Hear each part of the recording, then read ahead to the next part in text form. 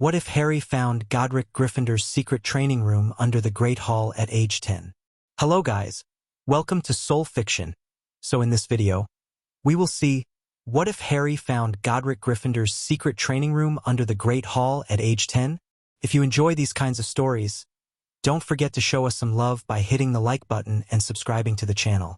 Your support means the world to us. Now let's start the story. Chapter 1. The boy who vanished. Harry's arm snapped like a twig. The sound hit him before the pain did. A wet crack that seemed way too loud in the Dursleys' pristine kitchen. Then Vernon's meaty fist released his wrist, and Harry crumpled against the counter, biting through his lip to keep from screaming. Blood filled his mouth. Copper and salt. That'll teach you, Vernon spat, face purple, veins bulging in his thick neck. Freakish little. He raised his hand again. Harry bolted. He didn't think about it. Didn't plan it. 1 second he was cradling his broken arm against his chest, and the next he was sprinting through the kitchen door, across the back garden, over the fence, running harder than he'd ever run in his life. His arm flopped uselessly at his side, white-hot agony shooting up to his shoulder with every step, but he didn't stop. Couldn't stop. Behind him, Vernon's roar shook the evening air. Get back here, boy! Harry scrambled through Mrs. Figg's rose bushes, thorns tearing at his oversized clothes, and burst onto Wisteria Walk. His lungs burned. His vision blurred with tears he refused to let fall.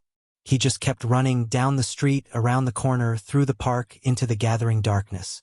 He ran until Privet Drive was far behind him, until Little Whinging blurred into unfamiliar streets, until his legs gave out in a grimy alley between two boarded-up buildings, and he collapsed against a damp brick wall, gasping for breath.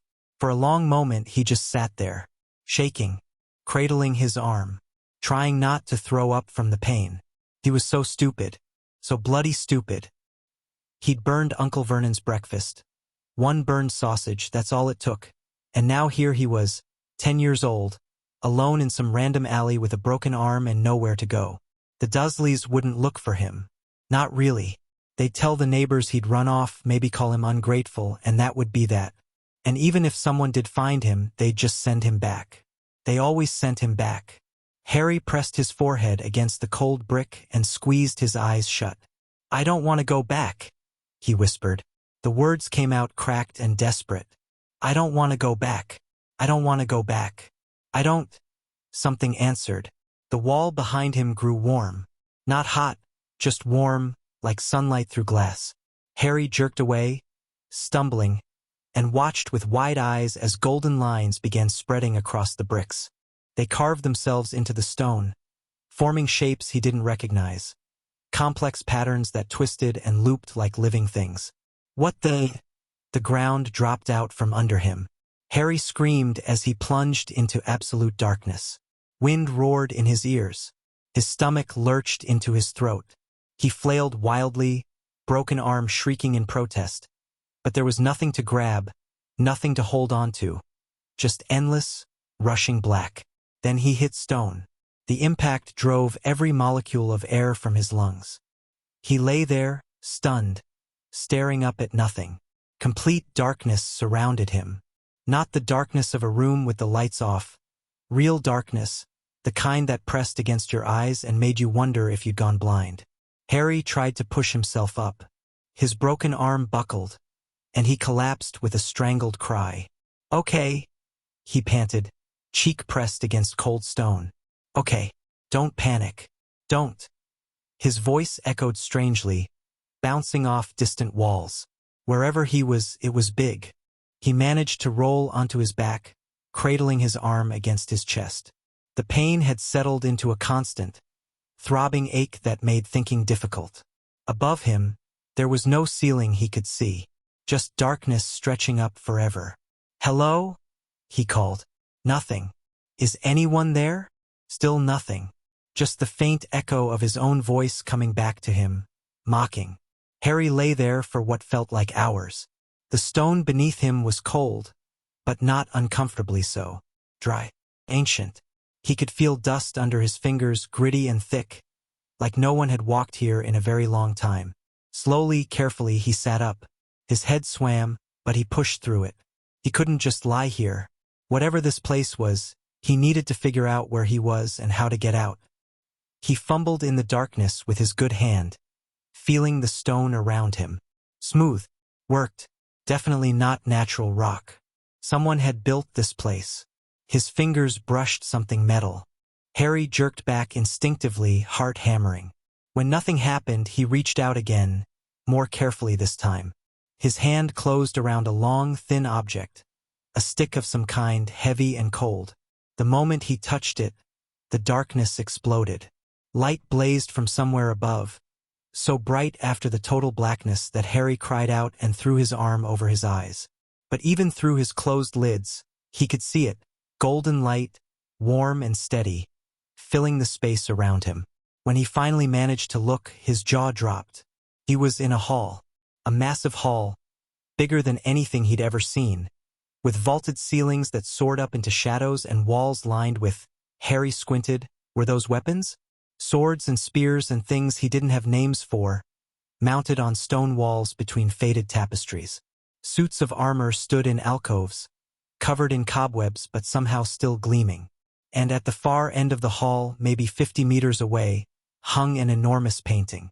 The painting was looking at him. Harry scrambled backward, heart slamming against his ribs. The man in the painting, a broad-shouldered figure in red and gold robes, with a wild mane of auburn hair and a thick beard, leaned forward, eyes fixed on Harry with an intensity that made his skin crawl. "Well," the painting said. Its voice was deep and rumbling, filling the hall. "That's unexpected."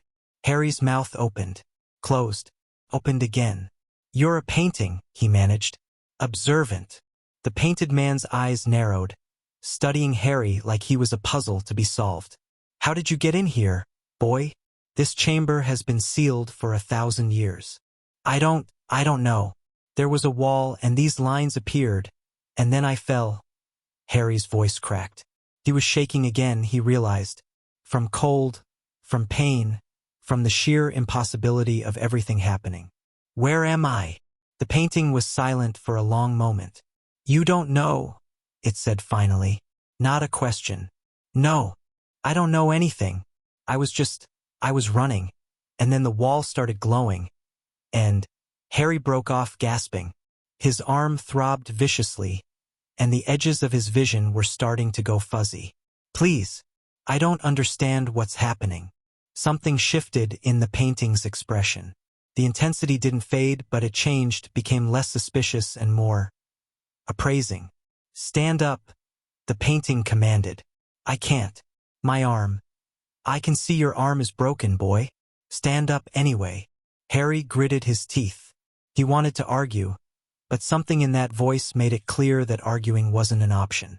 Using the wall for support, he dragged himself to his feet. The world tilted dangerously, and he had to brace himself against the stone to keep from falling. The painting studied him in silence. "Malnourished," it said. "Beaten. Broken bones, and not just the fresh one. I can see the signs of old fractures that healed wrong. Burns on your hands. And those clothes." The painted eyes flickered with something that might have been anger. "Who did this to you?" Harry's throat tightened. "My uncle. Your family." "They're not my family." The words came out harder than Harry intended. "They're just the people I live with." Another long pause. Then the painting nodded slowly. "Come closer, boy. There's a table near my frame, a stone table with potions on it. Take the red one. It will mend your arm." Harry hesitated. Every instinct he had screamed that drinking mysterious potions offered by talking paintings was a terrible idea. But his arm was broken, and he was alone in the dark, and he didn't exactly have a lot of options. He made his way down the hall, steps echoing in the vast space. Up close, the painting was even more impressive. It had to be 20 feet tall, the frame carved with lions and swords and strange symbols that seemed to shimmer in the light. And the man in it, Harry had never seen anyone look so alive in a painting. Every detail was perfect, from the individual hairs of his beard to the crinkles around his eyes. When he breathed, Harry could swear he saw his chest rise and fall. "The red potion," the painting reminded him. "Right." Harry turned to the stone table beside the frame. It was covered in dust like everything else, but the potions lined up on its surface looked pristine. A dozen glass vials in different colors, sealed with wax. He grabbed the red one, pulled out the stopper, and hesitated. "It's not poison," the painting said dryly. "If I wanted you dead, there are faster ways." Comforting. Harry tipped the potion back and swallowed. Fire raced through his veins. He gasped, nearly dropping the empty vial, and felt his arm. Actually felt it, shifting, bones grinding together, cartilage reforming. The pain was blinding for one horrible second, and then it vanished completely. Harry stared at his arm. He flexed his fingers, rotated his wrist. "It's healed," he breathed. "It's actually bone-mending potion. Common enough if you know where to look." The painting's eyes hadn't left him. "Now, we talk." Harry set the empty vial back on the table, still marveling at his arm. "Okay, but I still don't know where I am or what's happening." "Then I'll tell you." The painting settled back slightly, if a painting could settle. "You're standing in a chamber beneath Hogwarts School of Witchcraft and Wizardry. My personal training hall, to be precise. And my name, a hint of something, pride maybe or old grief, flickered across his painted features. My name is Godric Gryffindor." Harry blinked. The name meant nothing to him. "Should I know who that is?" he asked. Godric Gryffindor stared at him for a full 5 seconds. Then, unexpectedly, he laughed. A great booming sound that echoed off the stone walls. "No," he said, still chuckling. "No, I suppose you shouldn't. Not if your family kept you ignorant." The amusement faded, replaced by that sharp, assessing look. "Tell me, boy, what do you know about magic?" Harry's stomach flipped. Magic isn't real. And yet here you stand, in a hidden chamber you reached by walking through a wall, speaking to a portrait that talks back, with a freshly healed arm that was broken 10 minutes ago. Godric raised an eyebrow. "Try again." Harry opened his mouth to argue, closed it, thought about the strange things that had happened around him his entire life. Hair that grew back overnight, teachers' wigs turning blue, that one time he'd ended up on the school roof when Dudley was chasing him. "I've done things," he said slowly. "Weird things. Things I couldn't explain." "Magic," Godric said. "Uncontrolled, untrained, but magic nonetheless. You're a wizard, boy, and apparently a direct descendant of mine, or the wards wouldn't have let you in." Harry's legs went weak. He sat down heavily on the edge of the stone table, not caring about the dust. "That's not possible. My parents, they died in a car crash. They were normal. Were they now?" Godric's voice was flat. "And who told you that?" "My aunt. My uncle. Everyone. Everyone who hates you, you mean. Everyone who's beaten you and starved you and lied to you your whole life." The painting's eyes hardened. "Let me tell you something about your parents, boy. I don't know who they were. I've been trapped in this frame for 1,000 years, watching nothing but dust gather. But I know this. You are magical. You come from magical blood. And whoever told you otherwise was either lying or ignorant." Harry's head was spinning. Magic. Wizards. Hogwarts. 1,000 years. It was too much, too fast, and he could feel himself starting to shut down, the way he always did when things got overwhelming. "Why am I here?" he asked, because that was the only question that mattered right now. Out of everywhere in the world, why did I end up in your secret chamber? Godric was quiet for a moment. When he spoke, his voice was softer. Not gentle exactly, but less harsh. "The wards I placed on this chamber respond to 2 things. Gryffindor blood and desperate need. You have both, it seems." He paused. "When you touched that wall, you were running from someone who wanted to hurt you. You wanted to escape more than you've ever wanted anything. And the magic answered. So it was an accident. Perhaps. Or perhaps fate has a sense of humor." Godric's painted lips quirked. "Either way, you're here now. The question is, what are you going to do about it?" Harry looked around the vast hall, at the weapons on the walls, the ancient armor, the towering painting of a man who called himself a founder. It was insane. All of it was completely insane. But for the first time in his life, no one was going to send him back. "I don't want to leave," he said quietly. "I know I should. I know there are people looking for me probably, but I don't want to go back to them. I can't." His hands clenched into fists. "I won't." Godric studied him for a long, waited moment. "Good," he said finally, "because I wasn't going to let you leave anyway." Harry's head snapped up.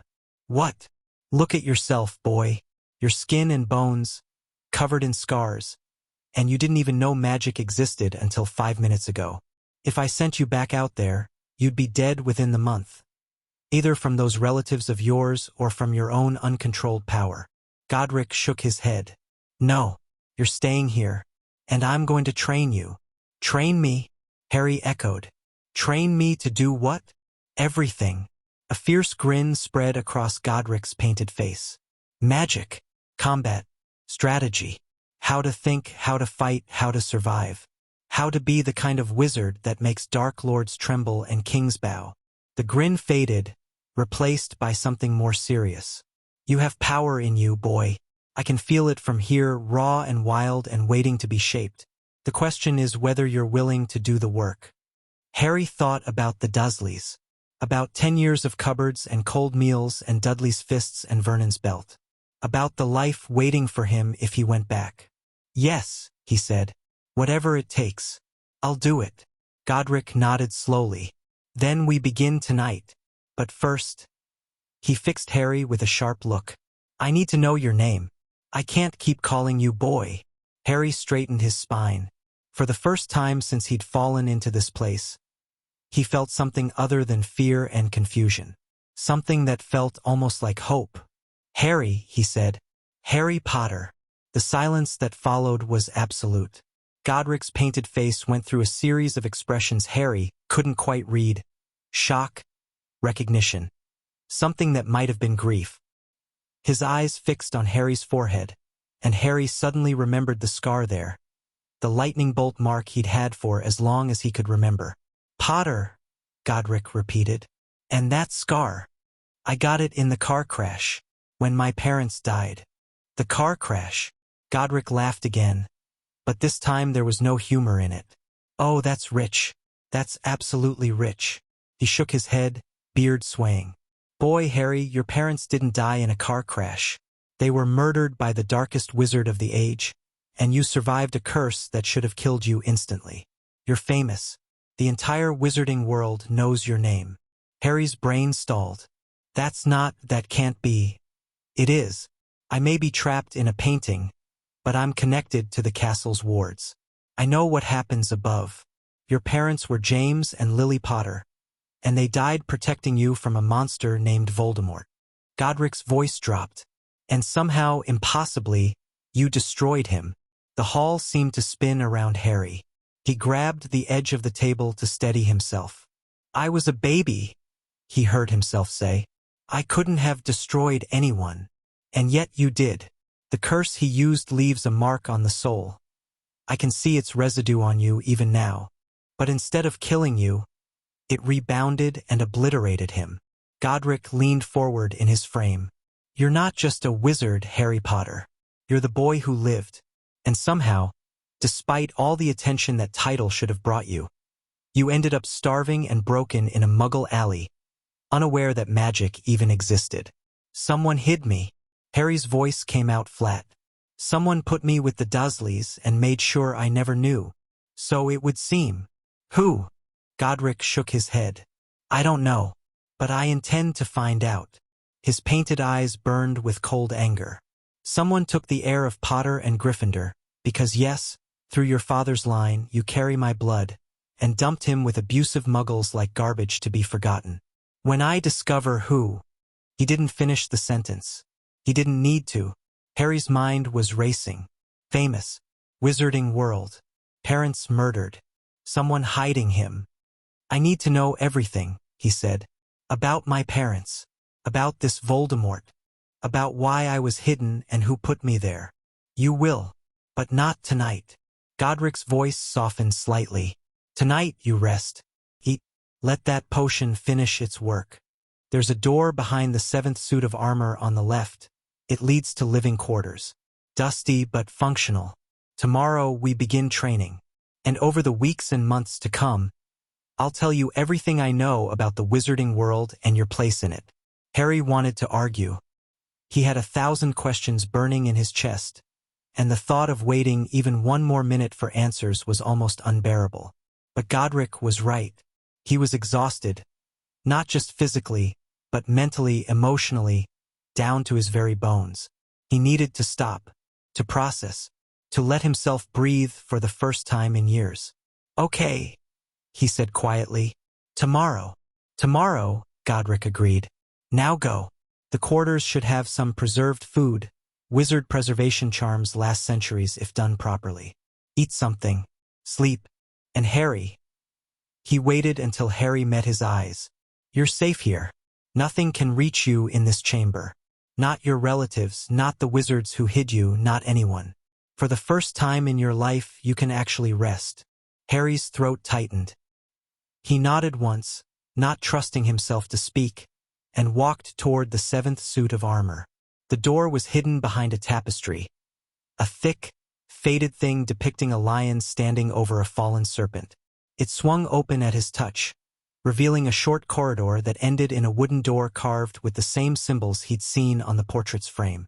Beyond that door was a room, small but comfortable, with a 4-poster bed covered in dusty blankets, a wardrobe, a desk, and a fireplace that sprang to life the moment Harry stepped inside. Warmth washed over him, and he almost collapsed from the sheer relief of it. Food. Godric had mentioned food. Harry found a small chest near the wardrobe, sealed with a brass lock that opened at his touch. Inside were packages wrapped in oiled cloth, dried meat, hard cheese, something that looked like bread but felt fresh when he squeezed it. He ate mechanically, not really tasting anything, just filling the hollow space in his stomach that had been there for as long as he could remember. When he was done, he climbed into the bed without bothering to undress. The blankets were musty and covered in a decade's worth of dust, but they were soft and warm, and for the first time in his life, no one was going to wake him up by banging on his door and demanding he cook breakfast. Harry stared up at the ceiling, watching the firelight dance across ancient stone. Magic was real. He was a wizard. His parents hadn't died in a car crash. They'd been murdered by a dark lord, and Harry had somehow survived. Someone had hidden him with the Dursleys, kept him ignorant and abused for 10 years, and he was going to find out why. But all of that was for tomorrow. Tonight he was safe. The thought was so foreign, so completely outside his experience, that Harry almost couldn't process it. Safe. He'd never been safe. Not once in his entire life. He closed his eyes and let the warmth of the fire wash over him. Tomorrow he would start training. Tomorrow he would begin learning about the world that had been kept from him. Tomorrow he would take the first step toward becoming someone the Dursleys, and whoever had hidden him, couldn't touch. But tonight Harry Potter slept. He woke to the sound of Godric's voice echoing through the walls. "Up, boy! Dawn is burning and you're wasting it." Harry's eyes snapped open.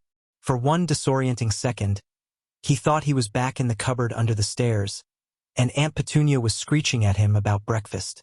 But no. The ceiling above him was ancient stone, not wooden planks.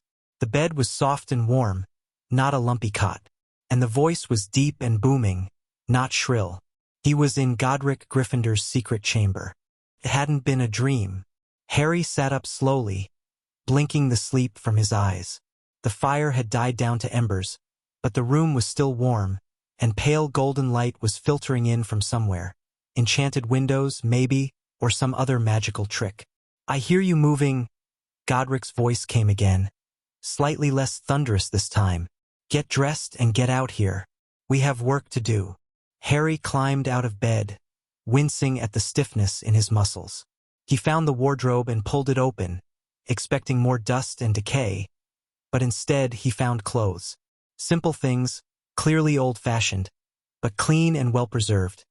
Trousers, tunics, boots in various sizes. He grabbed the smallest set and pulled them on. They were still too big, but less ridiculous than Dudley's hand-me-downs. When he emerged into the main hall, Godric was waiting, or at least, His painted eyes were fixed on the doorway, tracking Harry as he approached. "Better," the portrait said, looking him over.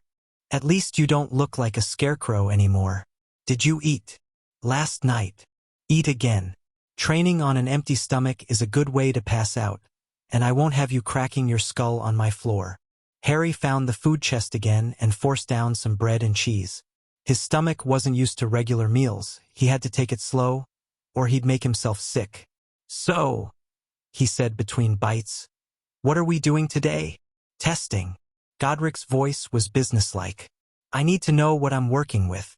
Your magical strength, your natural talents, your weaknesses. Once I have a baseline, I can design a proper training regimen." "How do you test magic?" "You'll see. Finish eating and meet me at the center of the hall." The stone circle. Harry looked. He hadn't noticed it last night, but there was indeed a circle carved into the floor in the center of the vast space. A ring of symbols maybe 10 feet across, worn smooth by age but still clearly visible. He finished his breakfast and walked over, stepping carefully inside the circle. The air felt different here, thicker somehow. Charged. "Good," Godric said.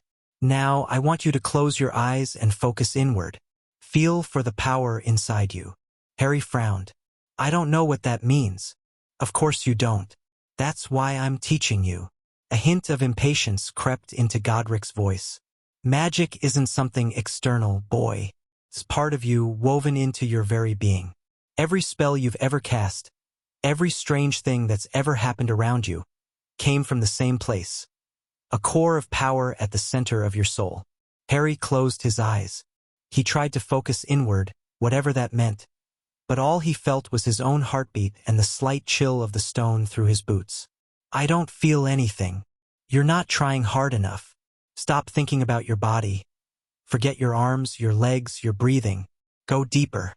Find the thing that makes you you."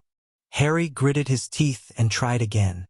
He pushed past the physical sensations, past the lingering ache in his muscles and the faint hunger in his belly, reaching for something he didn't know how to describe. And there, just barely, he felt it. A warmth, a spark, something alive and electric, buried deep in his chest. "There," he breathed. "You found it." Godric's voice was approving. "That's your core, the source of all your magic. Now I want you to reach for it. Touch it." Harry reached. The world exploded. Power surged through him like lightning, brilliant, overwhelming, consuming everything in its path. Harry's eyes flew open, and he saw light blazing from his hands, his chest, his eyes, pouring out in great waves that crashed against the walls of the chamber and sent dust flying in all directions. The floor trembled. The weapons on the walls rattled in their mounts. Somewhere in the distance, glass shattered. "Control it," Godric roared. Harry tried. He really did. But the power was too much, too wild. It bucked against his attempts to contain it like a living thing, desperate to break free. He felt it clawing at the inside of his chest, demanding release, and he was so small and so weak against the enormity of it. "Harry, listen to me." Godric's voice cut through the chaos. "You're the master here, not the magic. It's yours. It belongs to you. Push it back." Harry screamed, a wordless sound of effort and desperation, and shoved with everything he had. The power resisted. Then, slowly, grudgingly, it began to recede. The light faded. The trembling stopped. The weapons fell silent. Harry collapsed to his knees, gasping, covered in sweat. His whole body was shaking, and he felt like he'd just run 100 miles. "Bloody hell," he panted. "Indeed." Godric's voice was quiet. When Harry looked up, the painting's face was shaken. Actually shaken, which seemed impossible for a portrait. "That was more than I expected." "What happened?"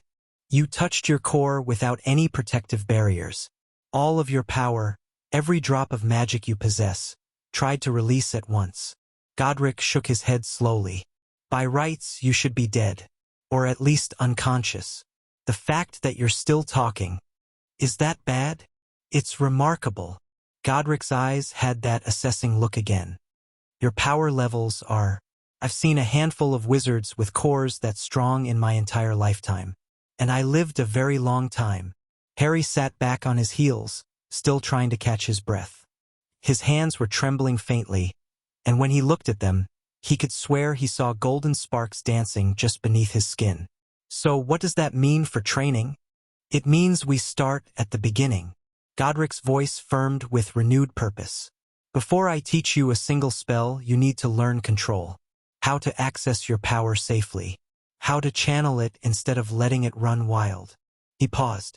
This will not be fast, Harry. It will not be easy. You're going to spend hours, days, weeks doing exercises that feel pointless and frustrating. But if you skip this step, you'll kill yourself the first time you try to cast real magic. Harry nodded slowly. He understood. He'd never been given anything in his life. Everything he'd had to work for. This would be no different. Show me what to do, he said. Godric smiled. A real smile, not the fierce grin from before. Good lad. Now stay in the circle. We're going to start with breathing exercises. The next several hours were, as Godric had promised, frustrating. Harry sat in the stone circle, breathing. That was it. Just breathing in through his nose, out through his mouth, counting to 4 on each inhale and exhale. Godric would occasionally bark at him to adjust his posture or focus harder, but mostly he just watched, those painted eyes never blinking. Harry hated it. He wanted to do something. Learn spells. Wave a wand. Blow things up. Instead, he was sitting cross-legged on a cold stone floor, breathing like a Mad-Ion instructor. I can hear you getting impatient, Godric said, somewhere around the 3rd hour. I'm fine. You're lying. Your breathing changed, and your shoulders are tight. A pause. Tell me what you're thinking. Harry exhaled sharply. I'm thinking that I've been breathing for 3 hours and nothing's happening. Wrong. Something is happening. You just can't feel it yet. Godric's voice was patient, which was somehow more annoying than if he'd been angry. Every breath you take in this state is teaching your core to recognize you. Right now, your magic is like a wild horse, powerful but unbroken. It doesn't know who's in charge. These exercises are establishing that you are. How long until I can actually do something? That depends on you. Some students take months. Others take years. Godric's painted eyes narrowed. But you have more power than any of them and more motivation. I suspect you'll progress faster than most. Harry gritted his teeth and kept breathing. By the time Godric finally called a halt, Harry's legs had gone numb and his back felt like it was made of broken glass. He stumbled to his feet, shaking out his limbs, and barely made it to the food chest before his stomach started growling loud enough to echo off the walls. Eat, rest, then eat again, Godric instructed. We'll do another session tonight. And Harry, his voice softened slightly. You did well. Better than I expected for a first attempt. Harry just grunted, too tired and hungry for proper words. He grabbed an armful of food and retreated to his room, collapsing onto the bed with a groan. This was going to be a long process. He could feel it. Weeks, months, maybe even years of sitting in circles and breathing and doing exercises that seemed to accomplish nothing. But as he lay there, staring at the ceiling, Harry realized something strange. He didn't mind. For the first time in his life, he was working toward something. Not scrubbing floors because the Dursleys demanded it, or doing homework that he'd never get CR for, or running errands that only earned him fresh bruises. He was training to become stronger, to become a real wizard, to become someone who could never be hurt again. And he had a teacher, a strange, painted teacher who lived in a 1,000-year-old frame, but a teacher nonetheless. Someone who actually wanted him to succeed. Harry closed his eyes and smiled. Tomorrow he would breathe some more, and the day after that, and the day after that. However long it took. He was done being weak. A week passed. Harry fell into a rhythm. Wake at dawn, eat, breathe in the stone circle for hours, eat again, practice physical exercises Godric taught him.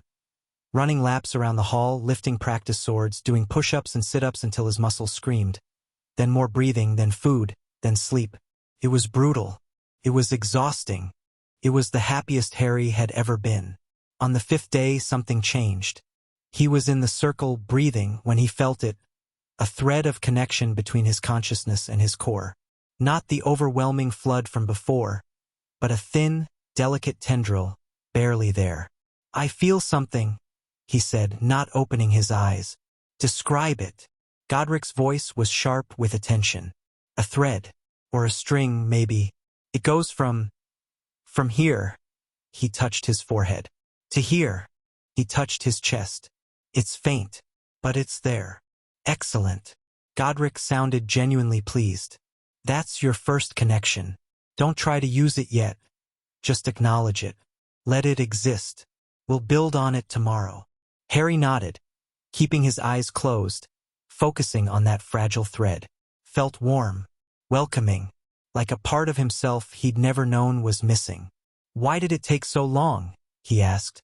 "You said some students take months, but it's only been 5 days. Several reasons. Your power levels mean there's more to connect to, but also more to control.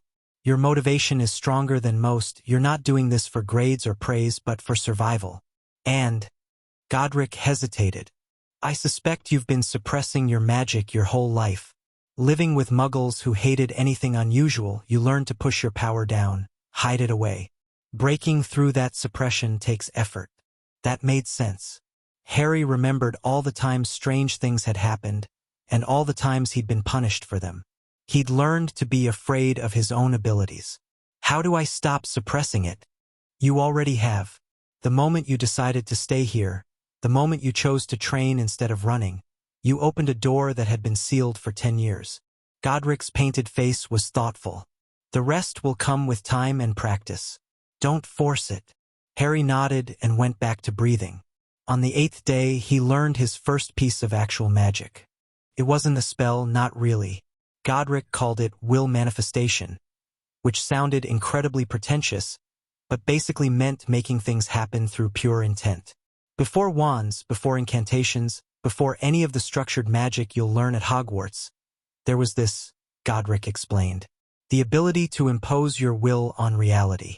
It's raw and inefficient, but it's the foundation of everything else.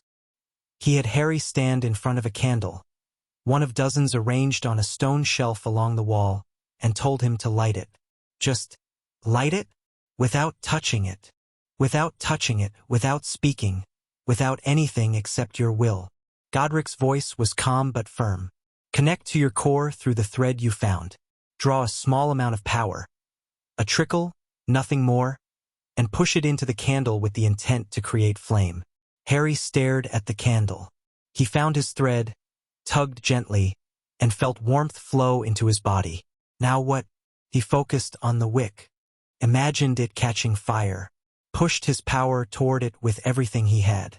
Nothing happened. You're trying too hard, Godric said. This isn't about force. It's about clarity. You don't need to shout at the candle. You need to tell it what to do, clearly and calmly.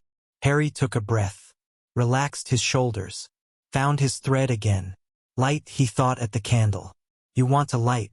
It's what you were made for. So light. The wick burst into flame. Harry stared.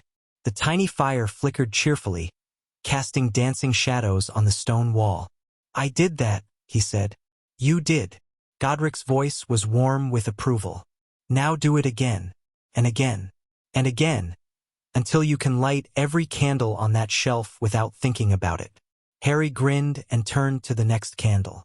By the end of the second week, Harry could light and extinguish candles at will, move small objects across the table, and create a faint glow in the palm of his hand. It wasn't much.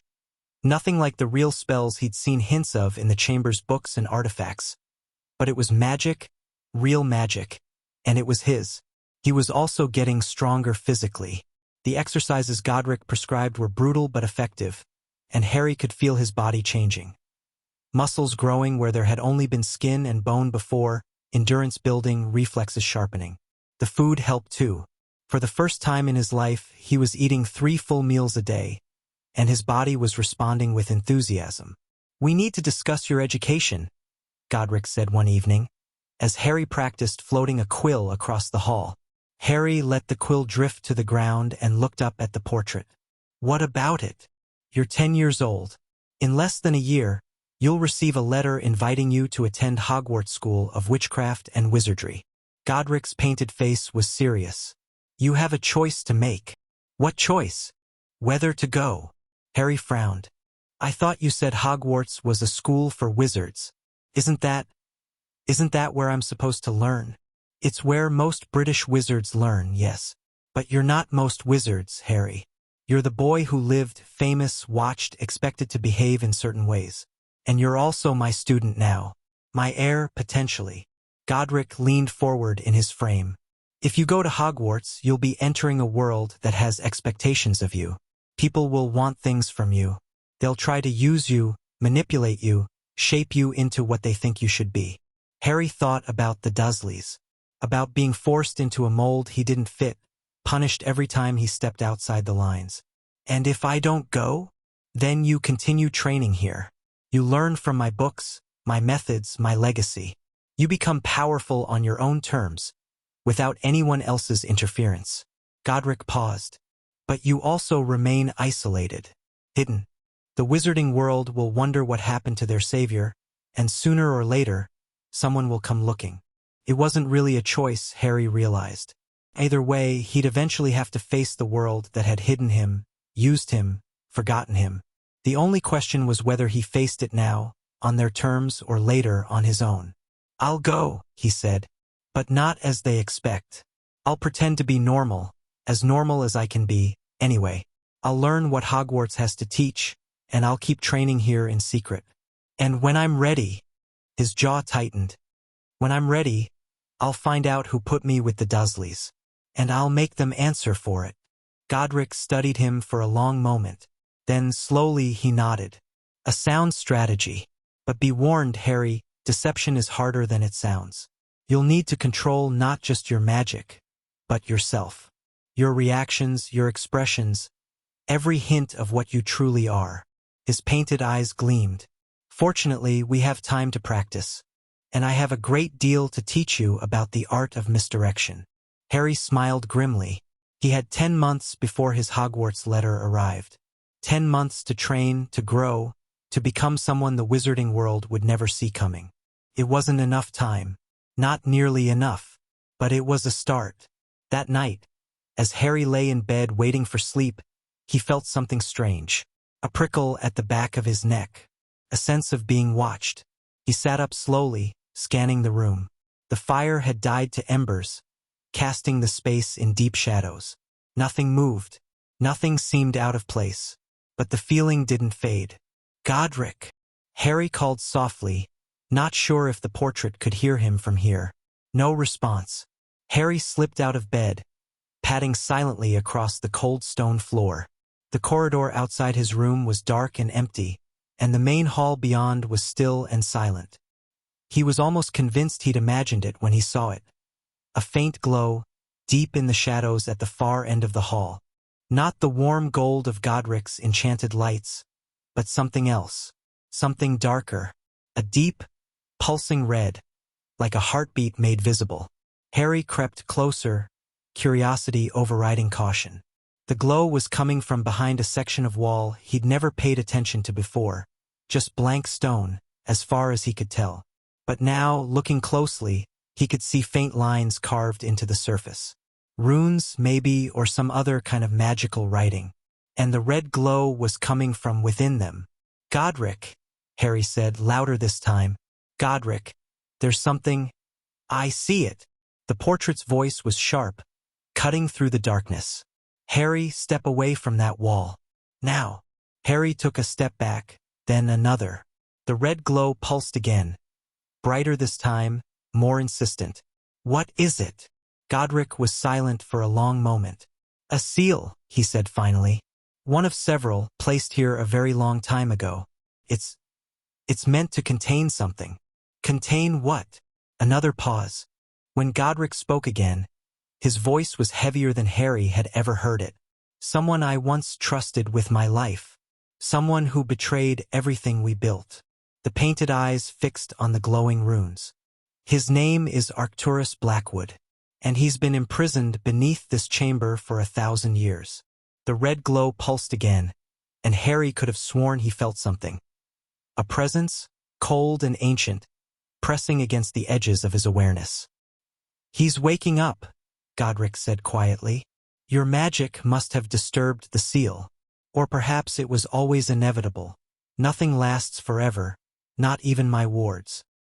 He looked at Harry, and for the first time, there was fear in his painted eyes. "We have a problem, boy. A very serious problem." Harry stared at the glowing wall, feeling the weight of something vast and terrible shifting in the darkness below. "Tell me everything," he said, and Godric did. The story took hours. Harry sat cross-legged on the cold stone floor, listening as Godric spoke of things that had happened a millennium ago. Things that felt as fresh and raw to the painted wizard as if they'd occurred yesterday. Arcturus Blackwood had been Godric's best friend. Not just a friend, a brother in all but blood. They'd met as young men, trained together, fought together, built Hogwarts together alongside Salazar, Helga, and Rowena. Arcturus had been brilliant, charismatic, powerful beyond measure. And he'd believed, with absolute conviction, that the magical world was making a catastrophic mistake. "He thought we were too passive," Godric said, his voice heavy with old grief. "Muggles were multiplying, spreading across the world, while wizards hid and pretended not to exist. Arcturus believed that if we didn't act, didn't take control, we'd eventually be discovered and destroyed. What did he want to do? Rule them. Not cruelly, he said benevolently. Guide them. Protect them from themselves." Godric's painted jaw tightened. He couldn't understand why we refused. It seemed so obvious to him. We had the power. Why not use it? The disagreement had festered for years. Arcturus grew more radical, more desperate. He started experimenting with magic that pushed the boundaries of what was possible and what was ethical. He created new spells, new artifacts, new creatures. Some were wondrous, others were monstrous. And then, one night, he made his move. He tried to seize control of Hogwarts itself, Godric said. The castle's wards, its power sources, everything. If he'd succeeded, he would have had more magical strength at his command than any wizard in history. The painting shook his head. We stopped him. Barely. Took all four of us. Salazar, Helga, Rowena, and me working together, sacrificing more than I care to remember. We couldn't kill him. He was too powerful, too prepared. So we sealed him. Trapped him in stasis beneath the deepest foundations of the school. Bound by wards that were meant to last forever. "But they're failing," Harry said. "Because of me. Because of your power. When you touched your core that first day, the surge of magic must have reached the seals. They were designed to resist external assault, not internal pressure." Godric's voice was bitter. "I should have anticipated this. I should have—" "Could he get out?" Harry interrupted. "If the seals keep weakening? Eventually, yes. Not immediately, even damaged, my wards will hold for months, perhaps years. But every time you use magic in this chamber, every spell you cast, every exercise you complete, it adds more strain." Harry felt cold spread through his chest. "So I can't train here anymore." "You can. You must." Godric's painted eyes blazed. "The solution isn't to stop growing, it's to grow faster. Arcturus can't be fought with timidity. He can't be fought with half measures. If he wakes, and I fear he will, the only hope is to be powerful enough to face him." "But you said you couldn't kill him. For Founders together couldn't." "We couldn't kill him then." Godric's voice dropped. "We were unprepared, unwilling to do what was necessary. If I had another chance, knowing what I know now." He trailed off, something dark and dangerous flickering across his painted face. "But I'm just a portrait, a fragment of who I was. The only one who can face Arcturus is you." Harry stared at the glowing seal on the wall. The red light had faded to a sullen ember, barely visible, but he could still feel that presence lurking beneath it. Ancient, patient, waiting. "How long do I have?" "Unknown. Months at minimum. Years if we're fortunate." Godric's voice steadied with renewed purpose. "Long enough to teach you what you need to know. Long enough to prepare. Harry nodded slowly. It wasn't ideal, none of this was ideal, but it was something. A timeline. A goal. Then we keep training, he said. Faster than before. Whatever it takes. Godric smiled. And there was pride in it. Real pride, earned and genuine. Whatever it takes, he agreed. The next morning, Harry's training intensified. Godric stopped holding back. He pushed Harry harder than ever before, demanding more hours, more repetitions, more focus. The breathing exercises doubled. The physical training tripled. And the magic, the raw, will-based magic Harry had been learning, became the central focus of every waking moment. You need to expand your core, Godric explained, during a rare break. Make it larger, more flexible, capable of channeling greater amounts of power. Right now, you're like a river trying to flow through a drinking straw. We need to widen the straw. How? The same way you build muscles, strain and recovery. Push your limits every day, then rest enough to let them grow. It was brutal. By the end of each session, Harry was drained to the point of collapse, barely able to drag himself back to his room. But it was working. He could feel it, his core expanding, his control improving, his power growing day by day. The seal on the wall kept glowing. Some nights it was dim, barely visible. Other nights it blazed like a warning fire, and Harry would lie awake, feeling that cold presence stirring beneath the stone. But he didn't stop. He couldn't stop. A month passed, then two. Harry lost track of days, lost track of time entirely. There was only training, eating, sleeping, training again. He grew taller, stronger. His face lost the pinched, hungry look it had carried for years, replaced by something sharper, more defined. And his magic grew with him. By the end of the third month, Harry could light every candle in the hall with a single thought. He could move objects the size of chairs, the size of tables, the size of the suits of armor lining the walls. He could create balls of light that hovered in the air for hours, and shields of force that stopped practice swords dead. Not bad, Godric said one evening, watching Harry deflect a magically animated blade. Your raw power is exceptional, but power alone won't save you. What else do I need? Knowledge, technique, the accumulated wisdom of 1,000 years of magical development. Godric gestured toward the far end of the hall, where a set of enormous doors Harry had never seen open stood sealed. It's time you saw the library. The doors opened at Godric's command, revealing a space that made Harry's jaw drop. Books, thousands and thousands of books, filling shelves that stretched from floor to ceiling and disappeared into shadows above. Scrolls, too, and strange artifacts that glowed or hummed or whispered. It was more knowledge than Harry had ever imagined existing in one place. This is everything I collected in my lifetime, Godric said. Spells, histories, theories, techniques. Most of it is beyond you right now, but there are sections appropriate for beginners. Start there. Read everything you can. Harry stepped into the library and breathed in the scent of old paper and ancient magic. This was what he needed. Not just power, but understanding, context, the ability to use what he had in ways his enemies wouldn't expect. He grabbed the nearest book and started reading. 3 more months passed in a blur of training, studying, and the ever-present pulse of the seal on the wall. Harry devoured the library. He read about magical theory and practical applications. He studied the history of the wizarding world, its wars, its politics, its heroes and villains. He learned about Hogwarts and its founding, about the 4 founders and their legacies, about the complex web of families and alliances that had shaped magical Britain for centuries. And he learned about Voldemort. The books didn't have much.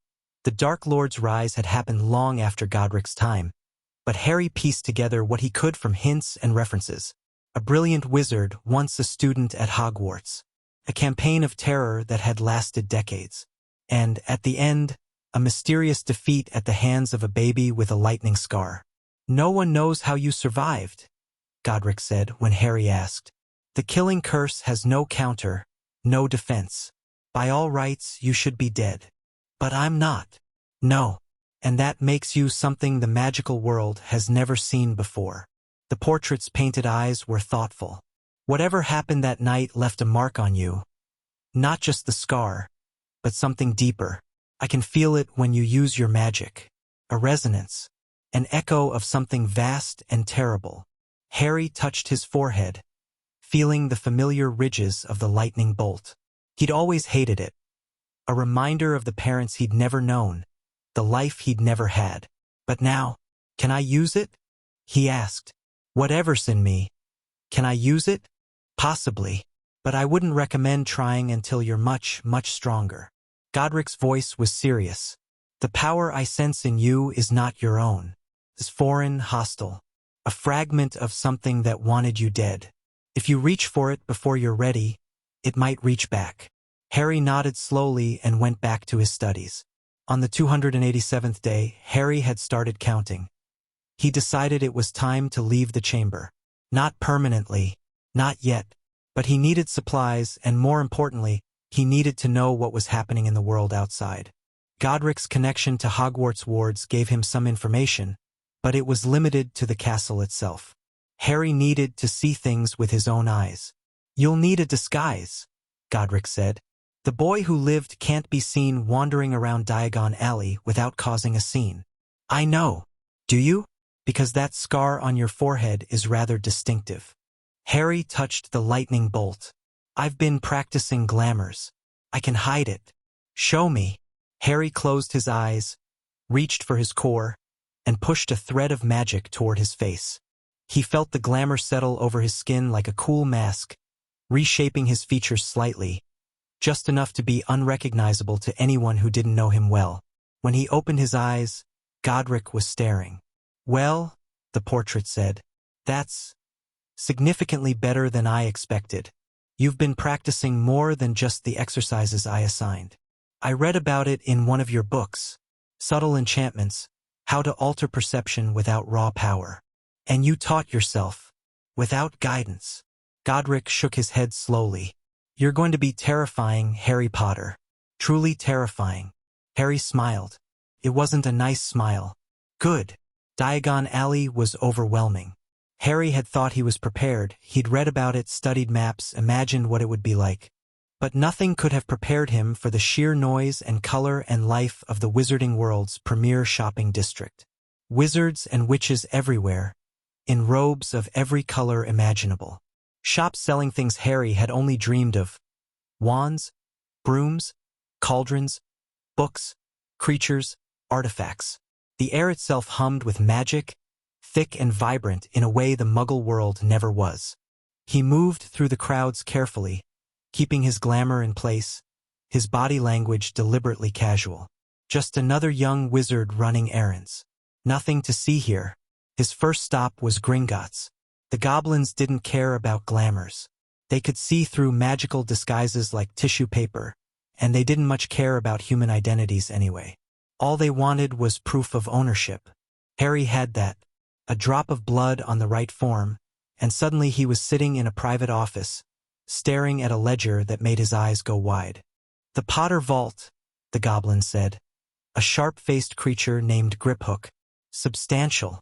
Your parents were not wealthy by the standards of old families, but they invested wisely. You have sufficient funds for Hogwarts and beyond. Harry nodded, still processing the numbers. He'd never had money, never had anything. And now, I need access, he said. And I need to know if anyone else has been accessing this vault since my parents died. Griphook's lips curled in something that might have been a smile. An excellent question, Mr. Potter. One that more humans should think to ask. He tapped the ledger with a long, sharp fingernail. The vault has been accessed 3 times in the past 10 years. Once by Albus Dumbledore to retrieve a small personal item. Twice by the Ministry of Magic, to pay for your maintenance at your registered guardian's residence. Harry's blood went cold. My maintenance. A stipend, paid monthly to one Vernon Dursley, for the care and keeping of Harry Potter. Griphook's eyes glittered. The amounts are recorded, if you wish to see them. Harry saw them. The numbers blurred together, but the total was clear. Thousands of galleons, paid out over 10 years. Money meant to feed him, clothe him, care for him. Money the Dursleys had taken while keeping him in a cupboard and feeding him scraps. Is there anything I can do about this? Harry's voice came out flat, controlled, the way Godric had taught him to speak when anger threatened to overwhelm him. Not until you reach your majority at 17. Until then, your magical guardian has legal authority over your finances. Griphook paused. Though I should mention, your magical guardian is currently listed as Albus Dumbledore. Of course it was. The man who'd placed him with the Dursleys. The man who'd hidden him from the wizarding world. The man who'd let him be abused for 10 years while someone else spent his inheritance. Thank you, Griphook. Harry stood, his face carefully blank. I'd like to withdraw some funds now, and I'd like a full accounting of all vault transactions since my parents' deaths, sealed for my eyes only. It will be done, Mr. Potter. The goblin's smile widened. Gringotts values its customers' privacy, especially customers who ask the right questions. Harry left Gringotts with a pouch of gold and a head full of dark thoughts. Dumbledore. The name kept echoing in his mind. Godric had mentioned him, the current headmaster of Hogwarts, considered the greatest wizard of the age. A hero, a legend, and apparently, the man who'd stolen Harry's life. He pushed the anger down. There would be time for revenge later when he was stronger. For now, he had shopping to do. Books first. He devoured everything in Godric's library, but he wanted more modern texts, contemporary perspectives, things that Godric's 1,000-year-old collection couldn't provide. He hit flourish and blots hard, filling a magically expanded bag with titles on advanced transfiguration, defensive magic, curse-breaking, and magical theory. Then supplies, potions, ingredients from Slug and Jiggers, a basic wand care kit from Ollivander's, though he didn't buy a wand, not yet.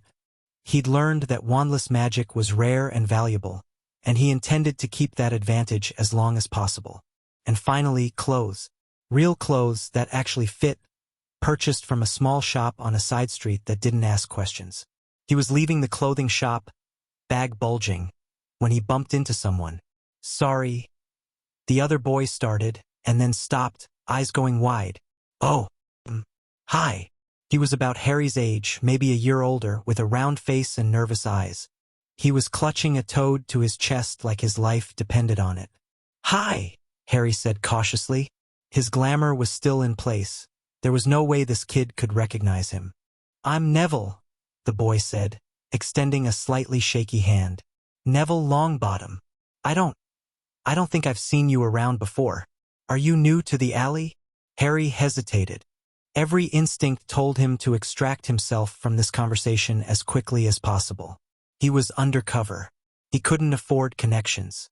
But something in Neville's eyes, something vulnerable and uncertain, made him pause. Sort of, Harry said, and shook the offered hand. I'm Henry Evans. It was his mother's maiden name, a small connection to the family he'd never known. Nice to meet you, Henry. Neville's smile was genuine, if a bit wobbly. Are you going to Hogwarts this year? I am. Well, probably. If I get the letter. Gran says I should. But... He trailed off, looking down at his toad. You seem worried about it. Everyone thinks I'm a squib.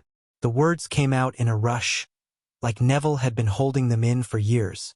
I didn't show any magic until I was 8. My great-uncle dropped me out a window to try and scare it out of me, and I bounced. But even now, I can barely do anything. Gran says I'm a disgrace to the Longbottom name. Harry studied him. Beneath the nervousness, there was something real there. Something that had been beaten down and suppressed, but hadn't quite died. Like recognizing I don't think you're a squib, Harry said quietly. Neville looked up, surprised. You don't even know me. No. But I know what it's like to have people tell you you're worthless. Harry's voice was steady. And I know that sometimes, the people who are supposed to care about you are the ones who hurt you the most. Something shifted in Neville's expression. The nervousness didn't fade, but underneath it, a spark of recognition, understanding. Yeah, he said softly. Yeah, I guess you do. They stood there for a moment, two boys with more in common than either of them fully understood. I should go, Harry said finally. But Neville, for what it's worth, I hope you get your letter. I think you'd do well at Hogwarts. Neville's smile was brighter this time. Stronger. Thanks, Henry. I hope I see you there. Harry nodded and disappeared into the crowd. But as he made his way back toward the entrance to the Muggle world, he found himself thinking about Neville Longbottom. Potential ally. Potential friend. He'd have to be careful. Connections were dangerous in the game he was playing. But maybe, just maybe, not all connections were a weakness. Some might be a strength. Harry returned to the chamber as the sun was setting above Hogwarts, though he could only guess at that from the enchanted windows in his room. The trip through the waypoint system had been seamless. Godric had taught him how to use it weeks ago, a network of ancient portals that connected the chamber to various hidden locations around Britain. Successful trip? Godric asked as Harry emerged into the main hall. Very. Harry set down his bags and began unpacking. I have supplies, books, money, and information. He told Godric about Gringotts, about Dumbledore, about the maintenance payments and the years of stolen funds. When he finished, Godric's painted face was dark with fury. Dumbledore, he growled. I should have guessed. The man has always believed himself above consequences, above judgment. Even 1,000 years ago, his type existed, wizards who convinced themselves that their intelligence justified any action. You know him? I know his kind. Salazar was the same way in the end, so certain of his own rightness that he couldn't see how far he'd fallen. Godric shook his head. Dumbledore will be a problem, Harry. He won't give you up easily. He has plans for you, whatever they are, and he'll fight to maintain control. Then I'll have to be smarter than him. Harry's voice was calm, cold. I've already started. I met a boy in the alley, Neville Longbottom. His family is old, respected. If I build a connection with him, it could be useful. Godric studied him for a long moment. Be careful, Harry. There's a difference between strategic thinking and ruthless manipulation. The former is wisdom. The latter is what destroys men like Arcturus. Harry nodded slowly. I know. I'm not using him, not really. He seems like a good person. Someone who's been hurt. Like me. He paused. I'd like to help him if I can. But if he can also help me, is that wrong? No. Godric's voice softened. No, that's not wrong. That's called politics, boy. Everyone does it. The key is to never let it override your genuine connections. Never let strategy become the only thing you care about. Harry thought about Neville's nervous smile, his hopeful eyes. I won't, he said. I promise. The months continued to pass. Harry trained harder than ever, pushing his limits every day. He read voraciously, consuming books on subjects ranging from ancient runes to modern politics. He made occasional trips to the surface, always disguised, always careful, gathering more supplies, more information, more pieces of the puzzle that was the wizarding world. And always, the seal on the wall pulsed with that sullen red light. It was growing brighter. Slowly, almost imperceptibly, but definitely brighter. Some nights, Harry could hear something through the stone. A whisper, a murmur, just at the edge of perception. He didn't tell Godric about the whispers. He wasn't sure why. 3 weeks before Harry's 11th birthday, 3 weeks before his Hogwarts letter was due to arrive, the seal flared. It happened without warning. Harry was practicing combat forms in the center of the hall, blade whirling through a complex pattern Godric had taught him, when the entire chamber shuddered. The red light on the wall blazed like a bonfire, and Harry felt something slam against the edge of his consciousness. A presence, vast and ancient and terrifyingly aware. Harry! Godric's voice was raw with fear. Get back! Harry stumbled away from the wall, heart pounding. The light was fading now, the presence retreating, but he could still feel it out there. Could feel Arcturus Blackwood, pressing against the weakening seals like a predator testing a cage. And this time, as the light dimmed to its usual ember glow, Harry heard something new. A voice. One word, spoken directly into his mind, cold and patient and filled with terrible promise. Soon. Harry stood frozen, staring at the wall. Soon. Not a threat. A statement of fact. Arcturus Blackwood was waking up, and no amount of training, no amount of preparation was going to stop it. The only question was whether Harry would be ready when he did. He looked at Godric, who was watching him with eyes that held 1,000 years of regret. "We need to work faster," Harry said. Godric nodded. "Yes, we do." The letter arrived 3 weeks later. Harry was sitting in his room, reading a treatise on advanced shielding techniques, when an owl appeared from nowhere and dropped an envelope on his lap. He stared at it for a moment, heart suddenly hammering. "Mr. H. Potter, the chamber beneath Hogwarts, Scotland." He opened it with shaking fingers. "Hogwarts School of Witchcraft and Wizardry Headmaster. Albus Dumbledore, Order of Merlin, First Class, Grand Source, CHF, Warlock, Supreme Mugwump, International Confide of Wizards. Dear Mr. Potter, we are pleased to inform you that you have been accepted at Hogwarts School of Witchcraft and Wizardry. Please find enclosed a list of all necessary books and equipment. Term begins on September 1st. We await your owl by no later than July 31st. Yours sincerely, Minerva McGonagall." Deputy Headmistress Harry read it twice, 3 times. Then he walked out to the main hall, letter in hand. "It's here," he said. Godric looked at the letter, then at Harry. His painted face was unreadable. "So it is. Are you ready?" Harry thought about everything he'd learned in the past 10 months. The training, the magic, the history, the politics. He thought about Dumbledore and the Dursleys and the mystery of why he'd been hidden. He thought about Voldemort out there somewhere, possibly alive, possibly waiting. He thought about Arcturus Blackwood, stirring in his ancient prison, whispering soon into Harry's mind. He thought about Neville Longbottom, with his nervous smile and his hidden potential. He thought about the world that awaited him above. A world of magic and wonder and danger, where the boy who lived was a legend and Harry Potter was a nobody. Not for long. "I'm ready," Harry said, and for the first time he actually believed it. Chapter 2.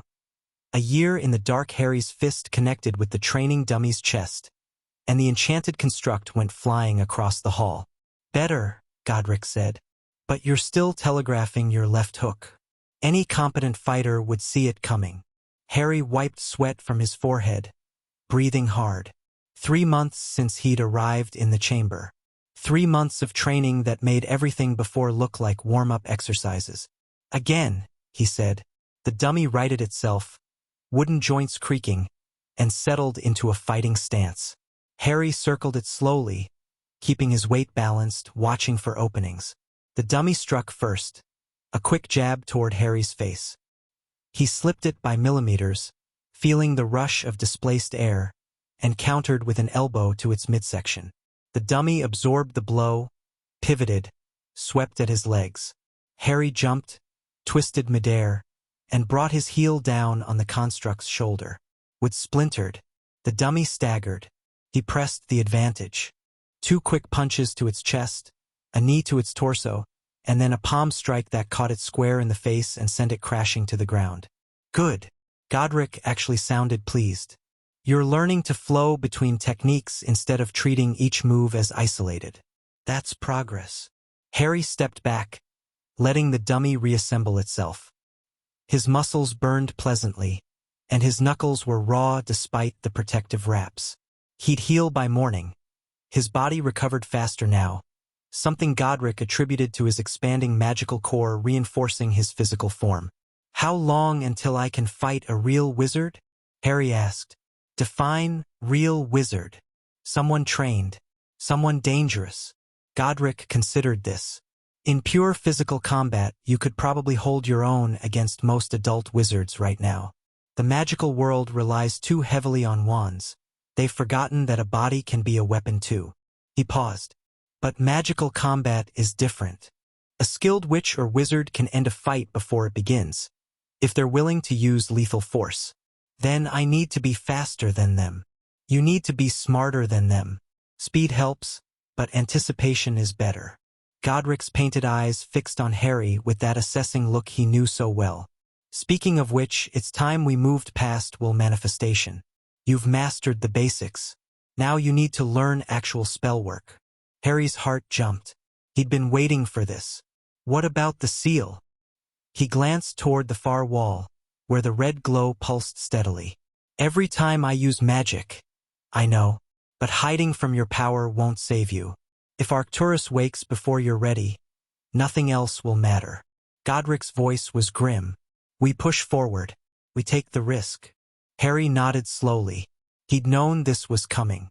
The whispers from behind the seal had grown more frequent over the past weeks. Fragments of words, impressions of emotion, flickers of awareness that scraped against the edges of his consciousness. Arcturus was stirring. The timeline was accelerating. Where do we start? With the fundamentals. Accio, Lumos, Wingardium Leviosa, the basic charms they teach first years at Hogwarts. Godric's lips quirked. Not because you need them, but because you need to understand how structured magic works. The theory behind the practice. I thought wand magic was different from what I've been doing. It is. Will manifestation is raw and flexible, but inefficient. You're forcing reality to bend through sheer power. Wand magic uses established channels, carved into the fabric of magic over centuries of use. It's like the difference between hiking cross-country and taking a road. Godric paused. The road is faster and easier, but it only goes where others have already traveled. True mastery means knowing when to use each approach. Harry absorbed this. So I should learn both. Precisely. Most wizards never think to combine them. They learn wand-based magic as children and never question it. You have the opportunity to be different. Because I started with the raw stuff. Because you started with nothing and built from there. Pride flickered in Godric's voice. It's a rare foundation, Harry. Don't waste it. Learning structured magic was simultaneously easier and harder than Harry expected. Easier because the techniques Godric taught him built on skills he already had. The breathing exercises, the core connection, the ability to channel power through specific pathways. All of it translated directly into spell work. When Godric described how to shape magic for a summoning charm, Harry could feel the pattern in his own power, waiting to be expressed. Harder because his instincts kept fighting him. You're overpowering it again, Godric said. As yet another practice dummy rocketed toward Harry at bone-breaking speed instead of floating gently into his hand. The spell requires a specific amount of force. More isn't better. It's waste. Harry caught the dummy before it could hit him, muscles straining. I'm trying to hold back. Try harder. Imagine you're pouring water into a cup. You want to fill it exactly to the brim. Not overflow, not leave it half empty. Harry set the dummy down and tried again. Accio. The dummy twitched, slid toward him, and then launched itself at his face. He ducked.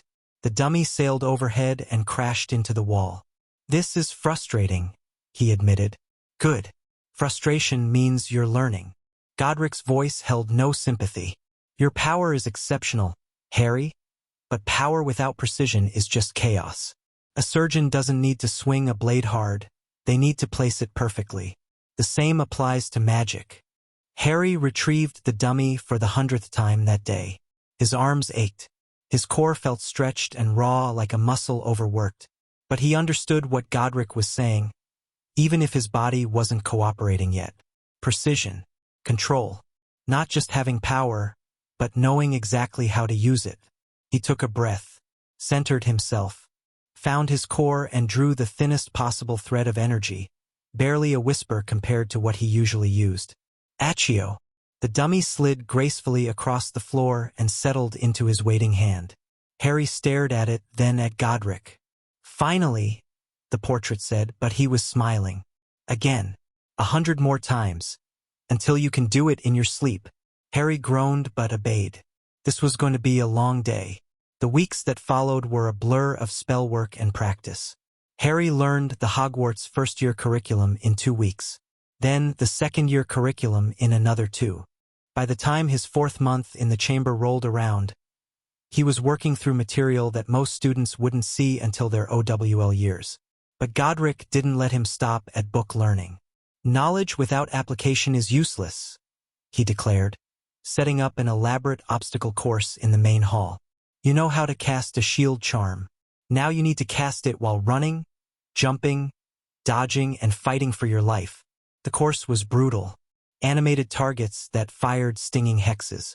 platforms that shifted and crumbled under his feet, traps that sprung from walls and floor without warning.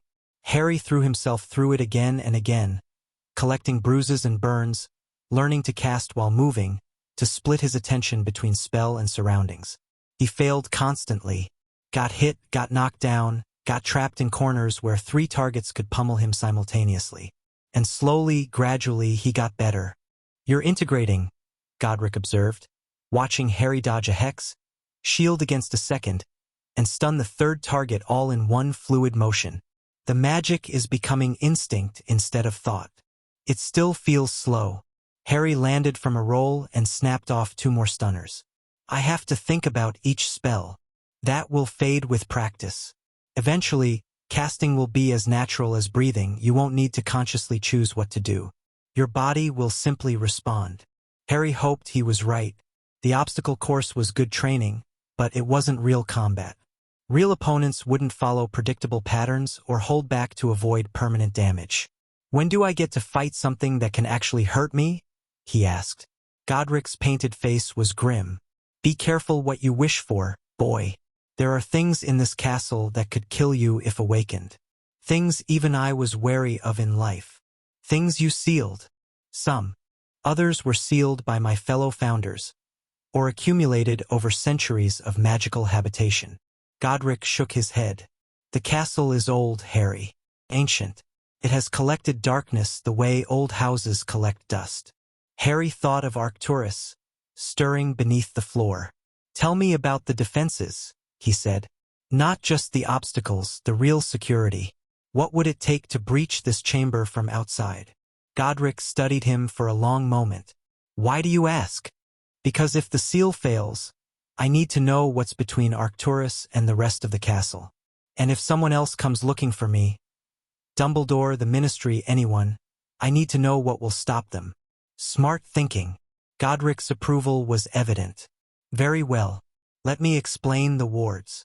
The security around the chamber was layered and lethal. First came the detection wards, subtle enchantments that monitored anyone approaching from any direction. They would alert Godric, and by extension Harry, to any presence within 200 meters of the entrance points. Beyond that were the concealment wards, powerful charms that made the chamber effectively invisible to magical detection. Scrying spells would slide off it like water off glass. Tracking magic would dead end. Even house elves, with their ability to bypass most wards, would find themselves unable to penetrate the protections. And if someone did find the chamber despite all of that, they would face the killing wards. "I was not a gentle man," Godric said as he described them. "The outer defenses will incapacitate. Traps, barriers, illusions designed to confuse and contain. But the inner layer," his painted eyes were hard. "Anyone who breaches the inner sanctum without my permission dies. Instantly. No appeal." Harry absorbed this. "And Arcturus? He's below even the inner sanctum, beneath foundations that predate the castle itself, in a space carved from raw bedrock by all 4 founders working together." Godric's voice was heavy. "The seal on that wall is just the surface manifestation. The real containment goes down for miles. But it's weakening. Yes, your magic accelerated the process, but I suspect it would have happened eventually regardless. Nothing lasts forever." Godric paused. "The question is whether it will fail in months or years. I believe we have time, but I've been wrong before." Harry nodded slowly. Time. That was the variable that kept everything uncertain. He could train harder, push further, but he couldn't control the timeline of Arcturus's awakening. All he could do was be as ready as possible when it happened. For months in, and Harry's education expanded beyond magic and combat. "Politics," Godric announced one morning. "The art of making people do what you want while believing it was their idea." Harry, who had been expecting another physical training session, raised an eyebrow. "Isn't that manipulation?" "When done poorly, yes. When done well, it's leadership." Godric's painted face was serious. "You're going to enter a world that wants things from you, Harry. The boy who lived is a symbol, an asset to be claimed. Every faction in magical Britain will try to recruit you, use you, or neutralize you. If you can't play the game, you'll be played. Then teach me. And so Godric did. He taught Harry about the structure of magical Britain, the Wisengamot, the ministry, the old families, and their allegiances. He explained the delicate balance of power between pure-blood traditionalists, moderate reformers, and the few voices advocating for true change. He outlined the players: Dumbledore's faction, the remnants of Voldemort's supporters, the neutrals who sided with whoever seemed to be winning. "Where do I fit?" Harry asked after hours of absorbing information. "That depends on what you want." Harry thought about it. Revenge was part of it. He wanted Dumbledore to answer for what he'd done, wanted the Dursleys to face consequences, wanted to know why his parents had really died. But beyond that, "I want to be free," he said finally. "Free to make my own choices. Free from people trying to control me or use me. And I want to protect the people who matter to me." Noble goals. But achieving them requires power. Not just magical power, but political and social power as well. Godric's voice was thoughtful. "You'll need allies. People who support your goals because they share them, or because you've made it beneficial for them to do so." "Neville," Harry said immediately. "The boy I met in the alley. A start. The Longbottoms are an old family, well respected. But Neville is not his family. He's a boy your own age, uncertain of his own worth." Godric fixed Harry with a sharp look. "Don't use him. Help him. Build him up. Genuine loyalty is worth more than 1,000 calculated alliances." "I wasn't planning to use him." "Good. Because if you do, you'll become exactly what you claim to hate." Harry met the portrait's painted eyes steadily. "I won't." They moved on to specific scenarios: how to respond to various social situations, how to read body language and vocal cues, how to reveal information strategically and conceal what needed to stay hidden. It was exhausting in a different way than physical training, demanding constant attention and careful thought. But Harry learned. He always learned. At the 5-month mark, Harry made his second trip to the surface. This time, he had a specific goal: find Neville Longbottom and solidify their connection. It took some asking around, careful questions at peripheral establishments, never too direct, always seeming casual. But Harry eventually tracked Neville to a modest cottage outside Leeds, where the boy apparently lived with his grandmother.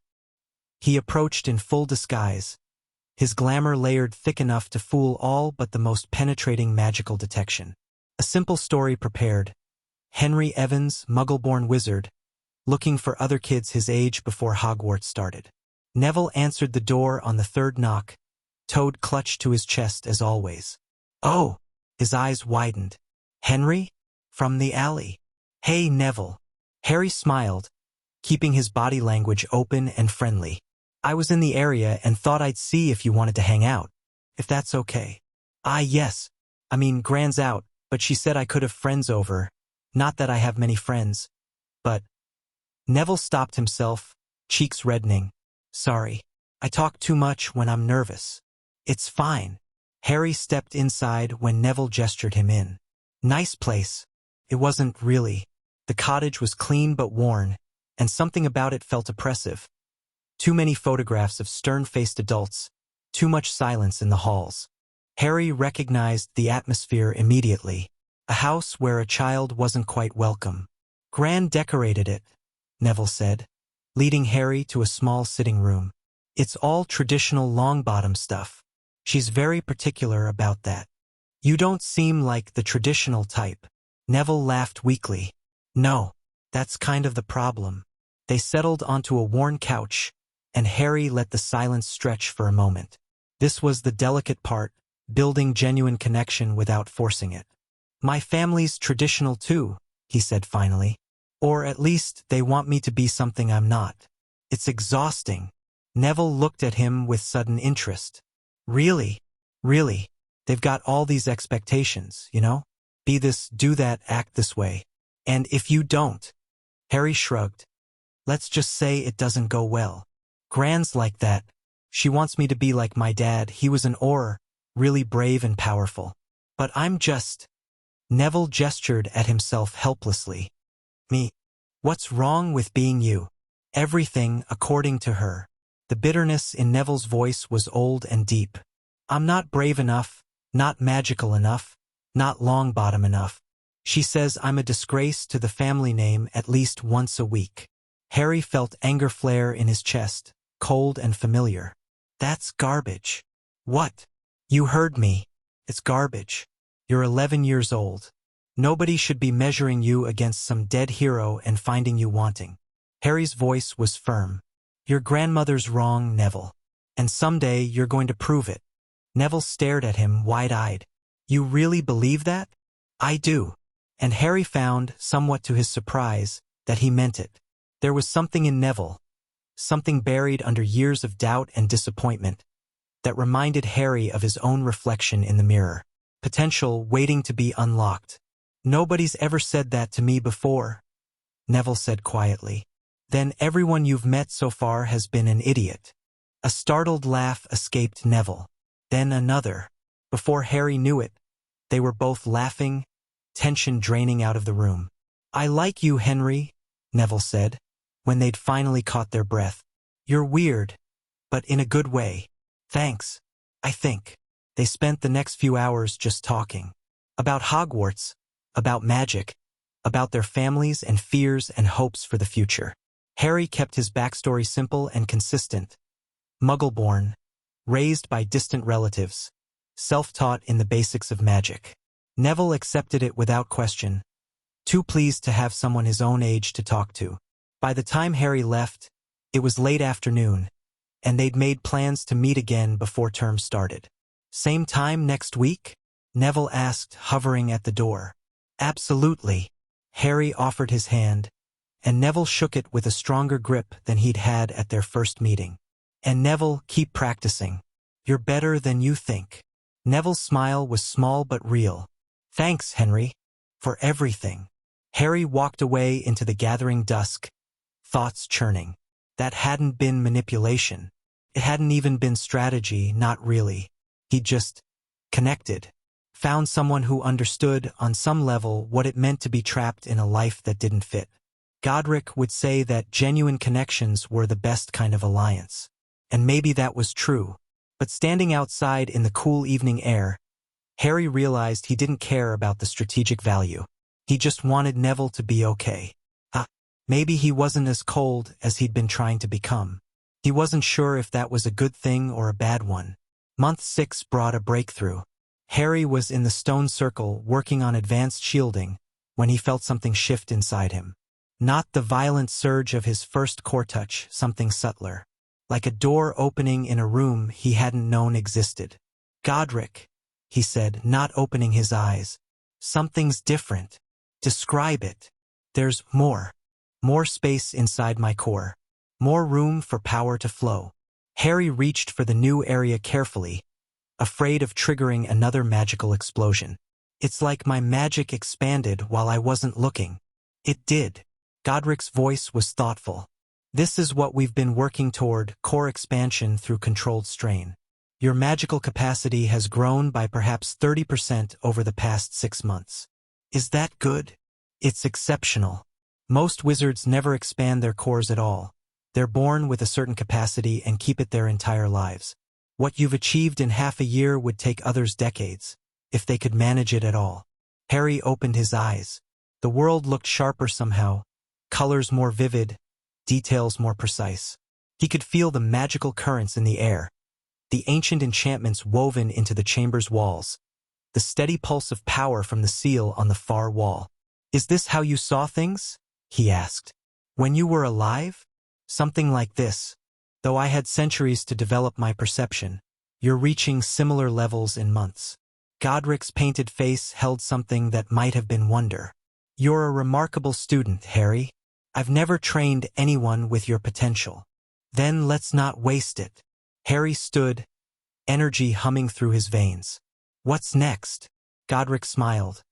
A real smile, fierce and proud. Now we move to combat magic. The kind they don't teach at Hogwarts. Combat magic was brutal. Not the carefully sanitized dueling that modern wizards practiced, with its formal rules and prescribed counters. This was the magic of war, designed to hurt, to disable, to kill. I do not teach you this lightly, Godric said, before the first lesson. The spells you will learn can end lives. They can cause suffering beyond what words can describe. If you use them frivolously, if you use them in anger, you will become a monster. Am I understood? Yes, Harry said. I understand. Then we begin. Godric started with cutting curses, spells that could slice through flesh and bone with a word. He taught Harry the Bonebreaker, which did exactly what its name suggested. He demonstrated the blood-boiling curse, the organ crusher, the mind shatter.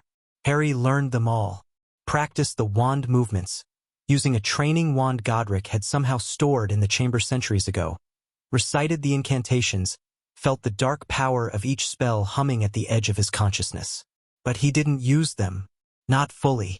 Godric made him practice on enchanted targets that simulated the effects without causing real harm. The spells are in you now, Godric said, after a week of intensive training. You know how they work, how they feel, what they can do. When you need them, and you will need them someday, they will be there. What about the unforgivables? Godric was silent for a long moment. The killing curse, the Cruciatus, and the Imperius, he said finally. The 3 spells that modern wizards consider unforgivable. Yes, I know them. Yes, I used them in life. Will you teach me? No.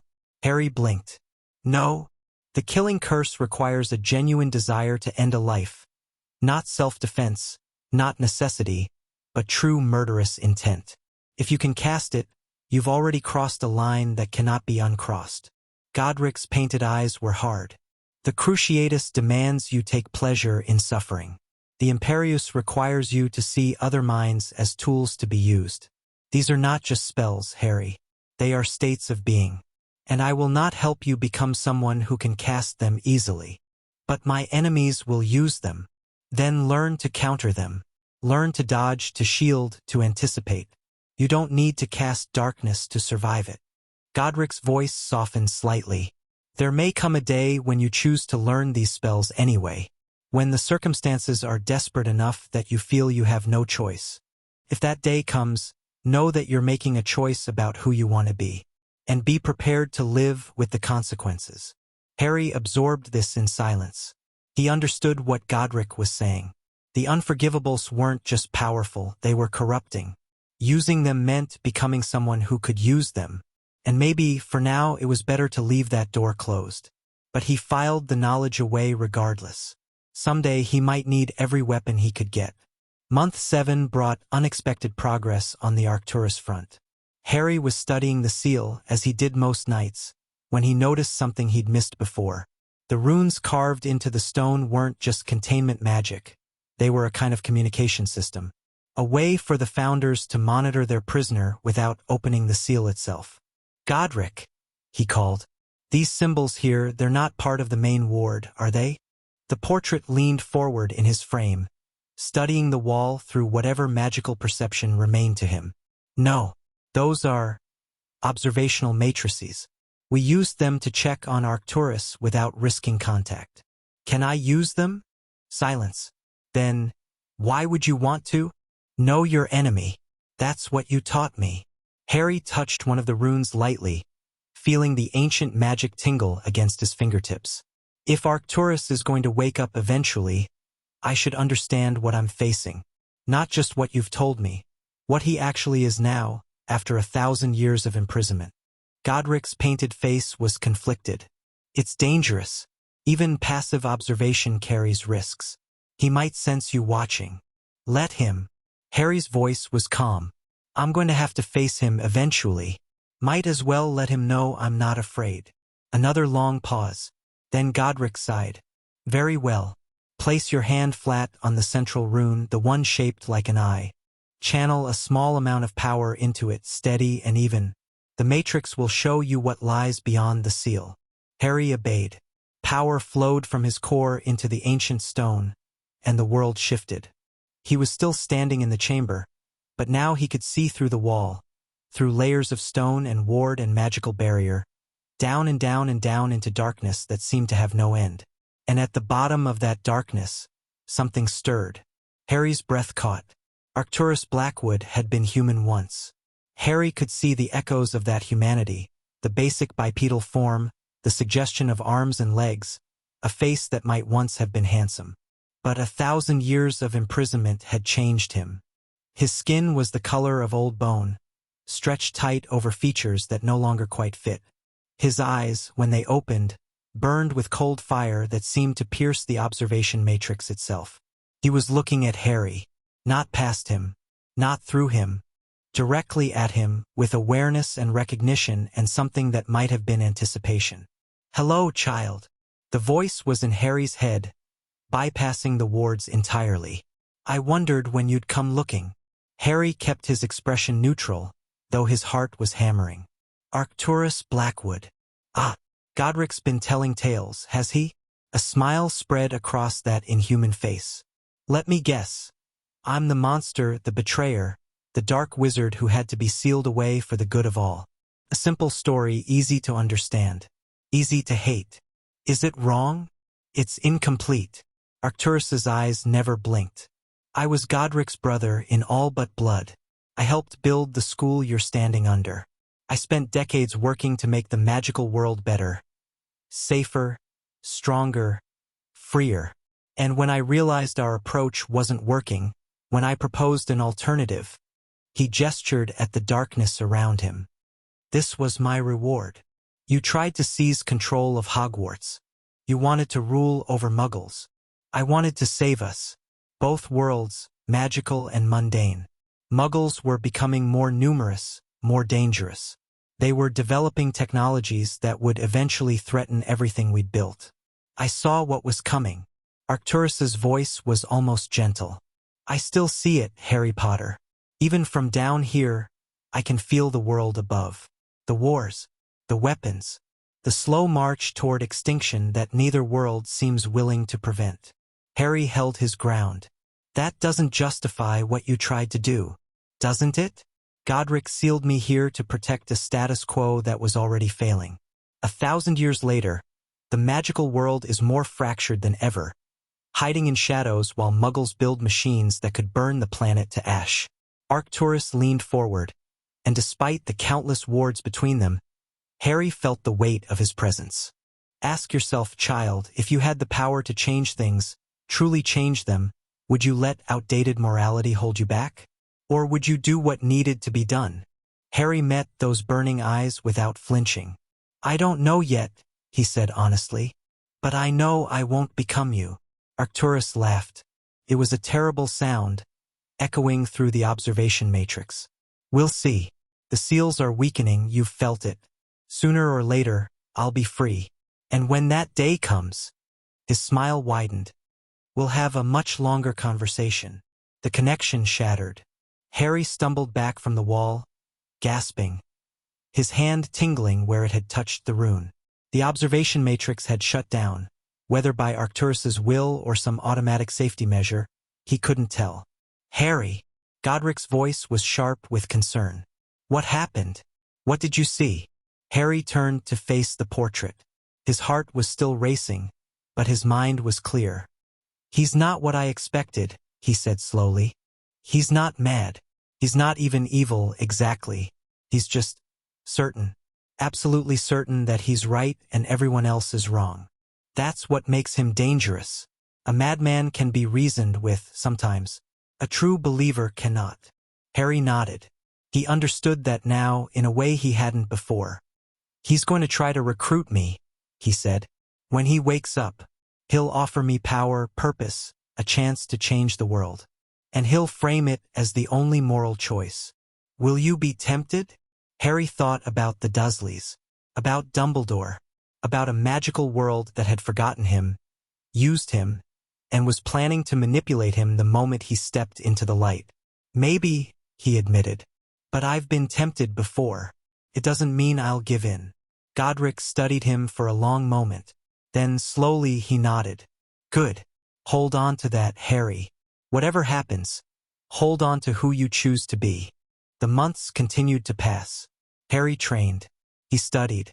He made weekly visits to Neville, building a friendship that felt increasingly genuine. He watched the seal on the wall, felt it weaken, listened to the whispers that grew louder every night. At the 9-month mark, he learned to duel. Not the formal, bow and face each other, dueling of wizard tradition. Real combat, fast, brutal, and merciless. Godric animated multiple training dummies at once and threw Harry into 3-on-1 fights. Then 4-on-1. Then 5. Harry lost constantly. Got hit with stinging hexes and practice curses until his entire body was one big bruise. Learned the hard way that you couldn't watch everyone at once, couldn't block every attack, couldn't rely on power alone when opponents worked together. So he adapted. He learned to move unpredictably, never staying in one place long enough for opponents to coordinate. He learned to use the environment, walls, pillars, furniture, as weapons and shields. He learned to target the biggest threat first, eliminate it, and then deal with the rest. By month 10, he could take 5 dummies simultaneously more often than not. "You're ready," Godric said, after watching Harry dispatch a particularly aggressive training group. "As ready as I can make you, at least." Harry lowered his wand, breathing hard. "For what?" "For Hogwarts. For the wizarding world. For whatever comes." Godric's painted face was solemn. "It's almost August, Harry. Your letter arrived 3 weeks ago. The summer is ending." Harry had known this was coming. He'd been preparing for it mentally for months, but hearing it said aloud still sent a chill through him. 1 more month. Yes, 1 more month to finish your preparations.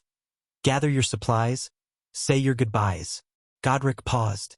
"You could stay, you know. Continue training here indefinitely. Let Hogwarts happen without you. And miss my chance to figure out who hid me? To understand why my parents really died?" Harry shook his head. "No, I have to go. I know. I just wanted to give you the choice." Harry appreciated that. Over the past 10 months, Godric had never once tried to control him. Demanded things, yes, pushed him hard, certainly, but always with respect for Harry's own decisions. "Thank you," Harry said, "for everything." Godric's smile was warm. "Thank me when you survive your first year. Hogwarts is more dangerous than it looks, especially for someone hiding as many secrets as you. I'll manage. I believe you will." The last month was a whirlwind. Harry made final trips to Diagon Alley, acquiring everything on the Hogwarts supply list plus a fair number of extra items that weren't. Books on obscure magical theory. Potions, ingredients that most first-years wouldn't touch. A proper trunk with expansion charms and security wards. And a wand. He'd avoided Ollivanders until now, knowing that getting a wand meant entering the magical world's records. But there was no way around it. Showing up at Hogwarts without one would raise too many questions. The shop was exactly as he'd expected. Cramped, dusty, filled with thousands of narrow boxes. And Ollivander himself was every bit as unsettling as Godric had warned. "Mr. Potter." The old wandmaker's pale eyes fixed on Harry the moment he entered. "I was wondering when I'd see you." Harry didn't bother with the glamour. No point, when Ollivander could apparently recognize anyone who walked through his door. "You know who I am." "Of course. I remember every wand I've ever sold. And your parents purchased 2 of my finest. Your mother, Willow, 10¼ inches, swishy. Excellent for charms. Your father, Mahogany, 11 inches, pliable. A fine wand for transfiguration." Harry filed this information away. "And what about me?" Ollivander's smile was thin. "Let's find out, shall we?" The next hour was frustrating. Wand after wand, pulled from the endless shelves, placed in Harry's hand, and immediately snatched away. Nothing worked. Nothing even came close.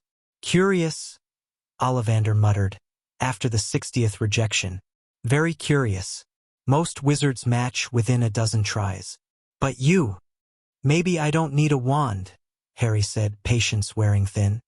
"Everyone needs a wand, Mr. Potter.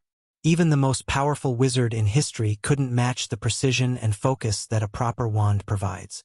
Ollivander's eyes gleamed. "But perhaps, yes, let me try something." He disappeared into the back of the shop and returned with a box so dusty it might not have been opened in decades. "Holly and Phoenix Feather," he said, placing the wand in Harry's hand. 11 inches. Nice and supple. An unusual combination. The moment Harry touched it, he felt something click into place. Power surged through the connection. Not the violent flood of his first core touch, but a smooth, harmonious flow. The wand warmed in his grip, and red and gold sparks shot from its tip. "Oh, bravo!" Ollivander clapped his hands. "Yes, yes.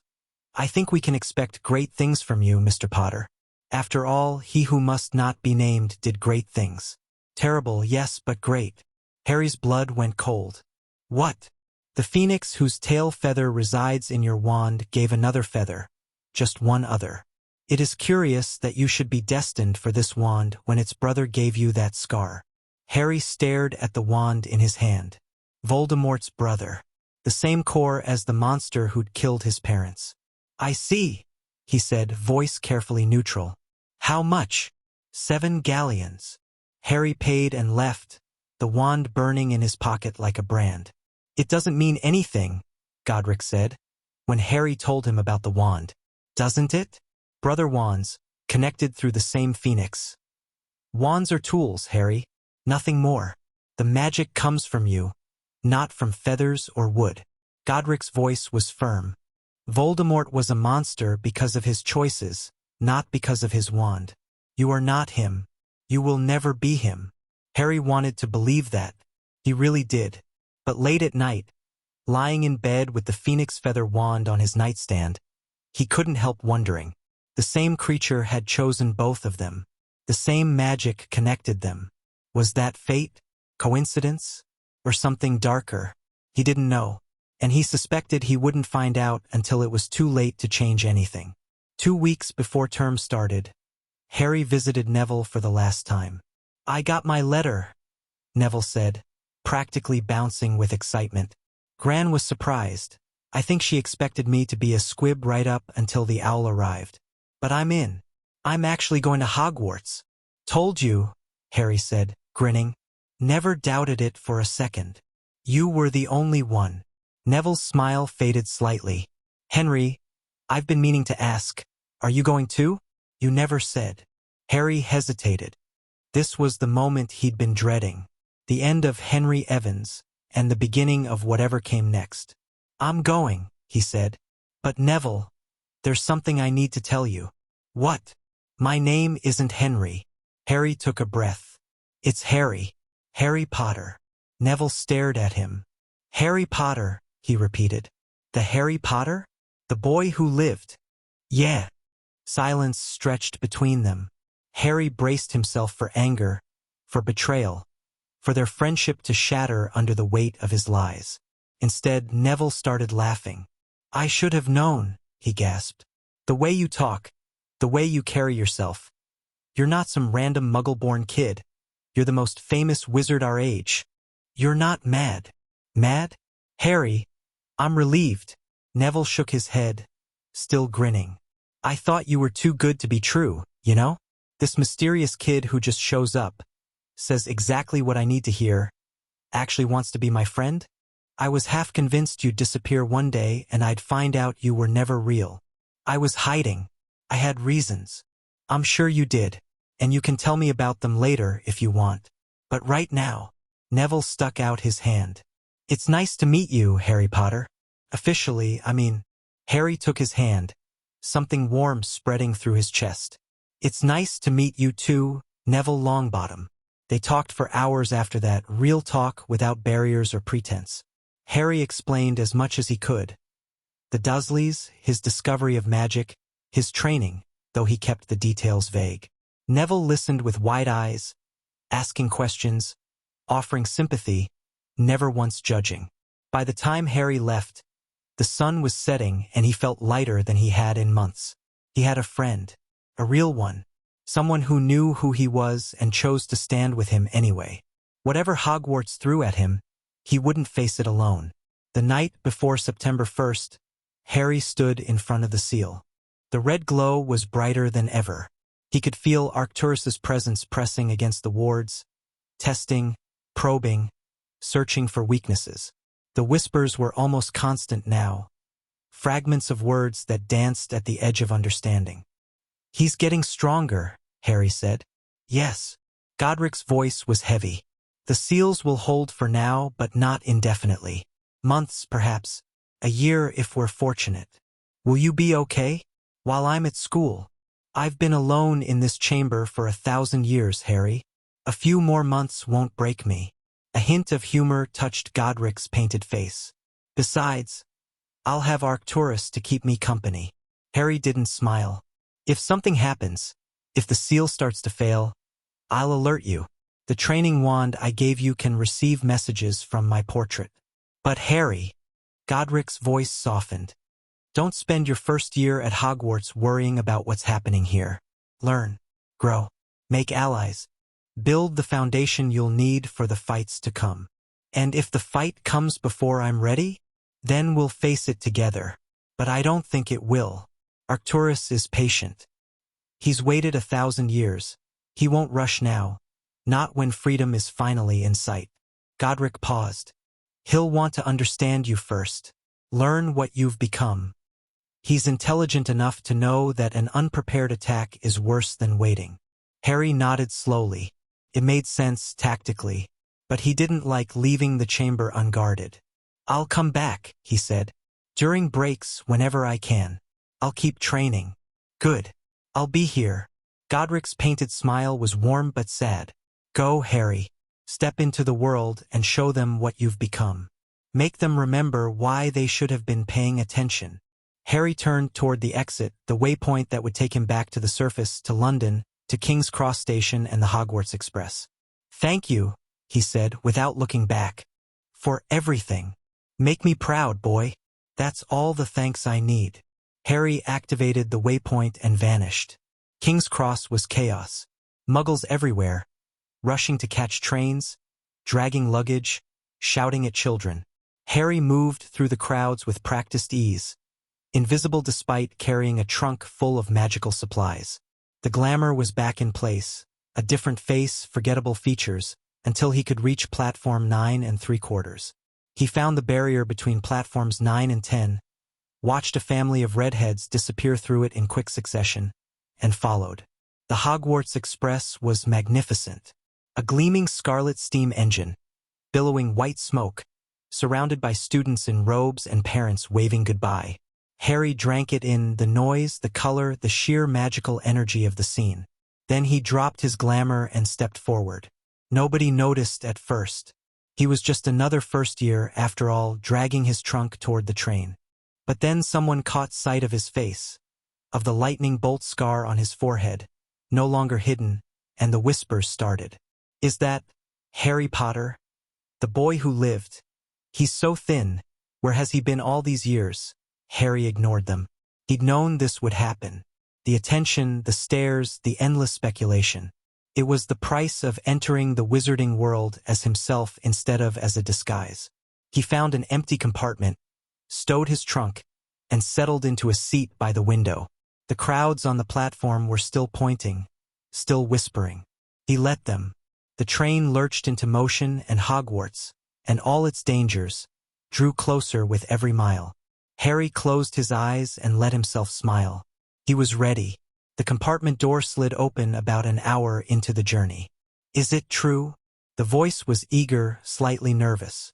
They're saying Harry Potter's on the train? Is it you? Harry opened his eyes. A boy stood in the doorway, tall for his age, with flaming red hair and a smudge of dirt on his nose. He was staring at Harry like he'd discovered a live dragon. Yeah, Harry said. It's me. Brilliant. The boy practically bounced into the compartment, dropping onto the seat across from Harry. I'm Ron. Ron Weasley. My brothers are already at Hogwarts. Fred and George are third years. They're complete menaces, and Percy's a fifth-year prefect. Mom and Dad said I might see you, but I didn't really believe. He stopped, suddenly self-conscious. Sorry. I'm rambling. You probably get this all the time. Not really. Harry's voice was dry. I only just got back into the magical world. Oh, right. Ron nodded eagerly. Everyone's been wondering where you were. Some people said you were training in secret, others thought you were dead. And there was this one rumor that you'd been raised by dragons. Muggles, actually. What? I was raised by Muggles. My aunt and uncle. Harry kept his voice neutral. They didn't tell me anything about magic until recently. Ron's eyes went wide. That's mental. You're the boy who lived and you didn't even know about it. Nope. Blimey. Ron shook his head slowly. That's rough, mate. Really rough. The conversation continued from there. Lighter topics, easier subjects. Ron talked about his family, huge, apparently, with siblings everywhere. About Hogwarts. Gryffindor House was the obvious choice, according to him. About Quidditch, some kind of sport on broomsticks that Ron was obsessed with. Harry mostly listened. Ron was enthusiastic and open in a way that was almost refreshing after months of careful political maneuvering. He seemed genuine. Not trying to use Harry, not angling for advantage, just excited to meet someone famous. But Harry kept his guard up. He'd learned too much about the wizarding world to trust easily. The compartment door slid open again, and Neville poked his head in. Harry, there you are. He smiled broadly, then noticed Ron. Oh, hello. I'm Neville. Neville Longbottom. Ron Weasley. Ron shook Neville's hand. You two know each other? We met over the summer, Harry said. Neville's good people. Neville beamed at the praise and settled into the seat beside Harry. For a few minutes, the three of them just talked about houses, about classes, about what they expected from Hogwarts. Then the door opened a third time, and the atmosphere shifted. So it's true. Harry Potter has come to Hogwarts. The boy in the doorway was pale and pointed, with slicked-back blonde hair and an expression of practiced superiority. Two larger boys flanked him like bodyguards. Draco Malfoy, the blonde introduced himself, not waiting to be asked. You'll find that some wizarding families are better than others, Potter. I can help you avoid the wrong sort. His eyes flicked dismissively toward Ron and Neville. Harry had been briefed on the Malfoys. Old money, old blood, deep connections to the Death Eaters who'd followed Voldemort. Draco's father had apparently escaped Azkaban by claiming to be under the Imperius Curse. A story nobody really believed but everyone accepted. I think I can figure out the wrong sort for myself, thanks, Harry said mildly. Malfoy's eyes narrowed. Careful, Potter. You don't want to make enemies on your first day. I don't want to make friends with people who insult my actual friends on their first sentence, either. Harry met Malfoy's gaze steadily. But thanks for the offer. Tension crackled in the small compartment. Malfoy's face flushed, and his hand twitched toward his pocket. Toward his wand, presumably. You'll regret this, he said, voice tight. Come on. He swept out, his two bookends following. The door slammed shut behind them. Ron let out a breath. That was Draco Bloody Malfoy. His family's bad news, Harry. Proper dark wizards, the lot of them. I know. Harry's voice was calm. But I'm not going to pretend to be his friend just because he's got connections. Good on you, mate. Ron's grin was fierce. I already like you. Neville was looking at Harry with something like awe. You just told off a Malfoy. On your first day. Gran's going to flip when I tell her. Harry shrugged. He started it. The rest of the journey passed without incident, though Harry caught glimpses of Malfoy glaring at him from the corridor once or twice. Let him glare.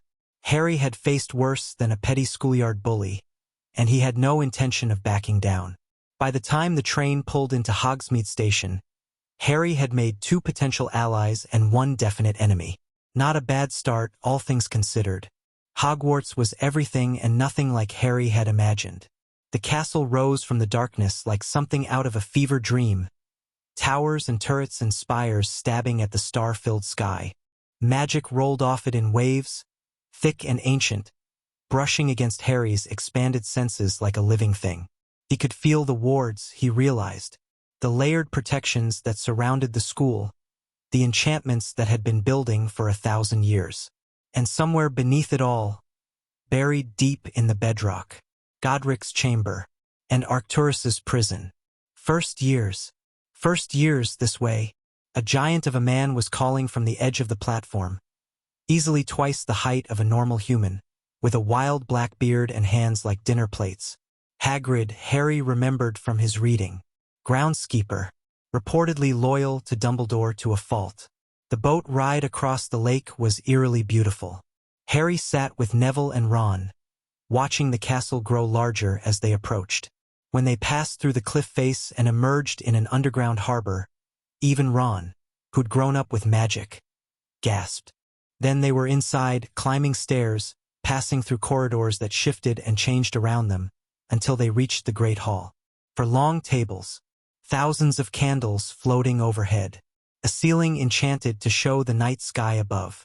And at the front of the room, a table full of teachers, including one old man with a long white beard and half-moon spectacles, who was watching the new arrivals with particular interest. Dumbledore. Harry kept his face neutral, but inside his blood was running cold. This was the man who'd placed him with the Dursleys. The man who'd let him be abused for 10 years. The man who was, according to Godric, planning to use Harry for some unknown purpose. Their eyes met across the crowded hall. Dumbledore's gaze was penetrating, assessing, as if he could see through Harry's carefully constructed facade to the training beneath. Harry didn't look away. After a long moment, Dumbledore smiled and nodded slightly, as if acknowledging a worthy opponent. The sorting began. Harry watched as student after student tried on an ancient hat and was dispatched to one of the 4 house tables. Neville went to Gryffindor, looking terrified but pleased. Ron followed, joining several older redheads at the table. Malfoy went to Slytherin, sneering all the way. Then, "Potter, Harry!" The whispers that had followed Harry all day erupted into a full roar. Every eye in the hall turned toward him as he walked to the stool, sat down, and let the sorting hat drop onto his head. "Oh my!" a voice said in his mind. "Oh my, oh my, oh my!" Harry kept his mental shields up, a technique Godric had taught him months ago. "Don't bother," the hat continued, amused. "I've been doing this for 1,000 years. Your shields are good, but not that good. Then you know what I am. I know you've been trained by someone who shouldn't exist anymore. I know you've got more secrets than most students have homework assignments. And I know," the hat's voice turned thoughtful, "I know you're the most interesting thing to sit under me in at least a century. Where am I going? Ah, that's the question, isn't it? You could be great in any house. Brave enough for Gryffindor, clever enough for Ravenclaw, ambitious enough for Slytherin, loyal enough for Hufflepuff." The hat paused. "But there's one place where you belong. One place that will let you grow into what you need to be." Harry waited. "Gryffindor." The word echoed through the hall, and the Gryffindor table exploded into cheers. Harry pulled off the hat, handed it to Professor McGonagall, and walked to join Neville and Ron. Across the room, Dumbledore was watching him again, that same slight smile on his face. Harry smiled back. Let the games begin. That night, after the feast and the welcome speeches and the trek to Gryffindor Tower, Harry lay awake in his 4-poster bed, staring at the canopy above. The other first-year boys were already asleep, Ron snoring loudly, Neville muttering in his dreams. But Harry's mind was racing too fast for rest. He'd done it. He was at Hogwarts. The first phase of his plan was complete. Now came the hard part. Surviving a year under Dumbledore's watchful eye, building alliances, learning everything the school could teach him, and keeping his true abilities hidden. All while a 1,000-year-old dark wizard stirred beneath his feet and the ghost of Voldemort haunted his every step. No pressure. Harry closed his eyes and reached for his core, feeling the familiar pulse of power within. It grounded him as it always did. Whatever happened, whatever came next, he had this. His strength, his training, his determination to never be a pawn again. Tomorrow, the real work would begin. But tonight, for just a moment, he let himself feel something he hadn't felt in a long time. Hope. The whispers came again that night. Harry was deep in sleep when they reached him. Not in his ears but in his mind, brushing against his consciousness like cold fingers. "Sleep well, child. Grow strong. We'll meet again soon. Arcturus." Harry's eyes snapped open. He lay frozen in the darkness, heart pounding, straining to hear more. But the presence had already faded, retreating back to its prison beneath the castle. A warning, promise, or just a reminder that Harry wasn't alone in this place. That somewhere far below, something ancient and terrible was counting down the days until its freedom. Harry stared at the ceiling until dawn, and he didn't sleep again. Chapter 3. The sorting of secrets. Harry's wand sliced through the air, and the feather on his desk shot toward the ceiling like a missile. "Mr. Potter," Professor Flitwick squeaked, ducking as the feather embedded itself in a wooden beam above his head. That was enthusiastic. Snickers rippled through the classroom. Harry forced an embarrassed smile, rubbing the back of his neck. "Sorry, Professor. I'm still getting the hang of it." Quite all right, quite all right. Perhaps a bit less force next time." Flitwick waved his own wand, and the feather drifted gently back to Harry's desk. "Remember, swish and flick, not stab and thrust." Harry nodded and tried again, deliberately fumbling the wand movement. The feather twitched but didn't rise.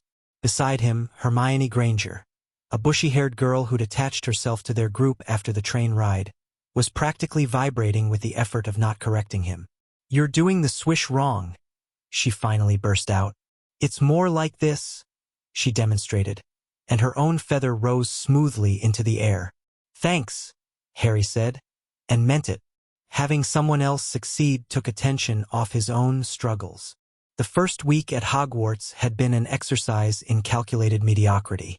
Harry could have aced every class without trying. The material they were covering, basic levitation, simple transfiguration, introductory potions, was stuff he'd mastered months ago in Godric's chamber. But showing his full abilities would raise questions he couldn't answer. So he played the part of a slightly above-average student. Good enough to avoid suspicion, not so good that anyone would look too closely. It was exhausting in a way that actual training never was. "That's it for today," Flitwick announced, as the class period ended. "Practice the charm tonight. We'll be testing next week." Students filed out, chattering about the upcoming weekend. Harry hung back, waiting for the crowd to thin. "Harry," Neville fell into step beside him. "Are you coming to dinner?" "In a bit. I want to check something in the library first." Again. Ron appeared on his other side, looking personally offended. "Mate, you spend more time with books than Hermione. And that's saying something." "I like reading." "Weirdo." But Ron said it affectionately. "Fine, we'll save you a seat. But if you miss the pudding, I'm not responsible for what happens to your share." Harry watched them go, waiting until the corridor was empty before turning toward a different destination entirely. Not the library. The 7th floor. The room of requirement opened at his approach, a trick he'd discovered on his second night at the castle. Harry had been searching for a private training space when he'd stumbled across the hidden room. Walk past a blank stretch of wall 3 times while thinking about what you needed, and a door would appear. Inside, the room would configure itself to match your requirements. Tonight, Harry needed a training hall. The room obliged. He stepped through the door and found himself in a space eerily similar to Godric's chamber. High ceilings, weapon racks along the walls, training dummies arranged in combat formations. The room couldn't replicate the Founder's actual sanctum, but it had clearly read Harry's memories and done its best. Harry shrugged off his school robes and drew his wand. 3 targets, he said aloud. "Increasing difficulty. Begin." The dummies sprang to life. Harry moved. He'd been holding back all week, suppressing his instincts and pretending to be weaker than he was. Now, finally, he could let go. Magic surged through him as he ducked the first dummy's swing, countered with a stunner that dropped it instantly, and spun to face the other 2. They came at him together, coordinated, aggressive, faster than the first. Harry blocked a hex with a wandless shield, retaliated with a cutting curse that severed one dummy's arm, and closed the distance to the third before it could react. His fist connected with its chest. With splintered, the dummy flew backward and shattered against the wall. Harry stood in the center of the room, breathing hard, adrenaline singing through his veins. 5 targets, he said. Faster. The room reset. New dummies materialized from the walls. Harry grinned and launched himself back into the fight. 2 hours later, he finally called a halt. His muscles burned. His robes were soaked with sweat, and he'd pushed his magical reserves further than he had in weeks. But it felt good. Necessary. Like scratching an itch that had been building since he'd stepped off the Hogwarts Express. He cleaned himself up with a quick charm, one of the useful spells Godric had taught him, and slipped out of the room of requirement. The corridors were dark and quiet. Curfew had passed an hour ago, but Harry moved through the shadows like he belonged there. Another skill from his training: how to be invisible without actually being invisible. He was almost back to Gryffindor Tower when he heard voices. "Told you, I saw him leave the common room hours ago. He's up to something." Harry pressed himself against the wall, sinking into the darkness of an alcove. Two figures were approaching from the opposite direction, their wand tips glowing with soft light. Percy Weasley, and a girl Harry didn't recognize, probably another prefect, based on the badge glinting on her robes. Harry Potter sneaking around after curfew? The girl sounded skeptical. "He seems so quiet, barely says anything in classes." "That's exactly what worries me. The boy's hiding something." Percy's voice was pompous, self-important. "I've been watching him all week. He never studies, but he knows the answers when called on. He disappears for hours at a time. And have you noticed how he moves? Like he's always expecting an attack." "You're paranoid, Percy." "I'm observant. There's a difference." They passed Harry's hiding spot without noticing him, their voices fading as they continued down the corridor. Harry waited until they were gone, then slipped out and continued toward the tower. Percy Weasley was watching him. That was irritating but not surprising. Prefects were supposed to monitor students, and Harry's late-night excursions had apparently attracted attention. He'd have to be more careful. The next morning, Harry received his first message from Godric. It came through the training wand, a subtle pulse of heat against his thigh, where he'd hidden it in his pocket. He excused himself from breakfast, found an empty classroom, and activated the communication charm. Godric's voice filled the room, thin and distant but unmistakable. "Harry, the seal flickered again last night, stronger than before. Arcturus is testing the boundaries." Harry's blood ran cold. "How much time?" "Months still, but he's growing bolder. Be vigilant." The connection faded. Harry stood in the empty classroom, staring at nothing. Months, maybe less. The timeline was accelerating, and he was stuck at a school that moved at its own glacial pace, pretending to be a normal first year while something ancient stirred beneath his feet. He needed more information. About Arcturus, about the seals, about anything that might help him prepare. And there was only one place in this castle that might have what he needed: the restricted section. Getting into the restricted section was easier than Harry expected. The library's security was designed to stop curious students, not trained infiltrators. Harry waited until midnight, slipped out of the tower using the same tricks that had served him the night before, and approached the library from a side entrance he'd scouted earlier in the week. The locks were magical, keyed to staff members and special permissions. But Harry had spent months learning to feel magic, to understand its patterns and weaknesses. The lock charm was old and simple, a basic recognition spell that checked for authorized signatures. Harry couldn't fake an authorized signature, but he could convince the charm that he didn't need one. It was a subtle trick, one of Godric's more advanced techniques. Not overwhelming the magic, but persuading it, like talking to a guard instead of fighting past them. "I'm not a threat," Harry murmured, letting his power brush against the charm. "I'm not trying to break in. I just need to be somewhere else. Somewhere that isn't here." The lock clicked open. Harry slipped inside and made his way to the restricted section, moving by touch and memory rather than light. The books here were old, dangerous, many of them enchanted to resist casual reading. He could feel them watching him as he passed, hungry and suspicious. He found what he was looking for in the deepest corner of the section, a shelf labeled Foundational Histories. Most of the books were standard texts, the same material Harry had already read in Godric's library. But one volume stood out, its spine unmarked, its leather binding cracked with age. Harry pulled it from the shelf and felt ancient magic pulse against his palms. "The Sealed," he read, translating the runes on the cover. "A chronicle of those bound beneath." He opened it and began to read. The book was handwritten, the script cramped and difficult to parse. But Harry had spent months deciphering Godric's ancient texts, and the language was similar enough that he could follow. Arcturus Blackwood was mentioned on the 3rd page. Of all those sealed by the founders, Blackwood remains the greatest threat. Not for his power, though that was considerable, but for his conviction. He genuinely believed his cause was righteous, and that belief made him impossible to reason with. Harry read on, absorbing details Godric hadn't shared. Arcturus had been a visionary, a reformer.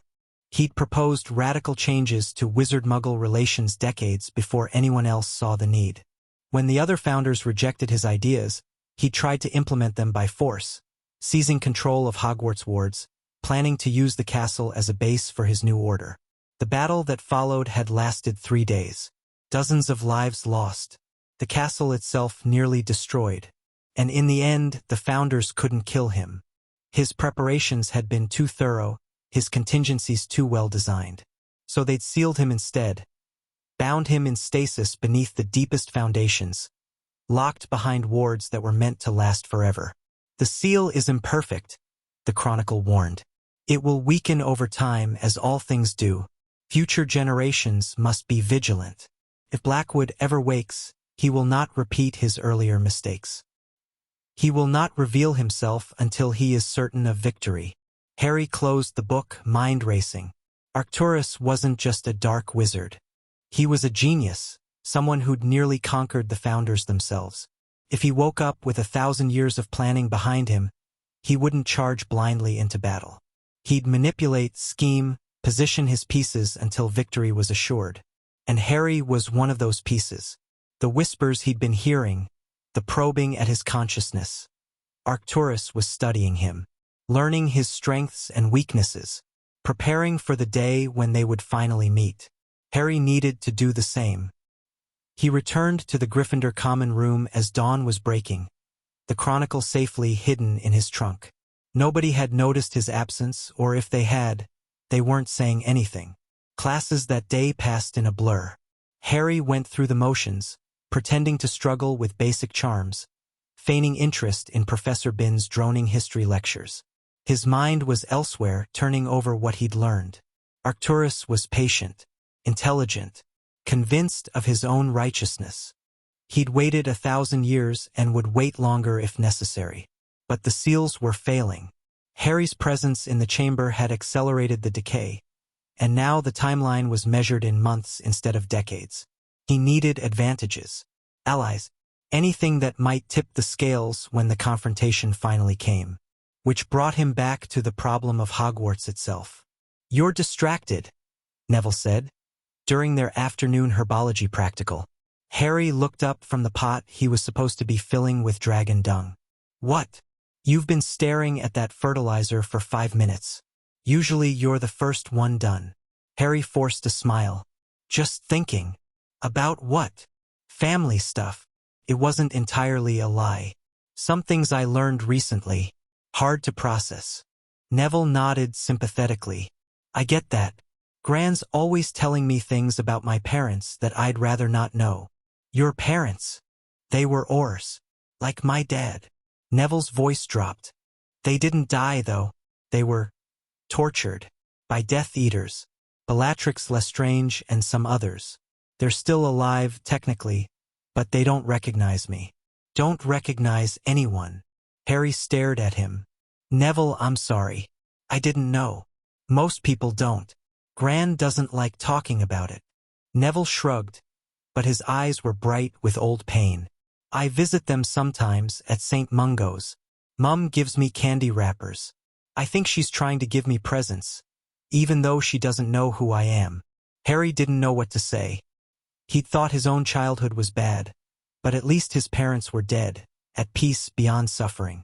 Neville's were trapped in a living nightmare, and he had to face that reality every time he visited. "You're stronger than people give you CR for," Harry said finally. "I meant that when I said it before, and I mean it now." Neville smiled weakly. "Thanks, Harry. Sometimes I almost believe you." They finished the practical in companionable silence. But Harry's mind was working, fitting new pieces into his understanding of the world. Bellatrix Lestrange. the witch who'd tortured Neville's parents. She was in Azkaban now, according to the books Harry had read, one of Voldemort's most devoted followers, too dangerous and too crazy to ever be released. Another enemy to add to the list. Another reason to grow stronger. The first sign that something was wrong came during the Friday evening feast.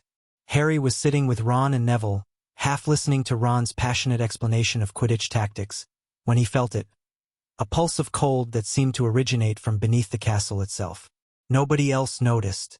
The students around him kept eating, laughing, oblivious to the magical tremor that had just rippled through the school's foundations. But Harry noticed. And when he looked up at the staff table, he saw that Dumbledore had gone very still, his eyes fixed on some point beyond the walls of the Great Hall. He knows, Harry realized. He felt it too. Their eyes met across the crowded room. For a long moment, neither of them looked away.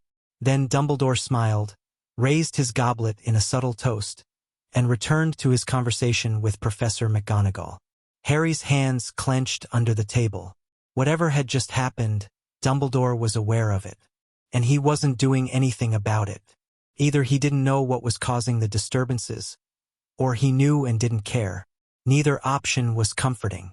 That night, Harry skipped dinner entirely and went straight to the 7th floor. The room of requirement became a communication chamber at his request, a small, stone-walled space with a focal point that amplified his training wand's connection to Godric's portrait. Something happened, Harry said, the moment the connection stabilized. I felt it during dinner. A pulse from below the castle. I felt it too. Godric's voice was grim. The seal cracked, just slightly, a hairline fracture in the outer layer. But it's there now. How long? Impossible to say. The damage might spread slowly or it might cascade. We won't know until it happens. Harry paced the small room, frustration burning in his chest. I can't just sit here doing nothing while the seals fall apart. You're not doing nothing. You're building alliances, learning the school's layout, gathering information. All of that matters. It's not enough. It has to be. You're one person, Harry, a talented one, but still limited by time and circumstance. You can't accelerate the training and you can't repair the seals. All you can do is prepare for what's coming and be ready when it arrives. Harry stopped pacing, staring at the focal point. What if I came back? During weekends or at night? I could train in the chamber, work on reinforcing the seals. Too risky. Dumbledore's watching you, you've said so yourself. If you start disappearing regularly, he'll investigate. And if he finds my chamber, Godric's voice hardened. That cannot happen. He would try to claim it, to control it. And he would never let you train there again. Then what do I do? Exactly what you've been doing. Be patient. Be smart. And trust that when the time comes, you'll be ready. Easy for him to say. He was a portrait, trapped in a frame, unable to do anything but watch and advise. Harry was the one who would have to fight when Arcturus finally broke free. But Godric was right. There were no shortcuts, no easy answers. Just the slow, grinding work of preparation. Fine, Harry said. But I want daily updates. If anything changes, you'll be the first to know. The connection faded. Harry stood in the room of requirement, alone with his thoughts. Somewhere far beneath his feet, Arcturus Blackwood was stirring. And there was nothing Harry could do about it except wait. The weekend brought an unexpected development. Harry was in the library, actually studying this time, not infiltrating the restricted section, when someone slid into the seat across from him. Harry Potter. He looked up. A girl his age, with sharp features and dark hair, was watching him with calculating eyes. She wore Slytherin robes, and there was something familiar about her face, the aristocratic bone structure of an old pure-blood family. Daphne Greengrass, she introduced herself before he could ask. We haven't been formally introduced, but I've been watching you. Watching me. Harry kept his voice neutral, though his guard was immediately up. You're interesting. Daphne's smile didn't reach her eyes. Everyone thinks you're just another clueless first year, stumbling through classes like you've never held a wand before. But you're not, are you? I don't know what you mean. Yes, you do. You're good at playing dumb, better than most. But I notice things other people miss. She leaned forward slightly. You react to stimuli before they happen. Your eyes track movement in the room even when you're supposedly focused on a book. And sometimes, when you think no one's looking, you move like someone who's been trained. Harry studied her. She was right, of course. He'd gotten sloppy over the past week, let his guard down enough for someone observant to notice the cracks in his facade. Why are you telling me this? Because I want something from you. What? An alliance. Daphne's voice was cool, businesslike. The Greengrass family is neutral. We don't follow Dumbledore or the old Death Eater families. But neutrality is getting harder to maintain. The Ministry is pushing for consolidation, the old families are positioning for the next conflict, and everyone wants to know which side the boy who lived is going to take. I'm not taking any side. Everyone takes a side eventually. The question is whether you choose it or have it chosen for you. She paused. I'm offering you an option. Work with me. Share information, watch each other's backs, help each other navigate the politics of this school. In return, I offer you access to the Greengrass Network, pure blood contacts, political intelligence, resources you won't find anywhere else. Harry considered this. It was a reasonable offer, more than reasonable, actually. Daphne was clearly intelligent, well-connected, and pragmatic enough to approach him directly instead of playing games. But there was a catch. There was always a catch. What's in it for you? He asked. Besides having the boy who lived as an ally? Protection. Legitimacy. Daphne's mask slipped slightly, showing something vulnerable beneath. The neutral families are losing ground. Malfoy and his ilk are pushing for us to pick a side, and Dumbledore's faction isn't much better. Having a connection to Harry Potter gives me leverage, something to trade if things get bad. You're scared. I'm realistic. Her composure returned. I don't expect you to trust me immediately, but think about it. The offer stands. She rose, gathered her books, and walked away without looking back. Harry watched her go, mind racing.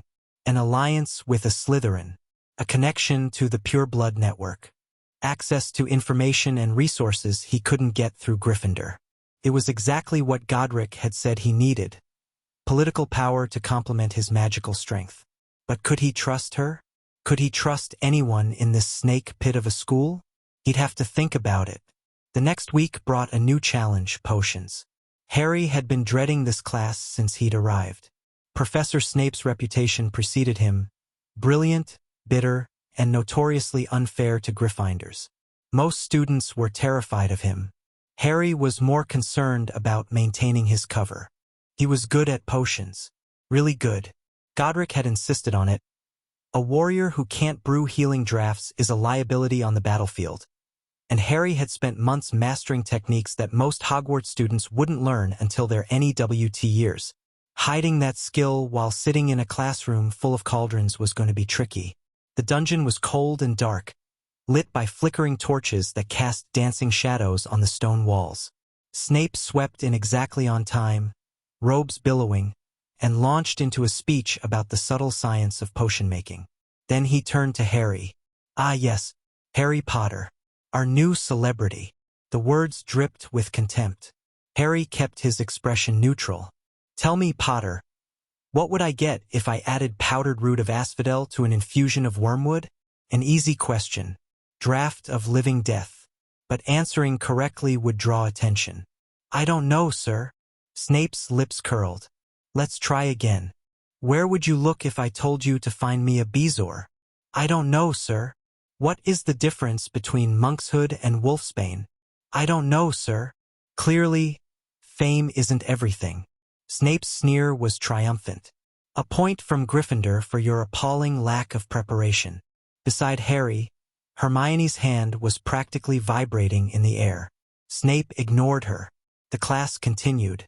Harry deliberately botched his cure for boils, adding too much snake fang, stirring in the wrong direction, and received a T for his efforts. Pathetic Potter. I expected more from the boy who lived. Harry accepted the insult with a blank face, but inside, he was burning. Playing incompetent was necessary, but it grated against every instinct he had. One day, he promised himself, "One day, I'll show him exactly what I can do. But not today. Not yet." After potions, Harry found Neville waiting for him in the corridor.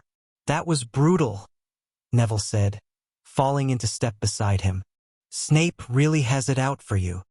He has it out for all Gryffindors. I just make a convenient target. Still, it's not fair." Neville hesitated. "Harry, can I ask you something?" "Sure. The way you acted in there, pretending not to know the answers. I've seen you reading in the library. I know you study. So why?" Harry slowed his pace, considering how much to reveal. Neville was a friend, a real one.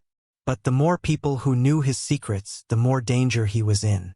Then again, keeping everyone at arm's length wasn't working.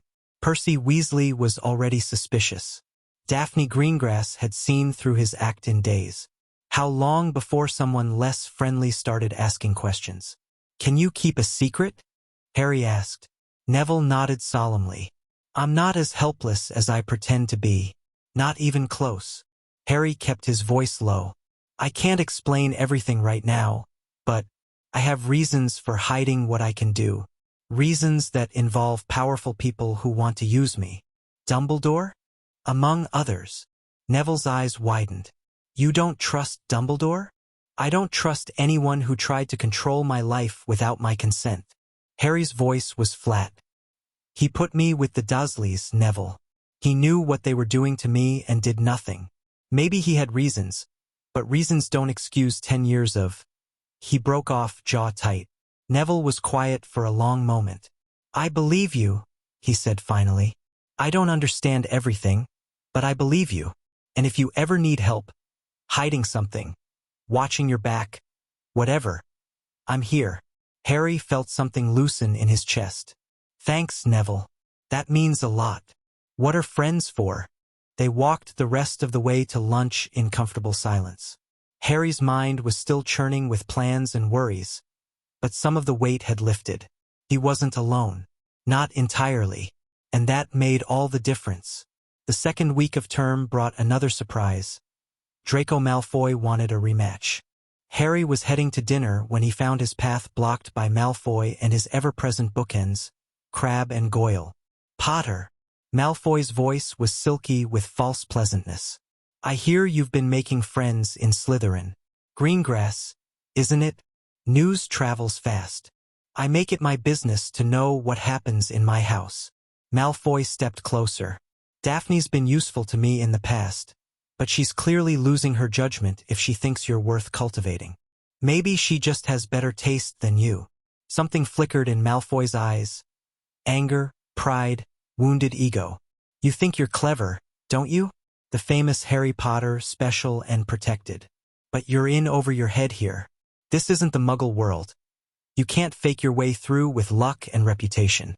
Is there a point to this, Malfoy? Or do you just like hearing yourself talk?" The mask cracked. "Midnight. Trophy room. Wizard's duel. You and me, wands only, no seconds." Malfoy's smile was sharp. "Unless you're afraid." Harry considered his options. This was obviously a trap, probably an attempt to get Harry caught out after curfew, earning him detention or worse. Malfoy wasn't stupid enough to actually fight him face to face. But there were ways to turn a trap back on the trapper. "Fine," Harry said. "Midnight. Trophy room." Malfoy blinked, clearly not expecting acceptance. "You'll actually come?" "I'll be there. The question is whether you will." He walked past the Slytherins before they could respond, already planning. Harry didn't go to the trophy room. Instead, he spent the evening in the room of requirement, running combat drills until his muscles burned and his magic was stretched thin. Then he cleaned up, slipped back to Gryffindor Tower, and went to bed. The next morning, rumors were flying. Apparently, Filch had caught Malfoy lurking near the trophy room at midnight, and the Slytherin had been given a week of detentions. Malfoy was furious, convinced that Harry had set him up somehow, which wasn't entirely wrong, just not in the way Malfoy imagined. "That was brilliant," Ron said at breakfast, grinning ear to ear. "You didn't even show up and he still got busted." I just told him I'd be there. Not my fault he believed me. Cunning, Hermione said, looking slightly disapproving. Very Slytherin of you. Thanks, I think. Across the great hall, Harry caught Daphne Greengrass watching him. She raised an eyebrow, a hint of a smile playing at her lips, and nodded slightly. A test, Harry realized.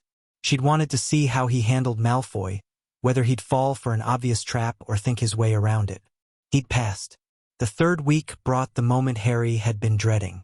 He was called to Dumbledore's office. The summons came via Professor McGonagall, who delivered it with pursed lips and minimal explanation. The headmaster wishes to speak with you, Potter. Follow me. Harry followed, keeping his face calm and his mind guarded. This was inevitable.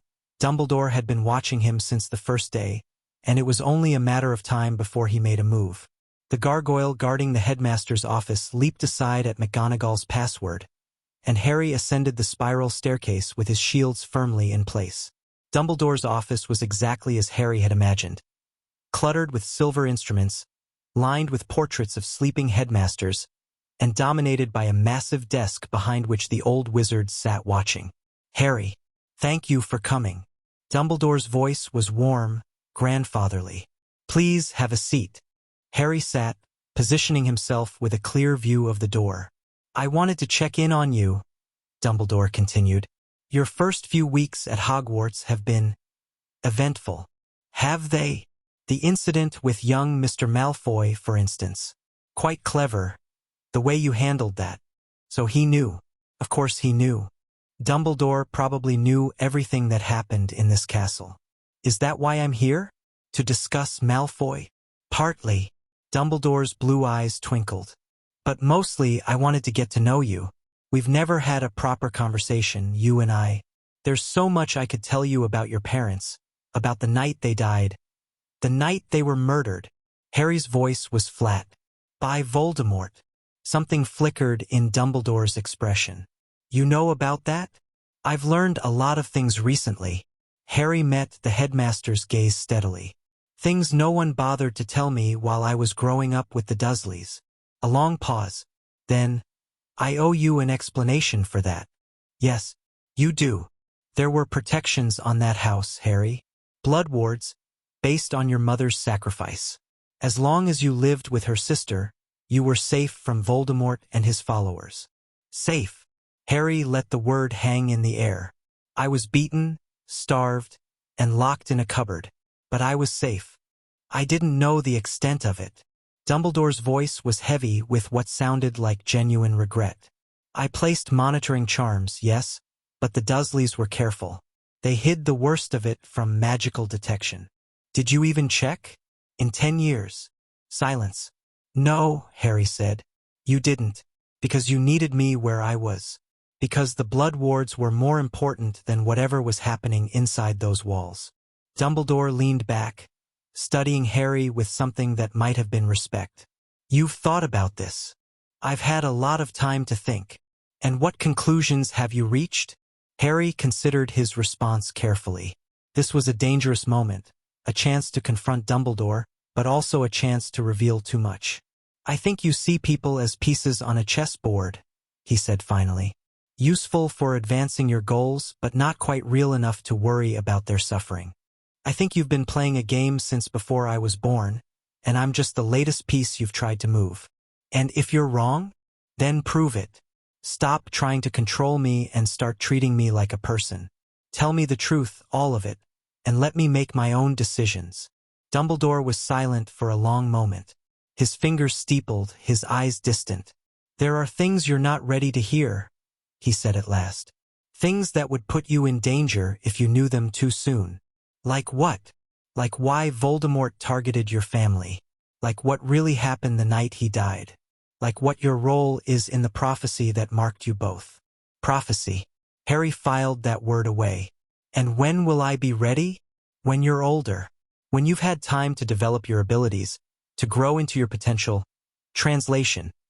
When you've had more time to shape me into what you want me to be. Dumbledore's expression flickered. You're remarkably cynical for someone so young.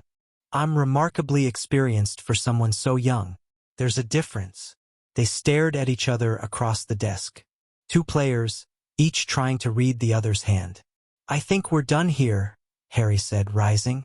"Unless you have something else to say?" "Only this." Dumbledore's voice was quiet. "Whatever you believe about my motives, I am not your enemy, Harry. The darkness that's coming, and it is coming, will require all of us to stand together. I hope, when the time comes, you'll be able to see that. I guess we'll find out." Harry walked out without looking back. The encounter left Harry shaken, though he hid it well. Dumbledore knew more than he'd revealed. The mention of a prophecy, of secrets too dangerous to share. There were layers here that Harry couldn't see yet. But he'd accomplished something important. He'd let Dumbledore know that he wasn't a puppet, wasn't a piece to be moved without consent. The old wizard would have to recalculate now, factor in a Harry Potter who pushed back. That was worth something. Later that week, Harry found Daphne Greengrass in their usual library corner. "I've been thinking about your offer," he said, sliding into the seat across from her. "And I'm interested, but I have conditions." "Name them." "Complete honesty between us. No games, no manipulation, no hidden agendas. If you're planning something that affects me, I want to know about it in advance." Daphne considered this. "That's a significant commitment. It's the minimum for any real alliance. Take it or leave it." A long pause. Then, "Agreed. But it goes both ways. You don't get to keep secrets from me either." "Fair enough." They shook hands across the table. It wasn't trust, not yet, but it was a foundation. Something to build on. "First order of business," Daphne said, settling back in her chair. "What do you know about the third-floor corridor?" Harry raised an eyebrow. "The one we were told is off-limits?" "The very same. Dumbledore's hiding something up there. Something valuable enough to justify death threats to students who get too curious." "You want to investigate." "I want information. There's a difference." Daphne's smile was sharp. "But if investigation becomes necessary, I thought you might be interested in helping." Harry thought about the seals cracking beneath the castle, about Arcturus stirring in his prison, about all the secrets Hogwarts was keeping. "Yeah," he said, "I might be." That night, Harry dreamed of darkness. He was standing in the deepest part of the earth, surrounded by walls of stone that pressed in from all sides. The red glow of failing wards pulsed around him, rhythmic as a heartbeat. And in front of him, barely visible in the crimson light, stood Arcturus Blackwood. "You're learning," the ancient wizard said. "Growing. Faster than I expected. Get out of my head. This isn't your head, child. It's the space between, the realm where minds can touch across the barriers of flesh and stone." Arcturus smiled. "I've been reaching out to you for weeks. Tonight, finally, you answered." "I didn't answer anything. You did. The moment you decided to stop hiding, to confront power instead of fleeing from it, that was the answer." Arcturus moved closer, and Harry felt the weight of 1,000 years pressing down on him. "You remind me of myself, you know, before I was corrected. I'm nothing like you. No? We both see the world as it truly is, full of corruption, manipulation, petty power games. We both want to change things. We both have the strength to actually do it. The difference is I'm not willing to enslave people to get what I want. Neither was I at first." Arcturus's voice was almost gentle. "But you'll learn, Harry Potter. When the systems you're trying to work within fail you, when the people you're trying to protect get hurt because you weren't willing to do what was necessary, you'll understand why I made my choices." Harry gritted his teeth. "I'll never be you." "We'll see." Arcturus began to fade, the dreamscape dissolving around them. "When the seals finally break, and they will break, we'll have this conversation again. Face to face." Harry woke gasping, drenched in cold sweat. Outside, the castle was silent. But somewhere far below, he could feel Arcturus's presence. Cold, patient, waiting. The countdown was accelerating, and Harry wasn't sure he'd be ready in time. The next morning, Harry went to the room of requirement before breakfast. "Show me everything you have on seal magic," he said to the empty room. "Every book, Every artifact, every scrap of knowledge that might help me understand how the Founders' wards work. The room complied. Shelves materialized from the walls, loaded with texts Harry had never seen before. Diagrams appeared on floating parchments, illustrating ward structures and binding techniques. Artifacts glowed on pedestals, each one humming with ancient power. Harry dove in. He had months, maybe, months to figure out how to reinforce seals that were cracking after 1,000 years. Months to prepare for a confrontation with someone who'd nearly defeated the Founders themselves. It wasn't enough time. Not nearly enough. But it was all he had. Later that day, Harry returned to his regular routine. Classes, meals, carefully maintained mediocrity. But his mind was elsewhere, processing what he'd learned. The seals on Arcturus's prison were failing because they'd been designed for static containment, not active resistance. 1,000 years of magical buildup had put pressure on the wards from the inside, and Harry's presence had added the final stress that started the cracks. There might be a way to reinforce them from outside, to redirect magical energy away from the weak points and buy more time. But it would require access to the chamber itself, something Harry couldn't get without Dumbledore noticing. Or could he? The opportunity came sooner than expected. Halloween.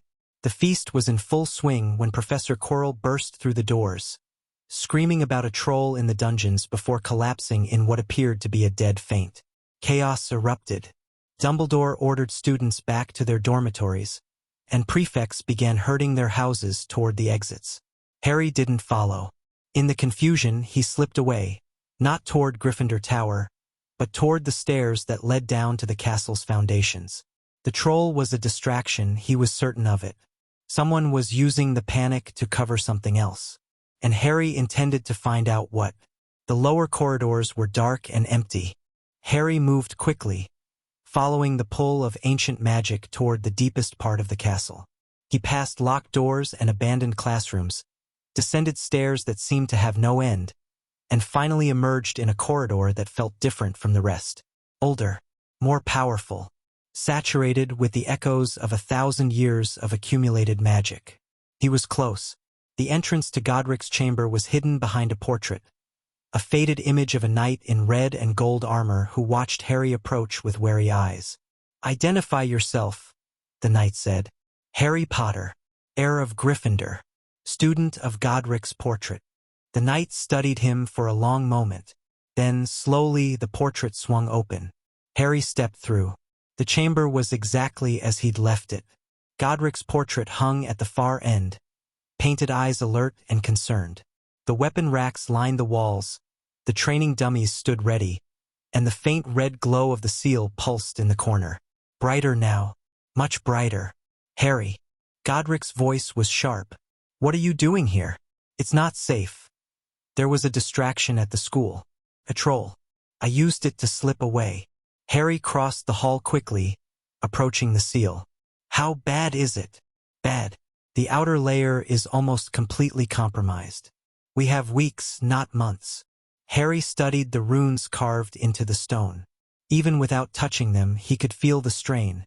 The ancient magic stretched thin, barely holding against the pressure from within. "Can we reinforce it?" "From outside."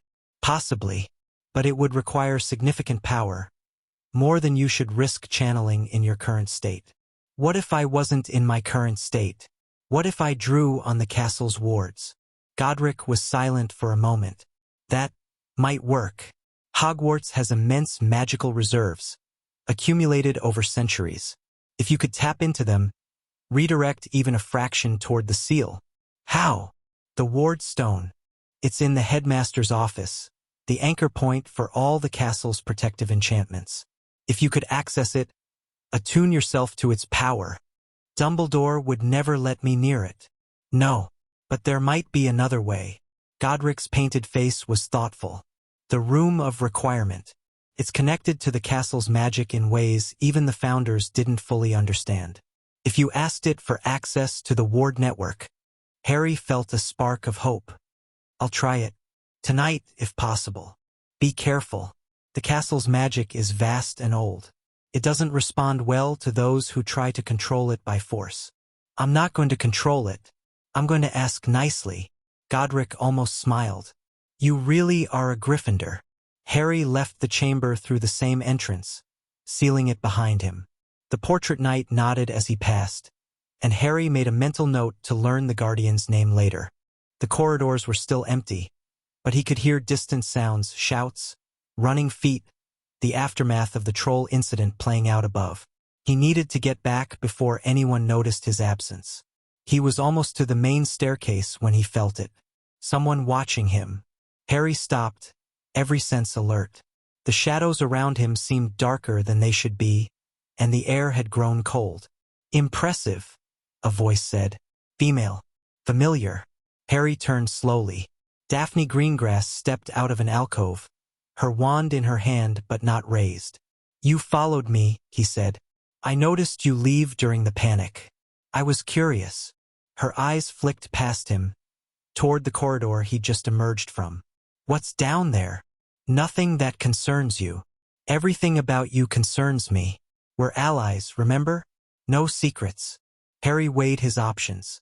Daphne had seen him coming from a part of the castle that didn't appear on any map. She was smart enough to investigate further, and trying to lie to her would damage the fragile trust they'd built. There's a hidden chamber beneath the castle, he said finally. Something the founders built a long time ago. I've been using it to supplement my training. Daphne's expression didn't change. A hidden chamber, built by the founders, and you just happened to find it. I have a connection to Gryffindor's line. The chamber responded to that. I see. She was quiet for a moment. Is this connected to why you're pretending to be weaker than you are? Why you're hiding your real abilities? Partly. And you're going to tell me the rest eventually? When I can. When it's safe. Daphne studied him for a long moment. Then she nodded. Fair enough. For now. They walked back toward the upper floors together, neither speaking. But something had shifted between them, not quite trust, but something closer to it. A beginning. The aftermath of the troll incident was surprisingly minor. Professor Quirrell was credited with saving the day, despite having apparently fainted at the crucial moment. The troll itself was found unconscious in a girl's bathroom, though no one seemed to know how it had gotten there or who had knocked it out. Harry had his suspicions, but he kept them to himself. More importantly, he had a plan now. The room of requirement, the ward network, reinforcing the seals from outside. It was risky, possibly dangerous, but it was better than sitting and waiting for Arcturus to break free. That night, after the common room had emptied, Harry made his way to the 7th floor. I need access to Hogwarts ward network, he said, pacing before the blank wall. Not to control it, just to connect, to understand it. The door appeared. Harry stepped through into a room unlike any he'd seen before. The space was vast and dark, lit only by thousands of glowing threads that crisscrossed the air like a spider's web made of light. Each thread pulsed with power, carrying magical energy from one part of the castle to another.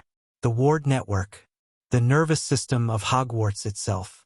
Harry reached out, carefully, and touched the nearest thread. Power surged through him, not violent but immense. He felt the castle around him, every stone and shadow, every student and teacher, every hidden corner and secret passage. Hogwarts was alive, in a way, and for one breathless moment, Harry could feel its heartbeat. Can you hear me? He whispered. Something stirred in the depths of the network. Not a voice exactly, but an awareness, old and patient and curious. It was listening. There's something trapped beneath the castle, Harry continued. Something dangerous. The seals holding it are failing. I need your help to reinforce them. A long pause. Then the threads around Harry began to move, rearranging themselves into new patterns. He felt understanding flow through the connection, not words but concepts. The castle knew about Arcturus. It had been watching the seals weaken for centuries, powerless to act on its own. But now someone was asking. Someone with the blood of a founder, the training to channel power, and the will to do what needed to be done. Will you help me? Harry asked. The castle answered. Power flooded through the network, more than Harry had ever felt before. It gathered at the edges of his consciousness, waiting for direction, waiting to be shaped. Harry closed his eyes and pushed. Far below, in the deepest darkness beneath the school, the seals on Arcturus Blackwood's prison flared with renewed strength. Harry emerged from the room of requirement hours later, exhausted but triumphant. The reinforcement wouldn't last forever, nothing did, but it had bought them time. Months, maybe. Enough to continue his training, to build his alliances, to prepare for what was coming. It was a victory, a small one but real. He made his way back to Gryffindor Tower, too tired to notice the figure watching from the shadows of a nearby corridor. Dumbledore lowered his wand, his expression unreadable. Interesting, he murmured to himself. Very interesting indeed. The next morning, Harry found a note slipped under his pillow. No words, just a symbol. A triangle containing a circle and a vertical line. He didn't recognize it, but something about the image made his scar prickle with warning. Another player had entered the game, and Harry had the distinct feeling that things were about to get a lot more complicated. Chapter 4. The weight of Legacy Harry's fist slammed into the training dummy's face, and the construct's head snapped back with a satisfying crack. Again, he muttered, resetting his stance. The room of requirement had become his sanctuary over the past 6 weeks. Every night after curfew, every stolen hour between classes, he was here, pushing his body and magic to their limits, preparing for a confrontation that felt more inevitable with each passing day. The reinforcement he channeled through Hogwarts wards had stabilized Arcturus's prison, but Harry could still feel the ancient wizard probing at the boundaries, testing, waiting. The seals would hold for now, but now was a moving target. Harry threw a combination, jab, cross, hook, and followed with a wandless stunner that sent the dummy flying across the room. Your form is getting sloppy. He spun, wand materializing in his hand before he consciously summoned it. Daphne Greengrass stood in the doorway, arms crossed, one eyebrow raised. How did you get in here? Harry demanded. I asked nicely. She stepped inside, letting the door close behind her. The room seems to like me, possibly because I'm not trying to punch holes in its furniture. Harry lowered his wand but didn't dismiss it. You shouldn't be here, and yet here I am. Daphne's eyes swept the training hall, taking in the weapon racks, the scattered dummies, the scorch marks on the walls from spell practice. This explains a lot, actually. I wondered how you were maintaining your cover while staying sharp. Daphne, relax. I'm not here to expose you. She pulled a folded parchment from her robes and tossed it to him. I'm here because of this. Harry caught the parchment one-handed and unfolded it. His blood went cold. It was a sketch of the symbol he'd found under his pillow weeks ago, the triangle containing a circle and a vertical line. Beneath it, in elegant script, the Deathly Hallows. Ask the headmaster about them. He knows more than he's telling. Where did you get this? Harry's voice came out flat. It was delivered to my dormitory last night. No signature, no return address. Daphne's composure cracked slightly, showing genuine concern beneath. Someone knows about our alliance, Harry. Someone who's been watching both of us. Harry stared at the symbol, the Deathly Hallows. He'd never heard the term before, but the way it resonated in his mind, like a bell struck in a silent room, told him it was important. Have you looked into it? I tried. The library has almost nothing. Just vague references to an old fairy tale about 3 brothers who cheated death. Daphne moved closer, her voice dropping. But I did find one interesting detail. The symbol appears in several old texts connected to Grindelwald. The dark wizard Dumbledore defeated? The same. They were close once, apparently, before Grindelwald went dark. Daphne's eyes met his. Whatever the Deathly Hallows are, Dumbledore has a personal connection to them. And someone wants us to know that. Harry's mind raced through possibilities. Who would want him investigating Dumbledore? Who had the access to slip notes into both Gryffindor and Slytherin dormitories? Who was watching them closely enough to know about their alliance? We need more information, he said finally. But carefully. If someone's manipulating us, Then we need to figure out why before we walk into their trap. Daphne nodded. Agreed. I'll keep digging on my end. You focus on. She gestured at the training hall. Whatever this is. Daphne. Harry caught her arm as she turned to leave. Be careful. Whoever's behind this, they're playing a long game. Don't let them use you. Something flickered in her expression. Surprise? Maybe? Or something warmer. Same to you, Potter. She slipped out and the door sealed behind her. Harry stood alone in the room of requirement, staring at the symbol on the parchment. The Deathly Hallows. Another piece of a puzzle he didn't fully understand. Another secret the adults in his life were keeping from him. He was getting really tired of secrets. The next morning brought an unexpected summons. Professor McGonagall intercepted Harry on his way to breakfast. Her expression pinched with something that might have been concern. Mr. Potter. A word, if you please. Harry followed her to an empty classroom, his guard immediately up. McGonagall had been watching him since his first day, not with Dumbledore's calculated interest, but with something more genuine. Worry, maybe, or suspicion. Is something wrong, Professor? That depends on your definition of wrong. McGonagall closed the door and turned to face him, her gaze sharp. I've been observing you, Mr. Potter. Your performance in classes, your interactions with other students, your nocturnal activities. Harry kept his expression neutral. I don't know what you mean. Don't insult my intelligence. Her voice was sharp but not unkind. I know you've been leaving the tower after curfew. I know you've been accessing parts of the castle that shouldn't be accessible to students. And I know... She paused, something conflicted crossing her face. I know you're not the mediocre student you pretend to be. Harry said nothing. There was nothing to say that wouldn't make things worse. I'm not going to ask you to explain yourself, McGonagall continued. Merlin knows I've learned better than to expect honesty from 11-year-olds with secrets. But I am going to tell you something, Potter, and I want you to listen carefully. She stepped closer, her voice dropping. Whatever you're hiding, whatever game you're playing, be careful. There are forces at work in this castle that you don't understand. Forces that have been building since before you were born. Her eyes held his. The headmaster has his own agenda. He always has. Don't let yourself become a piece on his board without knowing what game is being played. Harry felt something shift in his chest.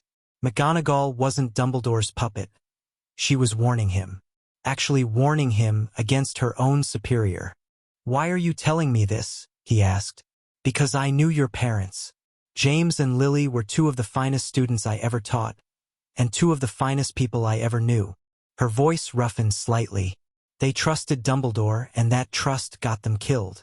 I won't stand by and watch the same thing happen to their son. The words hit Harry harder than he expected. He'd never heard anyone talk about his parents like that. As real people, not legends or symbols. Thank you, Professor, he said quietly. I'll be careful. See that you are. McGonagall straightened, her professional mask sliding back into place. Now, I believe you have transfiguration in 20 minutes. I expect to see improvement in your matchstick-to-needle work. Your current performance is frankly embarrassing for someone of your bloodline. A hint of challenge glinted in her eyes. She knew he was holding back, and she was telling him, in her own way, that she'd keep his secret. Harry almost smiled. I'll do my best, Professor. See that you do. The encounter with McGonagall left Harry off balance for the rest of the day. He'd assumed he was alone in this, that the adults around him were either enemies or oblivious. But McGonagall was neither. She was an ally, or at least a potential one. Changed things. Not dramatically, but enough. During lunch, he found Neville and pulled him aside. I need to tell you something, Harry said, about what's been going on. The real version. Neville's eyes widened. Harry, you don't have to. Yeah, I do. You've been loyal to me without knowing what you're being loyal to. That's not fair to you. Harry took a breath. There's something underneath this castle. Something dangerous that's been sealed away for 1,000 years. The seals are failing, and when they break, something very bad is going to happen. Neville was quiet for a long moment. How bad? He asked finally. Remember the stories about Voldemort? How he almost conquered the wizarding world. Yeah, possibly worse than that. Neville swallowed hard. But he didn't run, didn't make excuses, just nodded slowly, processing. What do we do? We. Harry hadn't expected that. I told you I'd have your back. I meant it. Neville's jaw set with determination. If something bad is coming, I want to help stop it. Even if I'm not. He gestured vaguely at himself. You know, impressive. Harry felt something warm spread through his chest. Neville, you're more impressive than you give yourself credit for. You keep saying that. Because it keeps being true. Harry clapped him on the shoulder. For now, just keep your eyes open. Watch for anything unusual, strange behavior from teachers, students acting out of character, anything that doesn't fit. And keep training. Whatever's coming, we'll all need to be ready. I can do that. Neville straightened slightly. Harry? Thanks for trusting me. Thanks for being trustworthy. That evening, Harry made his way to the room of requirement with a different request in mind. I need information, he said, pacing before the wall. Everything this castle knows about the Deathly Hallows. Every scrap of knowledge, every hidden record. The door appeared, not the training room door, but something different. Older. The wood was dark and worn, carved with symbols Harry didn't recognize. He pushed it open and stepped into a library. Not the school library, this was something else entirely. The shelves stretched up into darkness, filled with books that hummed with ancient power. Dust motes danced in the air like living things, and the silence was so complete it felt like a physical presence. In the center of the room, on a reading stand illuminated by a single shaft of golden light, sat a book. Harry approached carefully. The book was old, impossibly old, bound in leather that might have been dragon hide. Its cover bore a single symbol, the triangle, circle, and line of the Deathly Hallows. He opened it. The tale of the three brothers. Harry read the story once, twice, 3 times. 3 brothers who met death on a lonely road. 3 gifts. A wand that could not be beaten, a stone that could recall the dead, and a cloak that could hide its wearer from death itself. The Elder Wand, the Resurrection Stone, the Cloak of Invisibility, the Deathly Hallows. According to the book, whoever united all 3 would become the Master of Death, capable of things no mortal had ever achieved. But that was just the fairy tale. The notes in the margins told a different story. The Hallows were real. The wand had passed through history, leaving a trail of blood and betrayal. Wizards killing each other for its power, convinced that possessing it would make them invincible. The stone had appeared less often, but those who used it never lived long afterward, driven mad by the shades they summoned. And the cloak, Harry's blood went cold. The cloak had been passed down through generations of a single family. A family descended from the youngest brother, the only one wise enough to evade death's designs. The Potter family. Harry had a Deathly Hallow. Somewhere out there, hidden among his parents' possessions, was a cloak that could hide its wearer from death itself. And Dumbledore knew.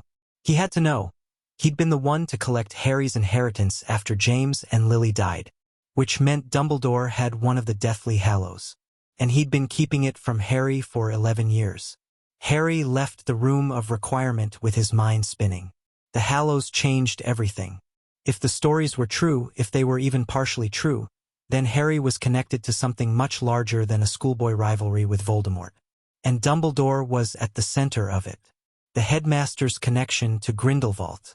His possession of the Potter family's heirloom. His strange interest in Harry, the calculated manipulation. Harry stopped in the middle of the corridor, a horrible thought crystallizing in his mind. What if Dumbledore was after all 3 Hallows? He'd defeated Grindelwald, who had been obsessed with the Hallows according to the book's notes. Had he taken the Elder Wand as a prize? That would be 2 out of 3. And the third, the Resurrection Stone, where was it? Harry needed answers. Real answers, not fairy tales and speculation. He needed to talk to someone who knew more than he did. The opportunity came 3 days later. Harry was returning from an evening training session when he found Professor Quirrell waiting in the corridor outside the room of requirement. Mr. Potter?" the defense teacher stammered, his characteristic stutter more pronounced than usual. I wondered if I might have a W word. Every instinct Harry had screamed warning. Quirrell had always seemed harmless, nervous, incompetent, the kind of professor students joked about behind his back. But something about the way he was standing, the way his eyes tracked Harry's movements. Of course, Professor. Harry kept his voice casual, his wand hand loose at his side. Is something wrong? And not wrong exactly. Just curious. Quirrell moved closer, and Harry caught a whiff of something strange. Garlic? Yes, but underneath it, something else. Something that smelled like rot. You've been very busy lately, haven't you? Training? Researching? Asking questions about things you shouldn't know about. I'm not sure what you mean. Don't play games with me, boy.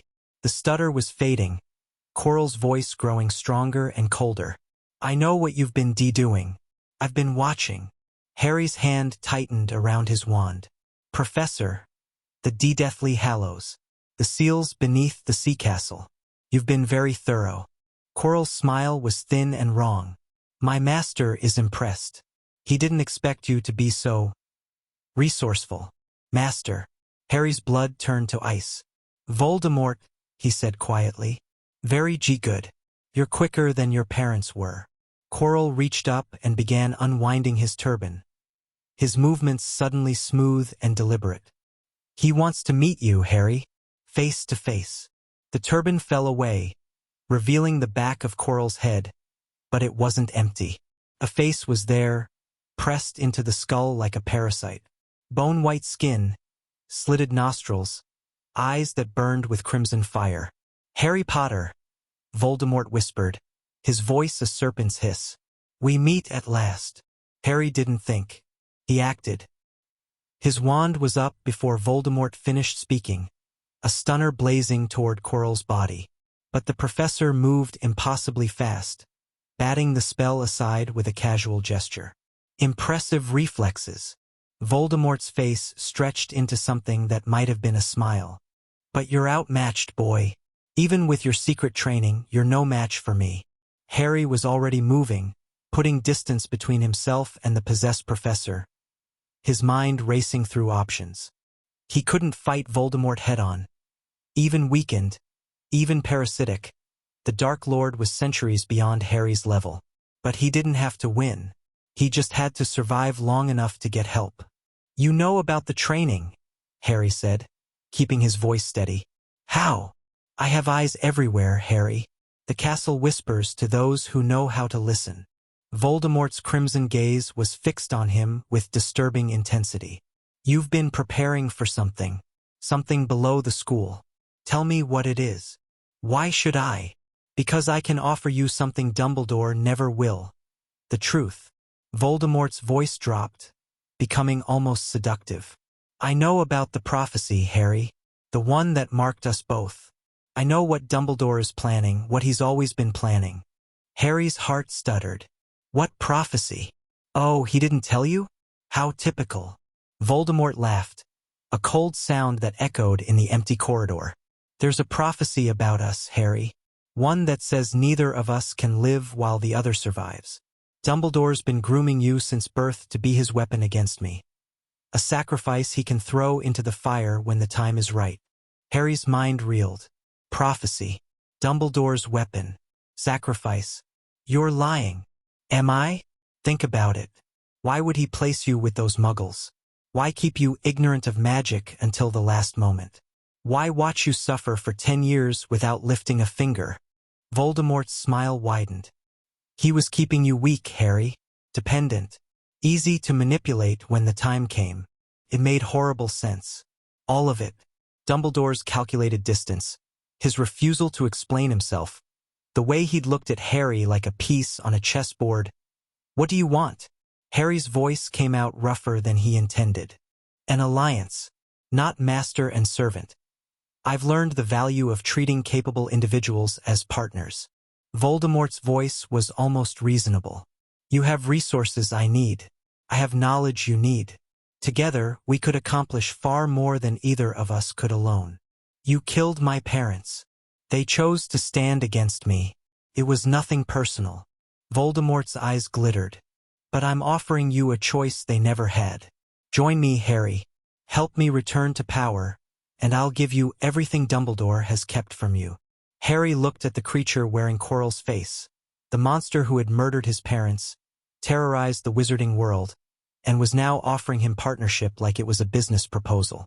No, he said. Voldemort's expression didn't change. Think carefully.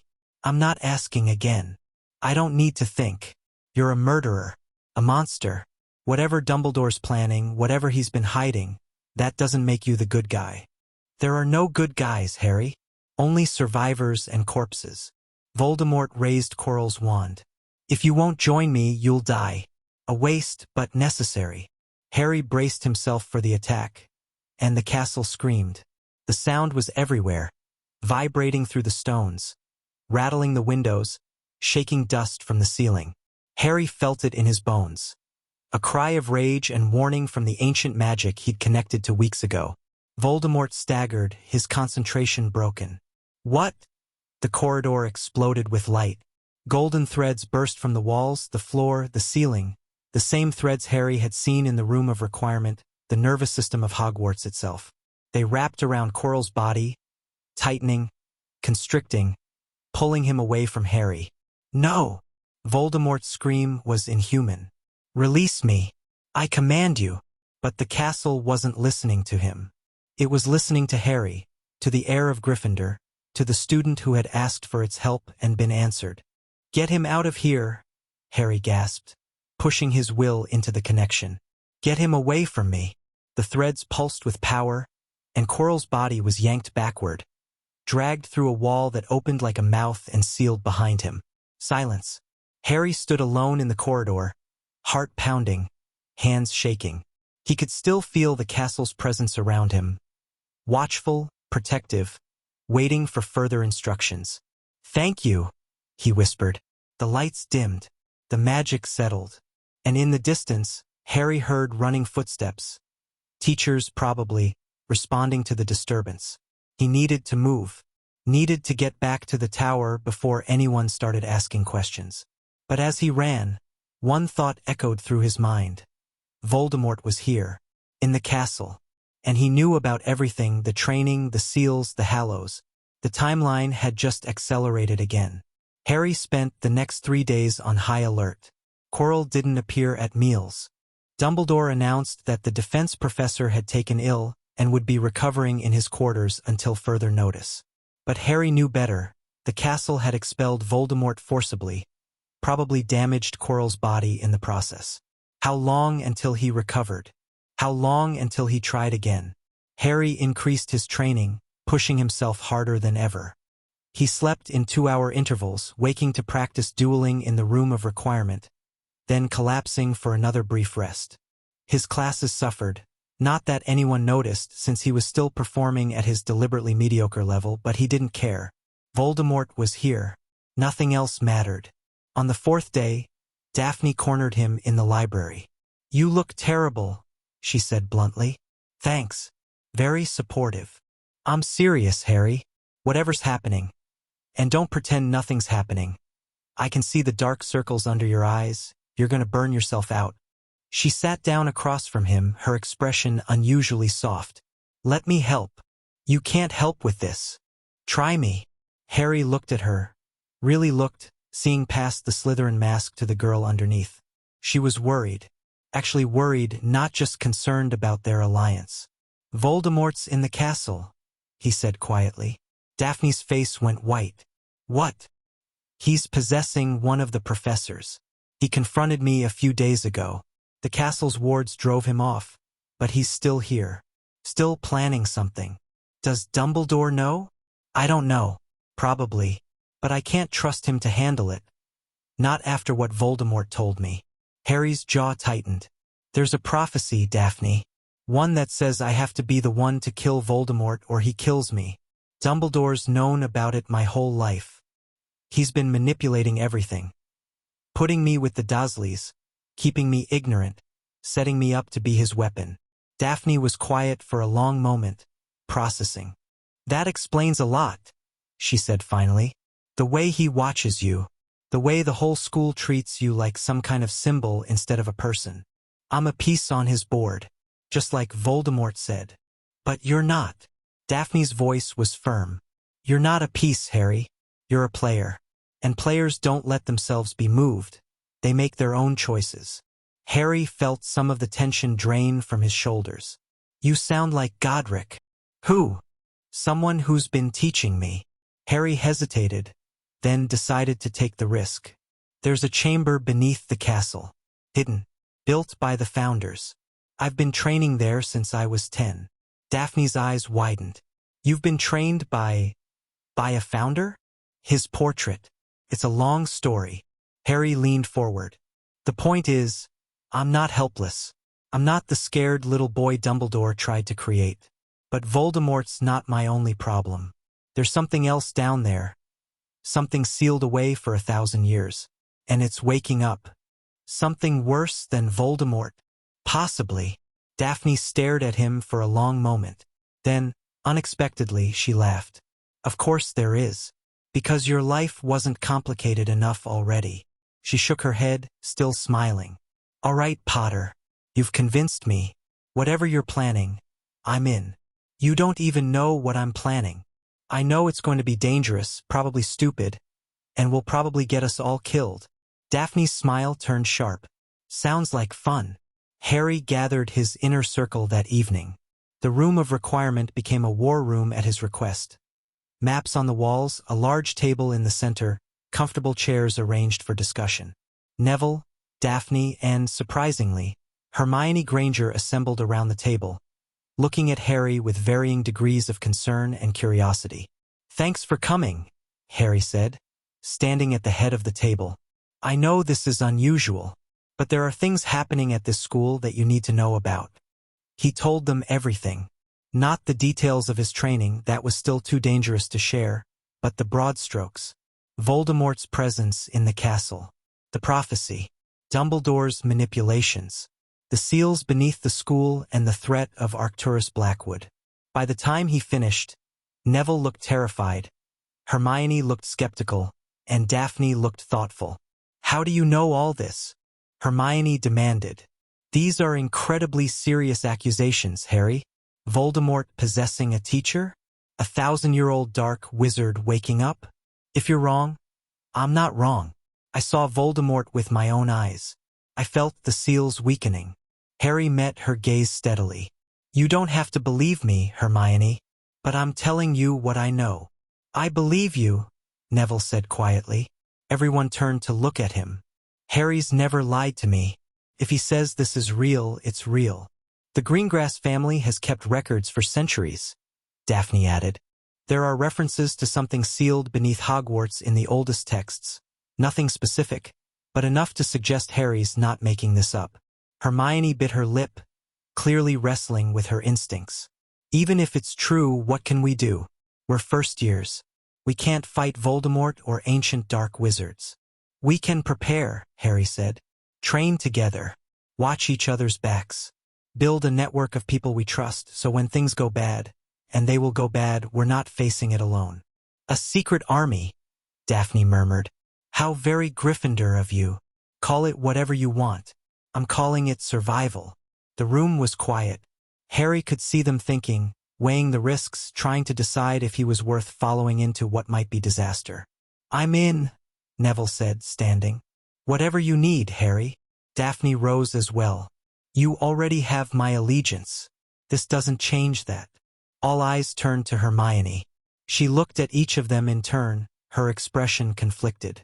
This is insane, she said finally. You know that, right? This is completely, absolutely insane. Yeah, Harry agreed. It is. Hermione took a deep breath. Then she stood. I'm in, but I want access to whatever research you've done on the seals. If we're going to die, I'd at least like to understand what's killing us. Harry smiled, his first real smile in days. Welcome to the team. The following weeks were a blur of preparation. Harry started training his inner circle in the room of requirement. Nothing too advanced, basic combat magic, physical conditioning, teamwork exercises. They were first years, not soldiers, and there was only so much he could teach them in the time they had. But they were learning, growing, becoming something more than scared kids with wands. Neville especially surprised Harry.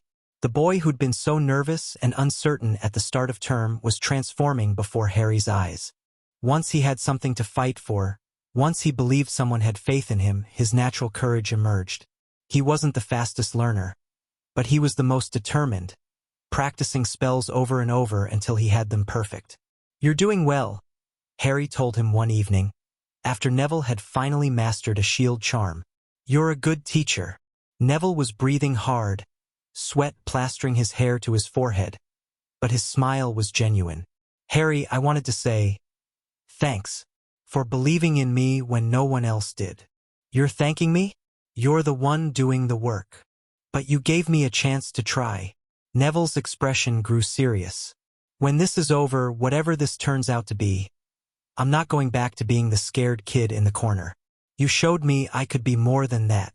Harry felt something tighten in his chest. "Neville, you were always more than that.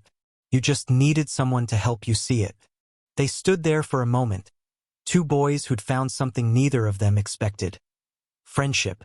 Real friendship, forged in shared struggle instead of convenience. Then Daphne's voice cut through the moment. "If you two are done being emotional, we have a problem." Harry turned. Daphne was standing at the door, her face pale. "Quirrell's back," she said. "He's teaching again tomorrow." The news sent ice through Harry's veins. Quirrell's return meant Voldemort was ready to try again. Whatever the Dark Lord was planning, whatever he wanted from the castle, he was resuming his pursuit. And Harry still didn't know what he was after. "The third-floor corridor," Hermione said, when Harry posed the question. "It has to be connected. Dumbledore warned us away from it on the first day, said we'd die horribly if we went there. What if Voldemort's trying to get to something on that corridor?" "Makes sense," Daphne agreed. "Hide something valuable behind deadly traps. Tell everyone to stay away.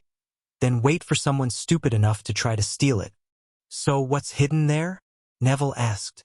Nobody knew. Harry thought about the Deathly Hallows, about Dumbledore's collection of secrets, about the mysterious connection between the headmaster and the Dark Lord. "I'm going to find out," he said. "Harry, no." Hermione's voice was sharp. "If there are really deadly traps, then I'll be careful." Harry was already gathering his things. "The rest of you stay here. Keep training. If I'm not back by morning, assume something went wrong." "I'm coming with you," Neville said immediately. "Neville, you said we watch each other's backs. That means you don't go into danger alone." Neville's jaw was set, his eyes determined. "Besides, you might need help." Harry looked at him for a long moment. Then he nodded. "All right, but stay close, stay quiet, and do exactly what I say." "Understood." "Understood." They slipped out of the room of requirement, leaving Hermione and Daphne behind. The castle was dark and quiet, most students long since in bed. But somewhere in the shadows, Harry knew Voldemort was watching. The third-floor corridor was protected by a simple locking charm. Harry bypassed it in seconds, his wand work far beyond anything a first year should be capable of. The door swung open, revealing a corridor that looked deceptively ordinary. Then they heard the growling. "What is that?"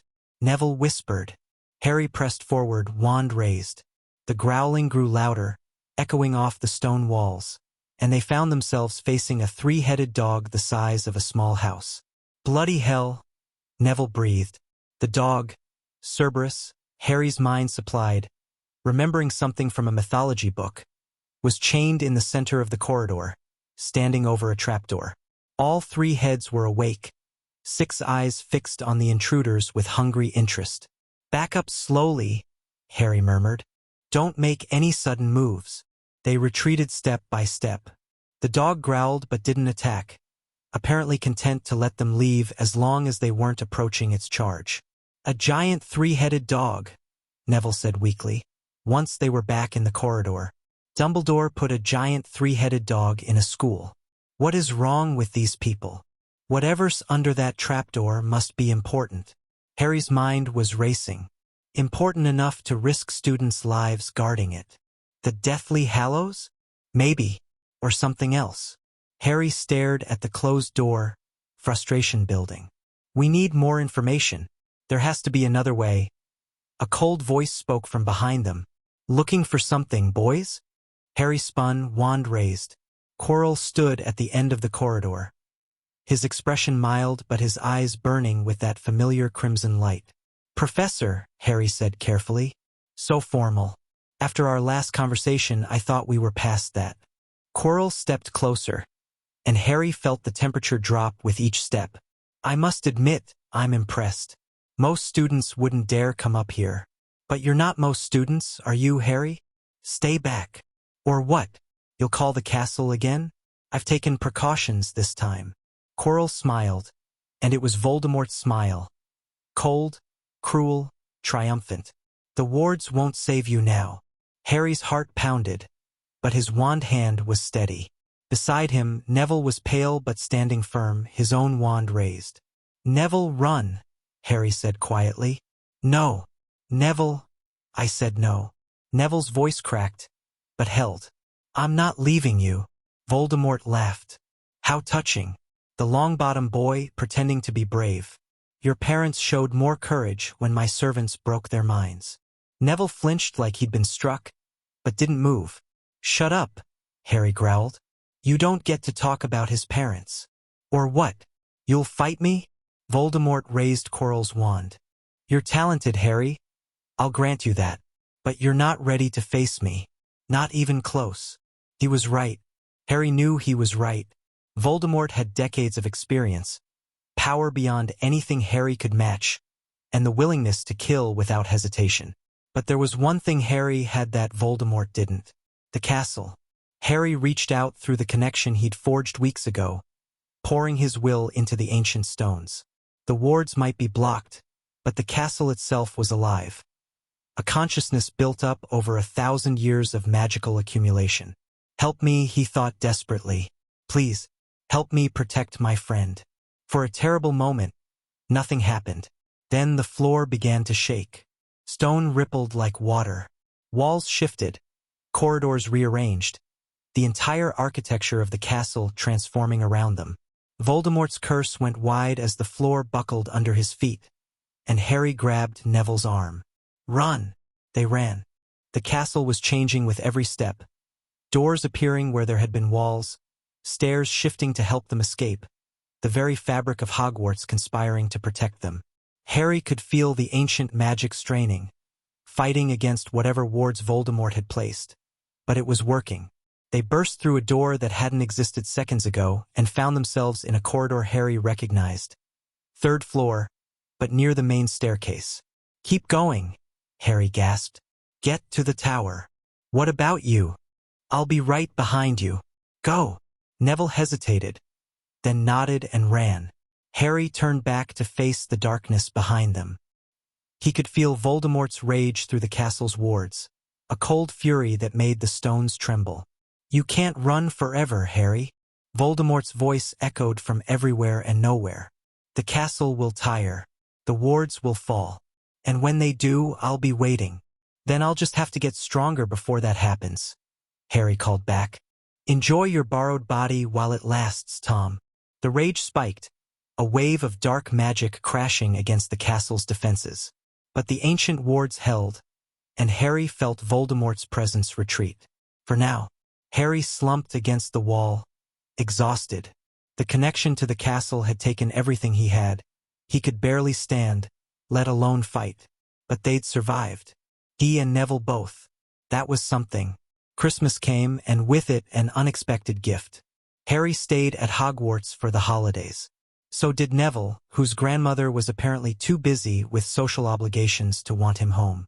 They had the Gryffindor common room nearly to themselves. Most of the other students had gone home, which meant more time to train, more time to plan. On Christmas morning, Harry woke to find a pile of presents at the foot of his bed. He hadn't expected presents. The Dursleys had never given him anything, and he hadn't told anyone else it was a holiday he celebrated. But there they were, packages wrapped in bright paper waiting to be opened. Ron had sent him sweets and a hand-knitted jumper that was slightly too big. Hermione had given him a book on advanced defense magic, with a note saying she'd found it in the library and thought he might find it useful. Daphne's gift was more subtle, a ring engraved with protective runes, designed to warn the wearer of hostile magic. And at the bottom of the pile, wrapped in plain brown paper with no card attached, was a cloak. Harry unfolded it carefully. The fabric was strange, silvery and fluid, like woven moonlight. It was lighter than air, softer than silk. He threw it around his shoulders, and his body vanished. Harry stared down at nothing, at the empty space where his hands should be, and felt his heart stop. The invisibility cloak, the deathly hallow that had belonged to his father. Someone had sent it to him. No note, no explanation, no indication of who or why. But Harry knew. He knew with absolute certainty who had been holding this cloak for the past 10 years. Dumbledore. The gift changed everything. Harry spent hours examining the cloak, testing its limits, trying to understand why Dumbledore would send it now. Was it a peace offering? A manipulation? A test? Whatever the reason, he had it. One of the 3 Deathly Hallows, the same artifact his father had worn, now draped around his shoulders. He should have felt triumphant. Instead, he felt unsettled. Dumbledore was making moves. Sending the cloak was a message. But what was it saying? I know what you've been researching. I'm still in control. Take this and see what you do with it. Harry needed answers. And there was only one person who might have them. He found Dumbledore in his office, staring out the window at the snow-covered grounds. Ah, Harry, I thought you might come. The old wizard turned, his blue eyes twinkling. Did you enjoy your present? You sent the cloak. I did. It belonged to your father, and I felt it was time you had it. Harry's hands clenched at his sides. Why now? Why not when I was 11 or 8 or 5? Why keep it from me for 10 years? Because you weren't ready. Dumbledore's voice was gentle but firm. The cloak is more than just an artifact, Harry. It's a deathly hallow, a piece of legend, carrying dangers you don't yet understand. Then help me understand. Tell me about the prophecy. Tell me about Voldemort. Tell me why you put me with the Dursleys and let them... Harry's voice broke. He forced it steady. Let them hurt me for 10 years. Dumbledore was quiet for a long moment. Sit down, Harry, he said finally. Harry sat, and Dumbledore began to talk. The prophecy had been made before Harry was born. A child with the power to defeat the Dark Lord, born as the 7th month died. 2 children fit the criteria, Harry and Neville Longbottom, but Voldemort had chosen Harry. He marked you as his equal, Dumbledore explained. The scar on your forehead isn't just a wound. It's a connection, a link between your soul and his. Harry's hand went to his scar. What does that mean? It means that as long as that connection exists, neither of you can truly die while the other lives. The prophecy says that one must kill the other, but the nature of your link complicates things. Complicates how? Dumbledore hesitated. I'm not certain yet. The magic involved is beyond anything I've studied. But I believe... He paused, choosing his words carefully. I believe Voldemort may have accidentally created a Horcrux when he attacked you. A what? A Horcrux. An object containing a piece of a person's soul. Dark wizards create them to anchor themselves to life. As long as the Horcrux exists, they cannot truly be killed. Dumbledore's eyes were heavy with sorrow. When Voldemort's curse rebounded, a fragment of his soul was torn away, and I believe it attached itself to you. Harry felt the blood drain from his face. There's a piece of Voldemort inside me? I believe so, yes. And that's why the prophecy says one of us has to die. Yes. Harry sat in stunned silence. The revelation crashed over him like a wave, drowning everything else. He was a Horcrux. A piece of Voldemort was living inside his head, had been there since he was 1 year old. That was why the Dark Lord was so interested in him. That was why the connection existed. And that was why one of them had to die. You knew, Harry said, his voice hollow. This whole time you knew? I suspected. I wasn't certain until recently. And you didn't tell me. How could I? Dumbledore's voice cracked with something that might have been emotion. You were a child, Harry. A child who had already suffered so much. How could I add this burden to everything else you were carrying? So you decided for me, like you decided everything else. Harry stood, his chair scraping back. You put me with the Dursleys. You kept me ignorant. You hid the cloak, the prophecy, all of it, because you decided I wasn't ready. Harry? No. Harry's voice was cold. I'm done letting other people decide what I'm ready for. I'm done being your weapon, or Voldemort's target, or anyone else's piece on the board. He turned and walked toward the door. Harry, wait. Dumbledore's voice was urgent. Whatever you think of me, I need you to understand. Harry stopped but didn't turn around. Voldemort is not your only enemy. There are forces moving in the darkness that neither of us fully understands. The seals beneath the castle, the thing that stirs below. You know about Arcturus. I know something is waking. I don't know what it is, only that it's old and powerful and hungry. Dumbledore's voice was heavy. Whatever happens between us, Harry, we need to work together against these threats. Neither of us can face them alone. Harry stood at the threshold, torn between rage and pragmatism. I'll think about it, he said finally. And then he left. The next few days passed in a blur. Harry trained harder than ever, throwing himself into combat practice with a ferocity that bordered on self-destructive. The revelation about the Horcrux haunted him. Every time he closed his eyes, he felt Voldemort's presence lurking at the edge of his consciousness. A piece of the Dark Lord, living inside him, feeding off his magic, his emotions, his very soul. How long until it took over? How long until he became the monster he was supposed to destroy? Harry! Neville's voice broke through his spiral. Harry, you need to stop. Harry lowered his wand, breathing hard. He was in the room of requirement, surrounded by shattered training dummies. He didn't remember destroying them. I'm fine. You're not fine. You're scaring yourself, and you're scaring me. Neville moved closer, his expression concerned. What happened? You've been different since you talked to Dumbledore. Harry opened his mouth to lie, to deflect, to push Neville away for his own safety. Instead, he told the truth. There's a piece of Voldemort inside me, he said. I'm a Horcrux, and according to the prophecy, the only way to destroy it is to die. Neville was quiet for a long moment. That's rough, he said finally. Harry choked out a laugh. That's one word for it. But it doesn't change anything. What? You're still Harry. Still my friend. Still the person who believed in me when no one else did. Neville's jaw set. If there's a piece of Voldemort in you, we'll figure out how to get it out. And if we can't, we'll figure out how to live with it. But you're not giving up. Not on my watch. Harry stared at him. This boy who'd been so uncertain, so afraid. Standing there and refusing to let Harry surrender. When did you get so brave? Harry asked. I learned from someone. Neville smiled. Now come on. The others are waiting. And Hermione found something about Horcruxes she wants to show us. Harry let Neville lead him out of the room. The weight on his shoulders hadn't lifted, but somehow it felt more bearable. He wasn't alone. Whatever came next, he wasn't alone. That night, in the depths of the castle, the seals pulsed. Harry felt it. A surge of dark energy that thrummed through the ancient wards, stronger than anything he'd sensed before. He sat up in bed, reaching for the connection to the castle. The reinforcement was holding, barely, but through the cracks, he could feel Arcturus's presence, cold and patient and impossibly vast. Soon, the ancient wizard whispered, his voice echoing in Harry's mind.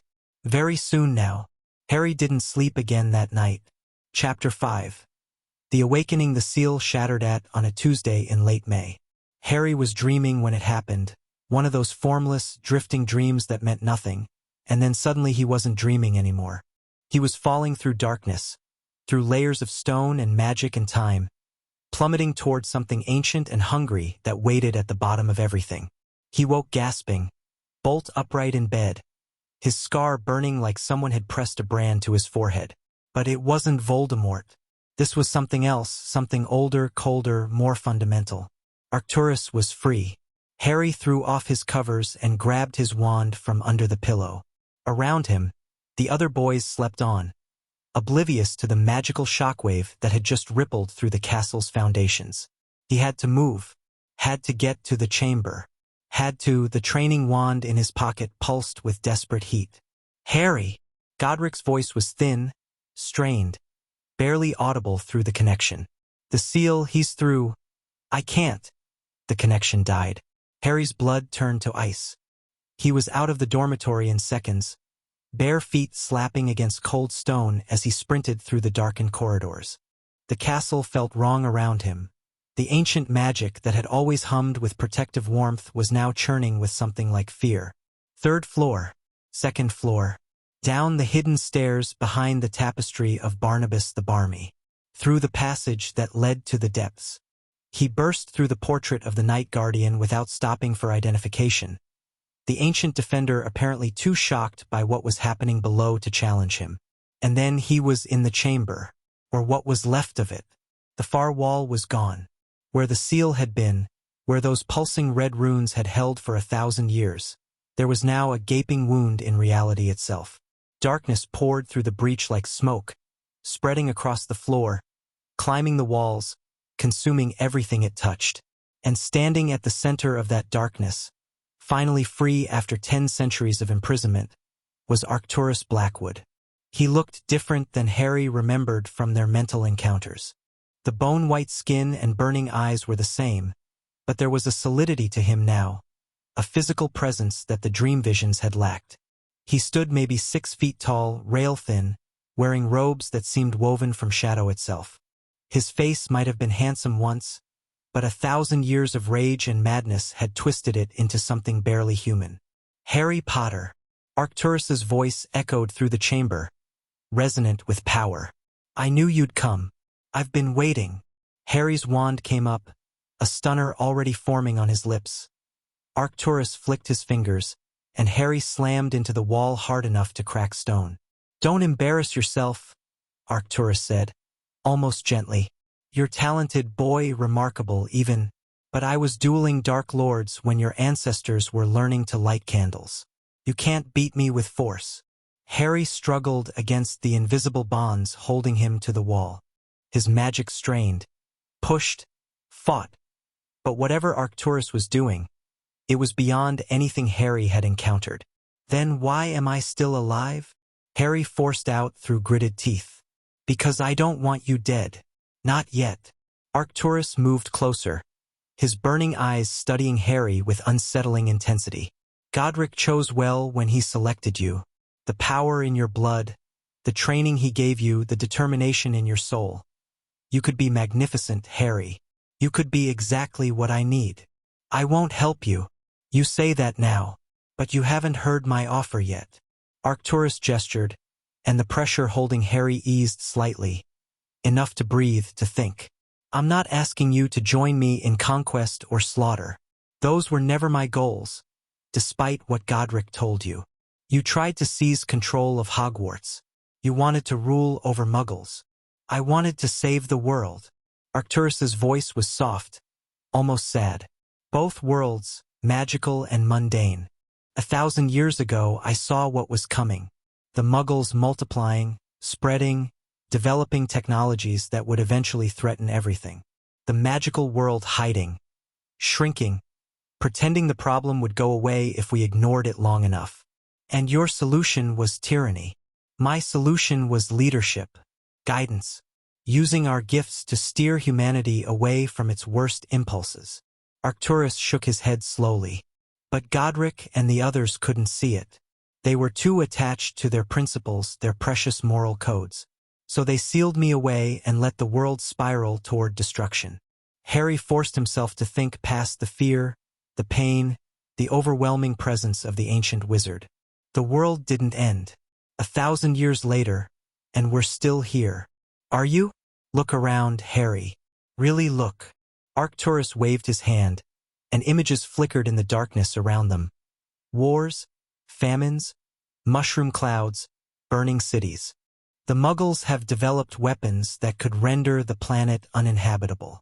They've poisoned the air, the water, the very earth beneath their feet. And the magical world. The images shifted: pure blood politics, ministry corruption, Voldemort's reign of terror. Fractured, stagnant, so busy fighting each other that they've forgotten what real threats look like. And you think you can fix all that? I think I can try, which is more than anyone else is doing. Arcturus's burning eyes fixed on Harry with terrible intensity. Join me, Harry Potter. Not as a servant, as a partner. Help me build something better. Help me save both worlds before it's too late. For one horrible moment, Harry felt the pull of it. The logic was seductive, the vision almost noble. And after everything he'd learned about Dumbledore's manipulations, about the prophecy, about the Horcrux in his head, was Arcturus really so much worse? Then he thought about Neville, about Daphne and Hermione, about Godric, who had spent 10 months training him, believing in him, treating him like a person instead of a tool. He thought about his parents, who had died protecting him from a dark wizard who had believed, just like Arcturus, that his vision justified any means. No, Harry said. Arcturus's expression didn't change. You're certain? People like you always think you know what's best for everyone else. You dress it up in pretty words: salvation, protection, the greater good, but it always comes down to the same thing. You want power over others, and you've convinced yourself you deserve it. And what would you suggest instead? Democracy. Arcturus laughed, cold and bitter. The masses choosing their own destruction through ignorance and short-sightedness? I'd suggest letting people make their own choices, even when those choices are mistakes. I'd suggest trusting humanity to figure things out instead of trying to force them onto your path. Naive. Childish. Maybe. But I'd rather be naive than become you. Arcturus was silent for a long moment. The darkness around him swirled slowly, like a living thing waiting for instruction. A pity, he said finally. I had hoped. But no matter. You're young. You'll learn. He raised his hand, and Harry felt the invisible bonds tighten again. In the meantime, I have work to do. The castle's wards will make an excellent foundation for what comes next. And you. His smile was thin and cruel. You'll make an excellent hostage. Dumbledore cares about you, for whatever reason. That makes you valuable. Harry struggled against the bonds, his magic straining uselessly. He was trapped, outmatched, about to be used as a pawn in a war between ancient powers. And then the wall behind Arcturus exploded. Stone and dust and magical fire blasted into the chamber, and through the breach came Dumbledore. The old wizard looked nothing like the gentle grandfather Harry had seen in his office. His robes billowed with barely contained power, his eyes blazed like blue stars, and in his hand, the Elder Wand, the deathly Hallow. Harry recognized it instantly, felt its terrible power resonating with the invisibility cloak hidden in his pocket. Arcturus Blackwood, Dumbledore said, his voice carrying the weight of mountains. Your imprisonment ends today. Arcturus turned, and for the first time, something like surprise flickered across his ancient face. Dumbledore, I didn't expect you so quickly. I've been watching for signs of your awakening for 50 years. Did you think I would miss it? I think you're too late to stop it. Arcturus raised his own wand, a twisted thing of black wood and silver wire that seemed to drink the light around it. But by all means try. They struck simultaneously. The spells that collided in the center of the chamber were beyond anything Harry had ever witnessed. Raw magic crashed together like tsunamis, tearing reality at the seams. The walls shook, the ceiling cracked, the very air seemed to scream. Harry felt the bonds holding him weaken as Arcturus's concentration shifted, and he wrenched himself free, tumbling to the floor. His wand was still in his hand. He hadn't even realized he was still gripping it, and he scrambled behind a pillar as the two titans clashed. They were evenly matched. That was the terrifying thing. Dumbledore, wielding a deathly Hallow, drawing on a century of magical expertise, and Arcturus, drawing on a millennium of accumulated power and madness. Neither could gain the upper hand. Spells flew faster than Harry could track. The chamber was being torn apart around them. Ancient stone crumbling, weapon racks shattering, Godric's portrait. Harry's heart lurched. He couldn't see Godric's frame. Couldn't see if it had survived the initial blast. Harry! A voice from behind him. Harry spun, wand raised, and found Neville bursting through the same entrance Harry had used, followed by Daphne and Hermione. "What are you doing here?" Harry shouted over the roar of magical combat. "You think we'd let you face this alone?" Neville's face was pale but determined. "We felt the castle shake. Knew something was wrong. This is beyond us. We can't fight that." Harry gestured at the apocalyptic duel still raging across the chamber. "We need to get out. Get help." "There is no help." Daphne's voice was grim. "I checked. The castle's wards are going haywire. Nothing can get in or out. We're trapped until this is over." Harry's mind raced. Trapped. Outmatched. Two of the most powerful wizards in history tearing each other apart while the castle crumbled around them. There had to be something. Some advantage, some angle, the Hallows. Harry had two of them. The cloak in his pocket, the resurrection stone somewhere in the castle. And Dumbledore had the wand. If Harry could unite them, but no. The stories said the Master of Death could do impossible things. But Harry had no idea how to actually use that power. And even if he did, would it be enough to stop Arcturus? There had to be another way. The seals. Harry had reinforced them once by channeling the castle's power. But those seals were broken now, the wards shattered. What if he could rebuild them? What if he could trap Arcturus again, not through brute force, but through the same ancient magic that had held him the first time? He needed the castle. He needed Hogwarts itself. "Cover me," Harry said, grabbing Neville's arm. "I'm going to try something." "Try what?" "Something stupid." Harry closed his eyes and reached for the connection he'd forged months ago. The link to the castle's ancient consciousness. It was there, but faint, flickering, damaged by the magical chaos tearing through the chamber. "Help me," he thought desperately. "One more time. Help me stop him." For a terrible moment, nothing happened. Then the castle answered. Power flooded into Harry.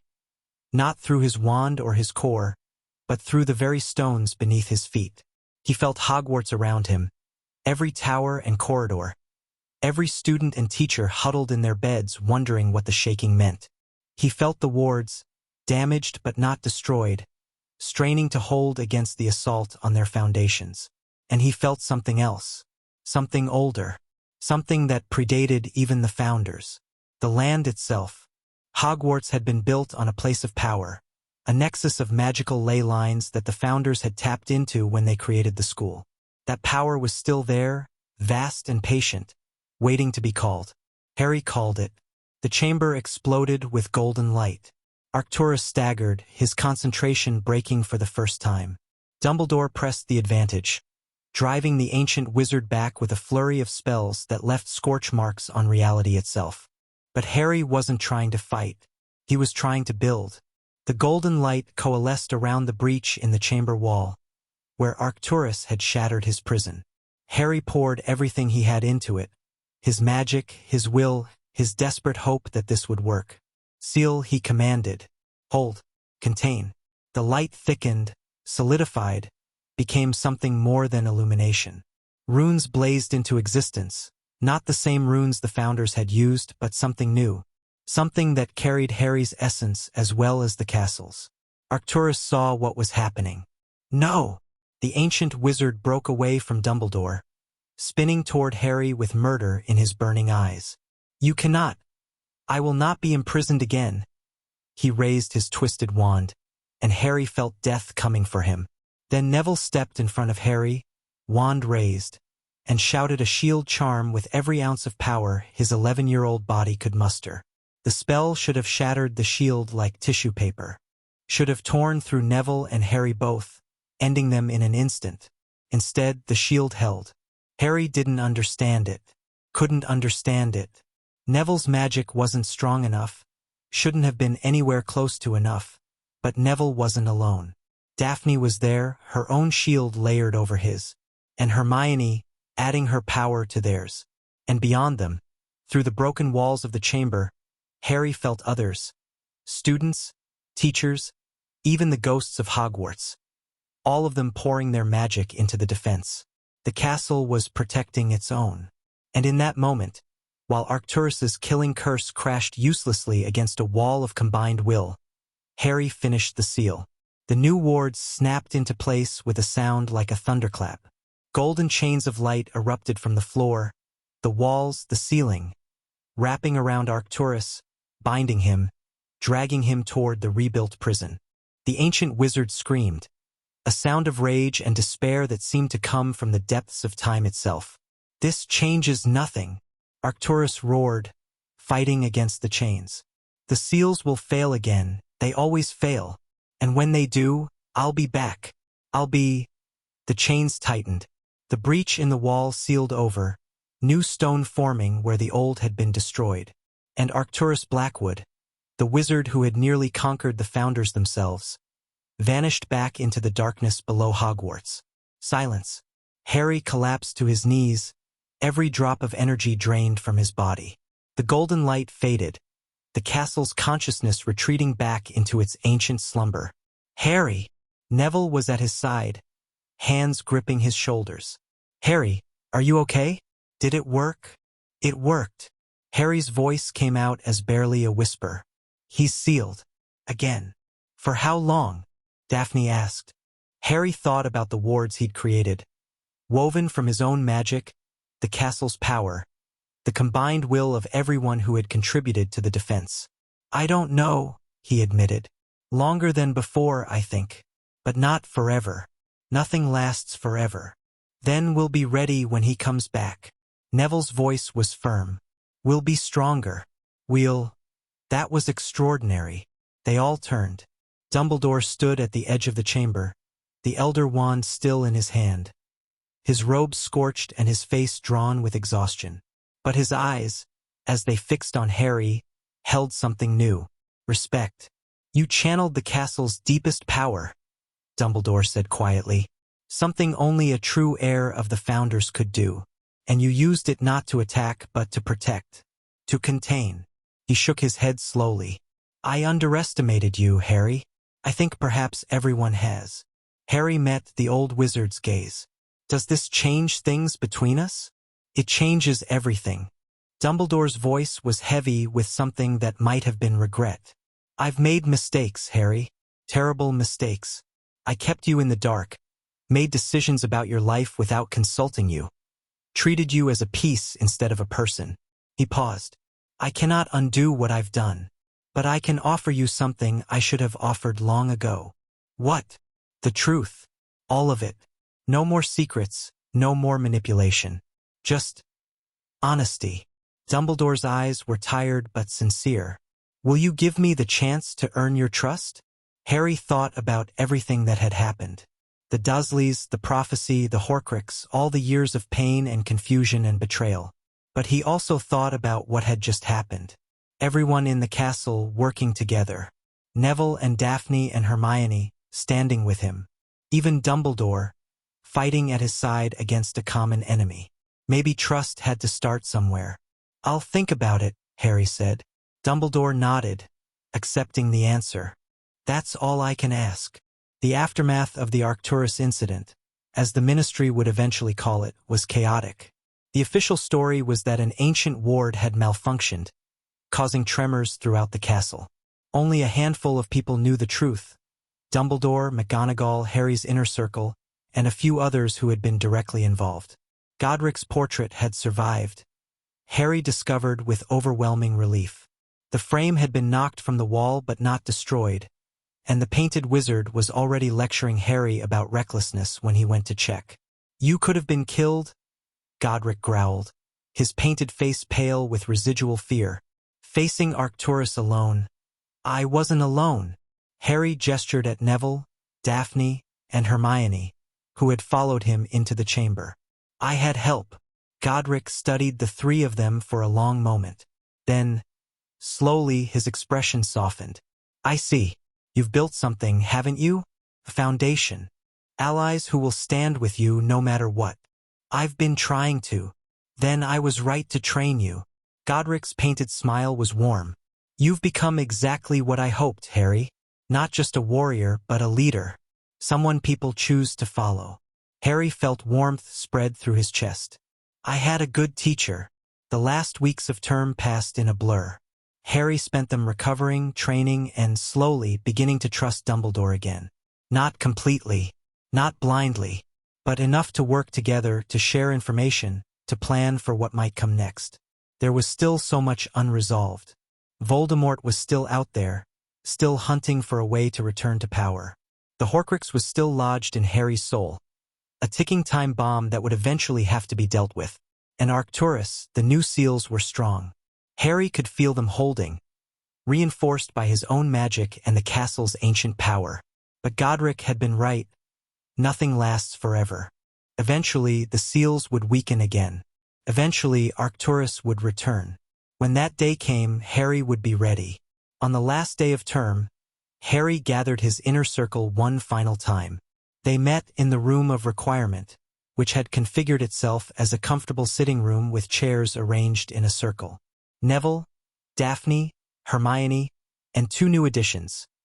Ron Weasley, who had proven himself during the final battle, and a quiet Ravenclaw named Luna Lovegood, who had somehow figured out what was happening and offered her help. I want to thank you all, Harry said, looking at each of them in turn. This year has been a lot, and I couldn't have survived it without you. We're a team, Neville said simply. That's what teams do. Besides, Daphne added, her usual mask softened by genuine warmth, it was certainly more interesting than pure-blood politics. Hermione smiled. I learned more this year than in all my previous education combined. Terrifying as it was, I wouldn't trade it. The Raxburts say you're going to do great things, Luna offered dreamily. I wanted to be part of that. Ron just shrugged. What they said. Plus, you're my mate. Can't let you face evil ancient wizards alone. Harry felt something crack in his chest. Not pain, but release. For so long he'd been alone, surviving on his own, trusting no one, expecting nothing from anyone. And now here he was, surrounded by people who had chosen to stand with him. Family. Not blood, but something stronger. Next year is going to be harder, Harry warned them. Voldemort's not going to give up. Arcturus might find a way to interfere from his prison. And there are other threats out there. Things we don't even know about yet. Then we'll face them together, Neville said. Together, the others echoed. Harry looked around the circle, at the friends who had become more than friends, and smiled. Together, he agreed. The Hogwarts Express carried them back to London the next morning. Harry sat with his friends in a compartment near the back, watching the Scottish countryside roll past the window. The conversation was light: summer plans, book recommendations, arguments about Quidditch, the normal concerns of normal students heading home for vacation. But Harry knew it was an illusion. Nothing about their lives was normal, and nothing would ever be simple again. Voldemort was out there. Arcturus was waiting. The prophecy still hung over Harry's head like a sword, and the Horcrux in his soul. He touched his scar absently, feeling the familiar tingle of dark magic. Dumbledore had promised to research ways to remove it safely, but there were no guarantees. Destroying a Horcrux usually meant destroying the object containing it. Harry might have to die to truly defeat Voldemort, but that was a problem for another day. Right now, he was surrounded by friends, heading into summer with months of training ahead of him. The Dursleys wouldn't dare mistreat him this time. Harry had made certain arrangements through Daphne's family to ensure his safety. And next year, he'd return to Hogwarts stronger, smarter, and more prepared than ever. What are you thinking about? Neville asked, noticing Harry's distant expression. The future, Harry admitted. Everything that's coming. Worried. Harry considered the question. Was he worried? About Voldemort, about Arcturus, about the prophecy and the Horcrux and all the challenges ahead? Yes, of course he was. But worry wasn't the only thing he felt. There was also determination, hope, the certainty that whatever came next, he wouldn't face it alone. A little, he said finally. But mostly I'm ready. Neville smiled. Good.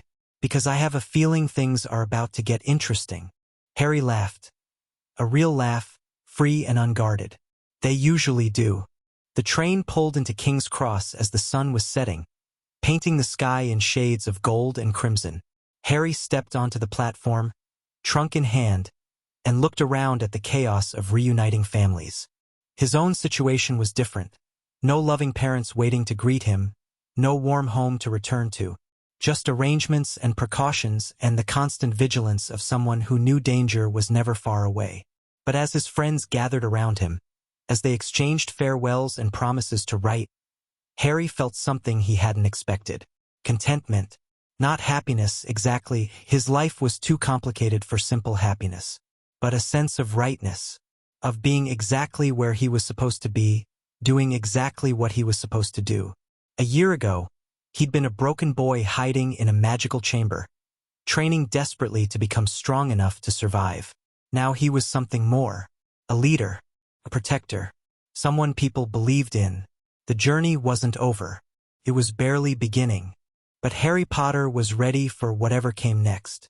In the depths beneath Hogwarts, behind seals of gold and silver and crystallized will, Arcturus Blackwood stirred in his new prison. The boy had surprised him. Had done something Arcturus hadn't thought possible. Rebuilt the containment wards using power drawn from the castle itself. The new seals were stronger than the old ones, woven with threads of determination and loyalty and love. Weak things, Arcturus had always thought. Sentimentality and emotion, the tools of the foolish and the soft. But the seals held. For now, Arcturus settled deeper into the darkness, letting his consciousness drift. He had time. He had always had time. The seals would weaken eventually, they always did. And when they did, he would be ready. But perhaps he had underestimated the boy. Perhaps there was something to be learned from Harry Potter's approach. Building alliances instead of demanding servitude. Earning loyalty instead of compelling obedience. Interesting. Arcturus closed his burning eyes and began to plan. The game wasn't over. It had only just begun. In a shadowy corner of Nocturne Alley, a figure in dark robes received a message.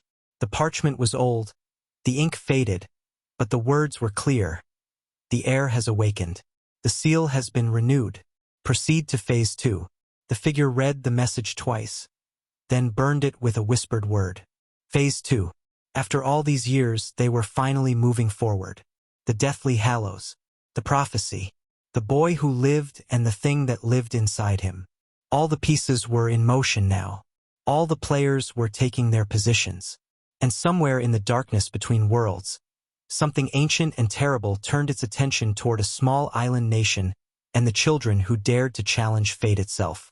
The war for the wizarding world was about to begin. On a quiet street in Surrey, Harry Potter walked toward a house that had once been his prison.